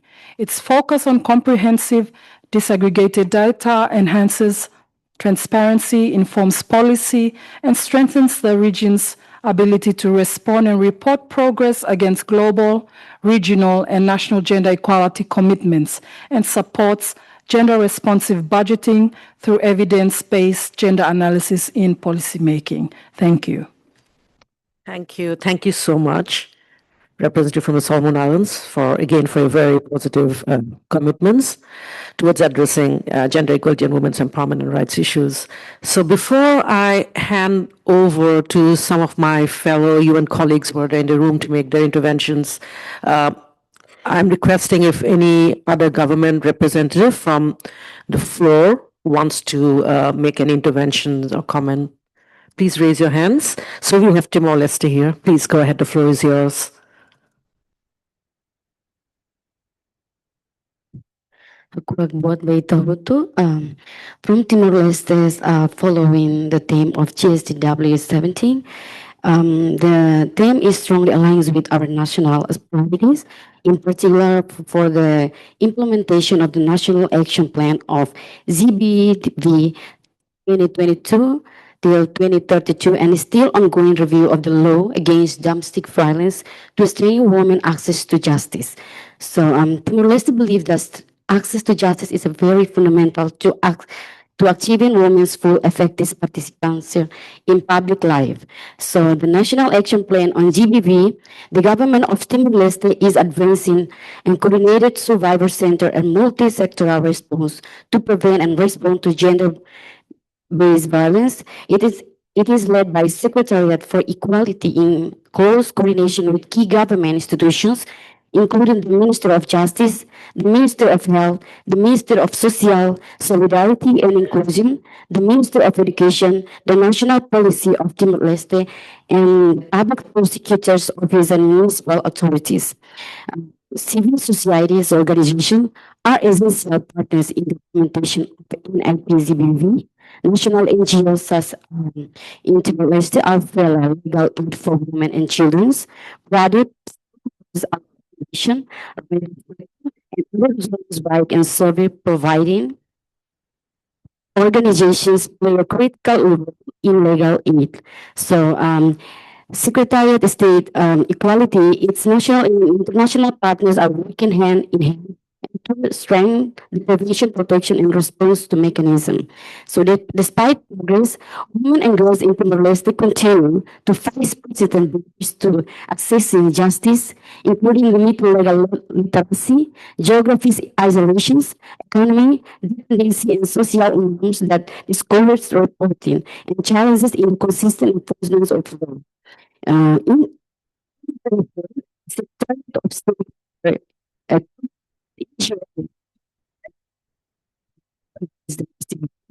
include cases as an important opportunities to strengthen legal protections, improving implementation, and ensuring that the law is fully responsive to the lived realistic and victims and survivors. So additionally,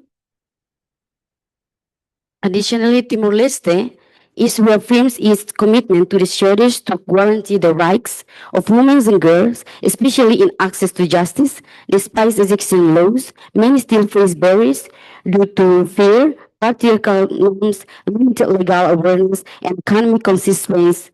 The government, through the Secretary of State for Equality, work with justice institutions and partner to promote legal educations. Timor-Leste is continuing to collaborate internationally to make schedule as a reality. Thank you. Thank you. Thank you so much, Representative from Timor-Leste. Do I see any more requests from the floor, from the government delegations who are present here right now or online as well?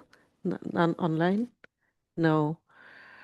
Then thank you so much to all the government delegations for your very positive reaffirming commitments in relation to women and girls' access to justice, especially in the areas relating, for example, climate change, technology-facilitated gender-based violence, women's access to health, as well as to addressing discriminatory gender, harmful gender and social norms. We really thank you again for your commitments.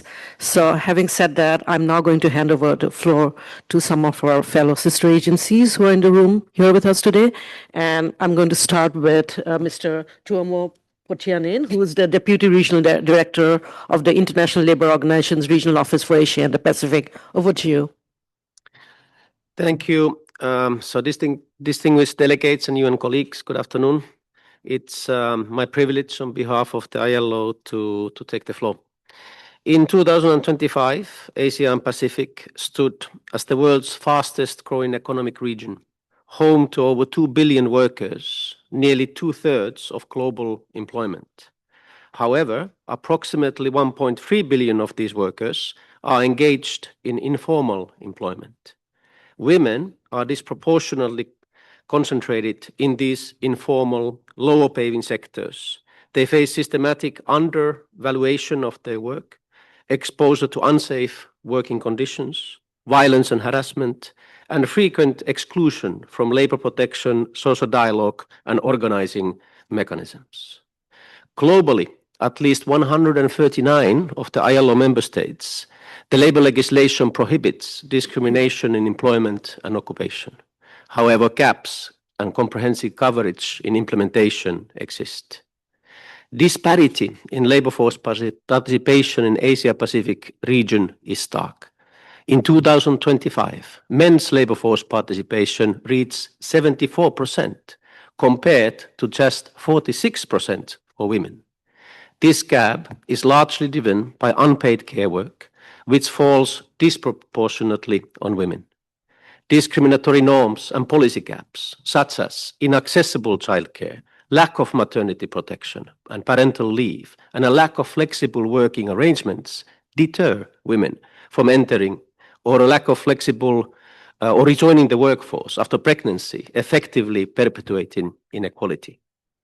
Discrimination in the world of work manifests through laws and practices in many ways, including laws that limit women's work, discrepancies in legal retirement ages between men and women, lack of comprehensive maternity-related benefits and family-friendly childcare policies, gender wage disparity in 25. Global women's income was 52% for every dollar earned by men. In Asia and the Pacific, while the ratio improved from 36 cents in 2004 to 45 cents in 2025, the gender wage gap is humongous. This is half of what men earn. Most ILO member countries in the region have ratified fundamental ILO conventions, including the Equal Remuneration Convention 100 and the Discrimination in Employment and Occupation Convention 111. But gaps remain between the internal commitment and national implementation. While constitutional provisions for equality are common, many nations still lack explicit legal guarantees for equal pay, safe working conditions, and freedom of associations. The ILO supervisory mechanism emphasizes that achieving equality starts with removing restrictions or limitations on access to employment, alongside other measures. And just in closing and highlighting some approaches that require attention. Strengthening legal protections is imperative. Family-friendly care policies are essential. Formalization of work needs attention, and targeted support in adopting special measures for women with disabilities, young women, and marginalized groups must be organized. And ratification. In order for there to be true legislative standards, it is important to align those with existing international labor standards. In closing, a transformative approach to gender equality needs to tackle the root causes of inequality and address unequal power relations. The ILO stands ready with its tripartite constituents and social partners to achieve these goals. Thank you. Thank you. Thank you so much, Mr. Potnian, for delivering remarks on behalf of ILO. So I'm going to now hand over the floor to our colleague from the United Nations High Commissioner for Refugees from the Regional Bureau for Asia and the Pacific, Ms. Aurora Lebuchard. The floor is yours. Excellencies, distinguished delegates, UNHCR welcomes the Commission's focus on inclusive justice system. For refugees, asylum seekers, and stateless persons, especially women and girls, justice often remains out of reach due to discriminatory laws, insecure status, lack of documentation, language barrier, stigma, and the fear of detention or refoulement. Meaningful access to justice requires the establishment of a fair national asylum and statelessness determination procedure. Gender-related persecution should be explicitly recognized in asylum law and practice. States must also prevent and reduce statelessness by establishing gender-equal nationality and civil registration laws, which are critical to enhance the protection of women and girls. Birth registration is essential in better protecting girls from child marriage, family separation, and human trafficking. Free or affordable legal aid, trained interpreters, and protection-sensitive services must be available whenever forcibly displaced and stateless women engage national justice system. Forcibly displaced and stateless women's groups should be capacitated and supported to ensure justice systems are accountable and effectively meet the needs of their communities. Forcibly displaced and stateless women and girls must be able to safely approach police, courts, and hospitals without risk of violence, exploitation, arrest, detention, or refoulement. In this regard, UNHCR urges that mandatory reporting of undocumented individuals should be abolished. Justice actors must be trained in gender, child, and protection-sensitive approaches, including on the right of forcibly displaced and stateless people. Forcibly displaced and stateless women and girls often encounter structural limitation in their access to justice beyond the limitations faced by others, due to constraints arising from their legal status, which is often precarious in certainty and durability. Their standing before the law and treatment by law enforcement and judicial entities, as well as heightened vulnerabilities and needs. UNHCR encourages the Commission to acknowledge the particular challenges faced by specific groups of women and girls, including refugees, asylum seekers, and stateless persons, in the formulation of recommendations to promote equal access to justice. Thank you. Thank you. Thank you so much, Aura, for delivering the remarks on behalf of UNHCR. Are there any sister agencies who want to take the floor at this point? Online now as well. If not, then we are going to move over to our last segment of interventions. We are going to hear from our civil society groups, international NGOs on site, here in person as well as online. Having said that, I'm first going to hand over to my colleague Helen Nolan from UN Women, who's actually going to be delivering the joint. I'm sorry. I'm going to hand over the floor to Uzma Yaqub, who's the Executive Director, Forum for Dignity Initiatives, who is going to deliver the joint CSO statement on behalf of all the CSOs. The floor is yours. Thank you, Madam. Excellencies, distinguished speakers, honorable members and delegates, colleagues and friends from Asia and the Pacific. Thank you for the opportunity to amplify the views of Asia-Pacific women's rights organizations, feminist groups and social movements. Across Asia and the Pacific, women and girls, particularly those from marginalized communities, face significant obstacles in accessing justice. Discriminatory legal frameworks, weak enforcement, limited legal literacy and intersecting forms of discrimination based on gender, disability, ethnicity, health, and migration status above. Those with multiple barriers face compounded injustice. Despite the existence of normative frameworks, CEDAW, the Beijing Platform for Action, the International Conference on Population and Development, and the 2030 Agenda for Sustainable Development, women continue to face deep inequalities and violations of their rights, including sexual and reproductive rights. Member states must be held accountable for the fulfillment of their commitments. Access to justice is about structural transformation. Just having problem with my... Just a minute. Okay. I apologize. Legal reform is essential, but changing laws is not enough. Women still face violence, exclusion, and economic dependency. The gap between law and lived experiences widen the divide between existence of legal rights and the reality of accessing them.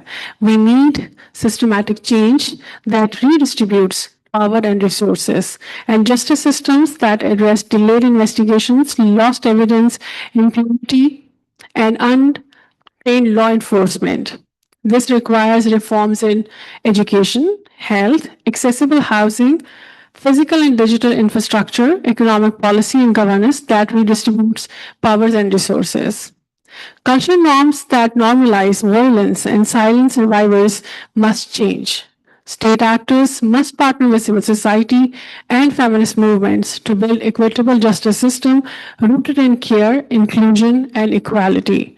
We need systems that recognize the intersectional challenges faced by women. We need accessible, affordable, non-discriminatory system backed by political will. We need development justice for women in all diversity. I thank you. Thank you. Thank you so much.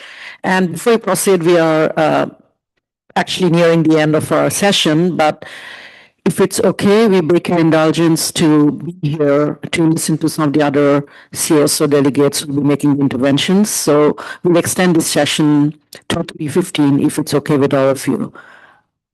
Yes, to 3:15. So having said that, I'm now going to hand over the floor to Rosena Flemmer Caldera, who's the Executive Director of Equal Ground from Sri Lanka. The floor is yours, Rosanna. Thank you very much, Madam Moderator. Sections 365 and 365A of the Penal Code of Sri Lanka continue to criminalize consensual same-sex relations between women, despite the Supreme Court affirming in 2023 that decriminalization is constitutional.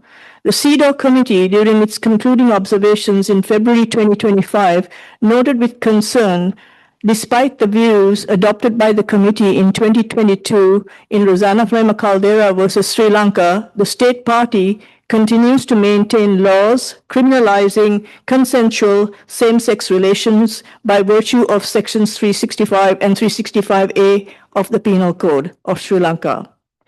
There are no legal or policy measures to protect lesbian, bisexual, transgender, queer women from gender-based violence and discrimination, or to address deep-rooted prejudices against them.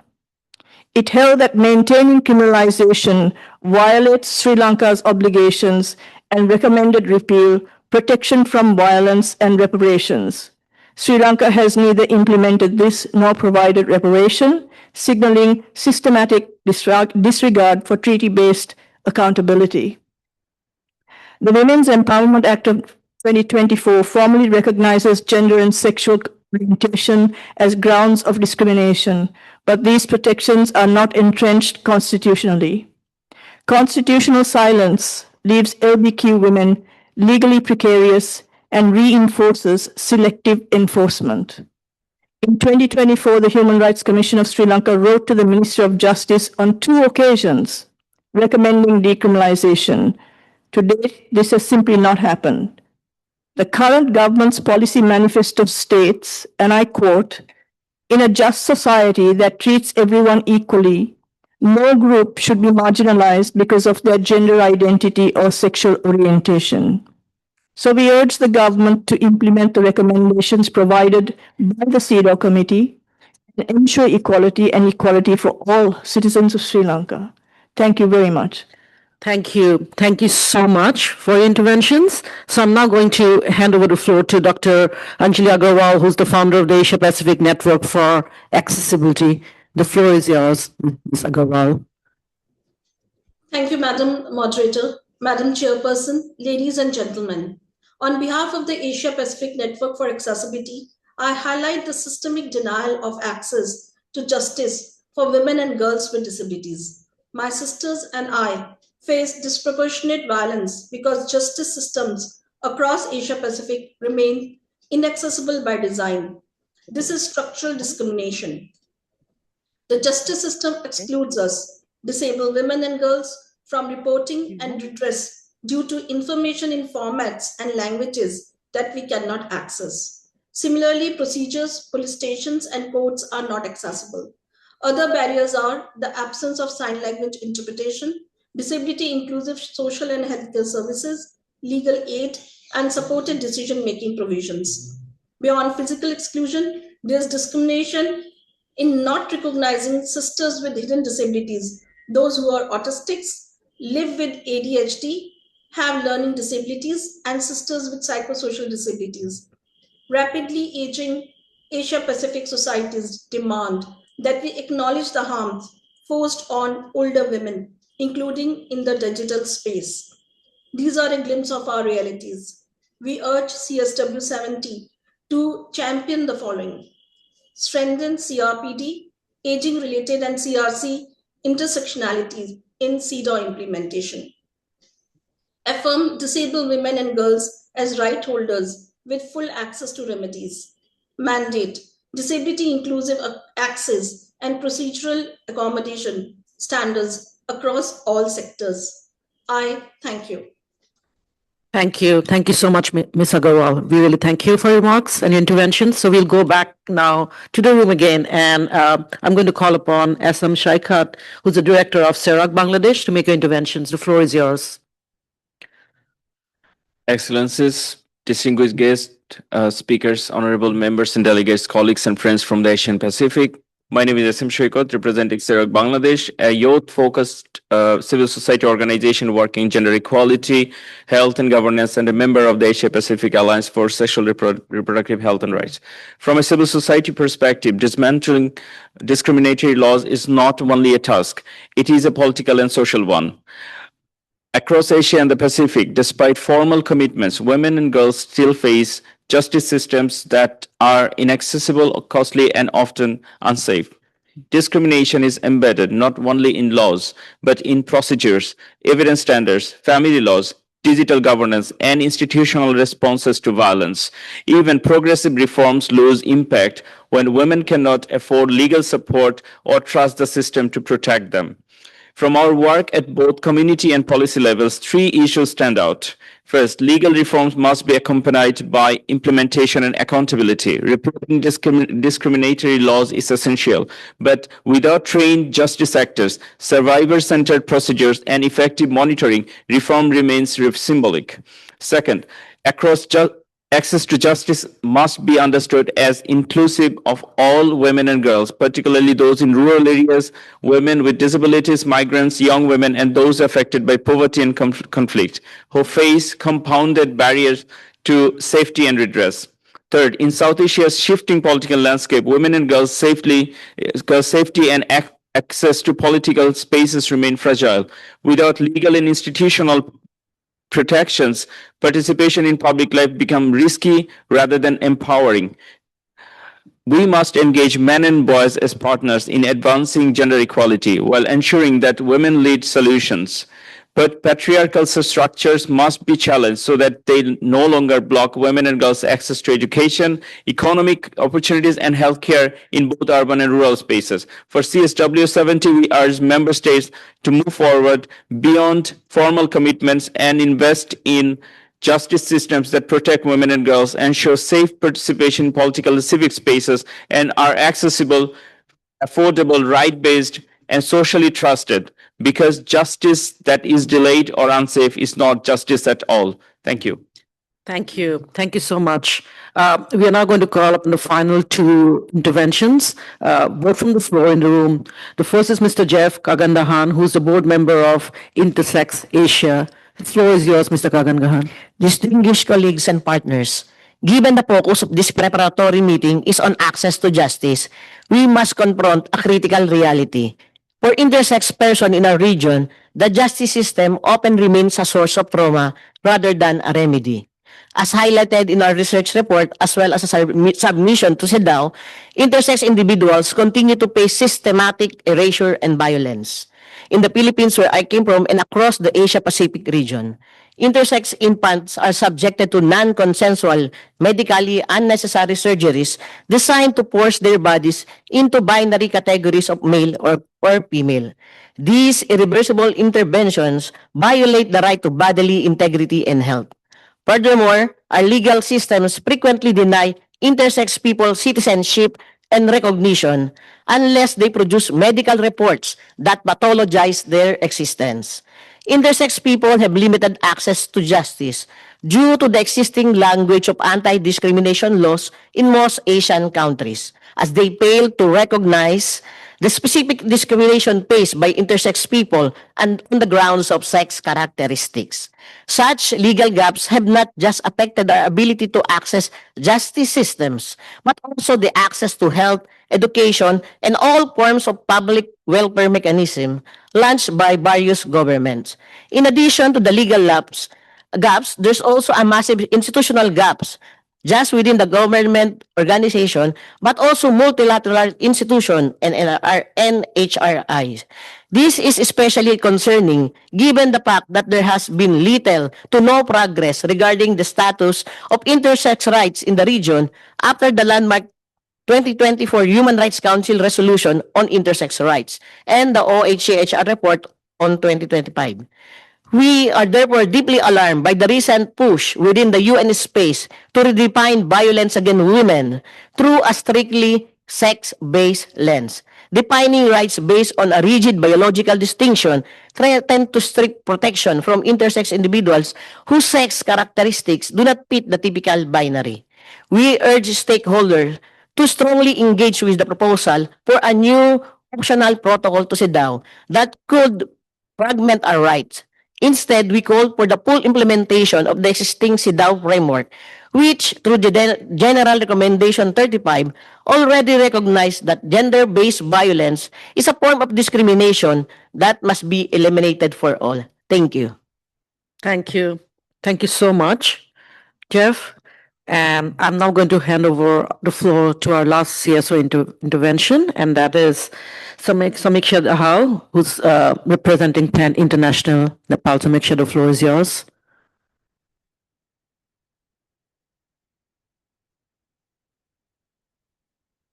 Are you?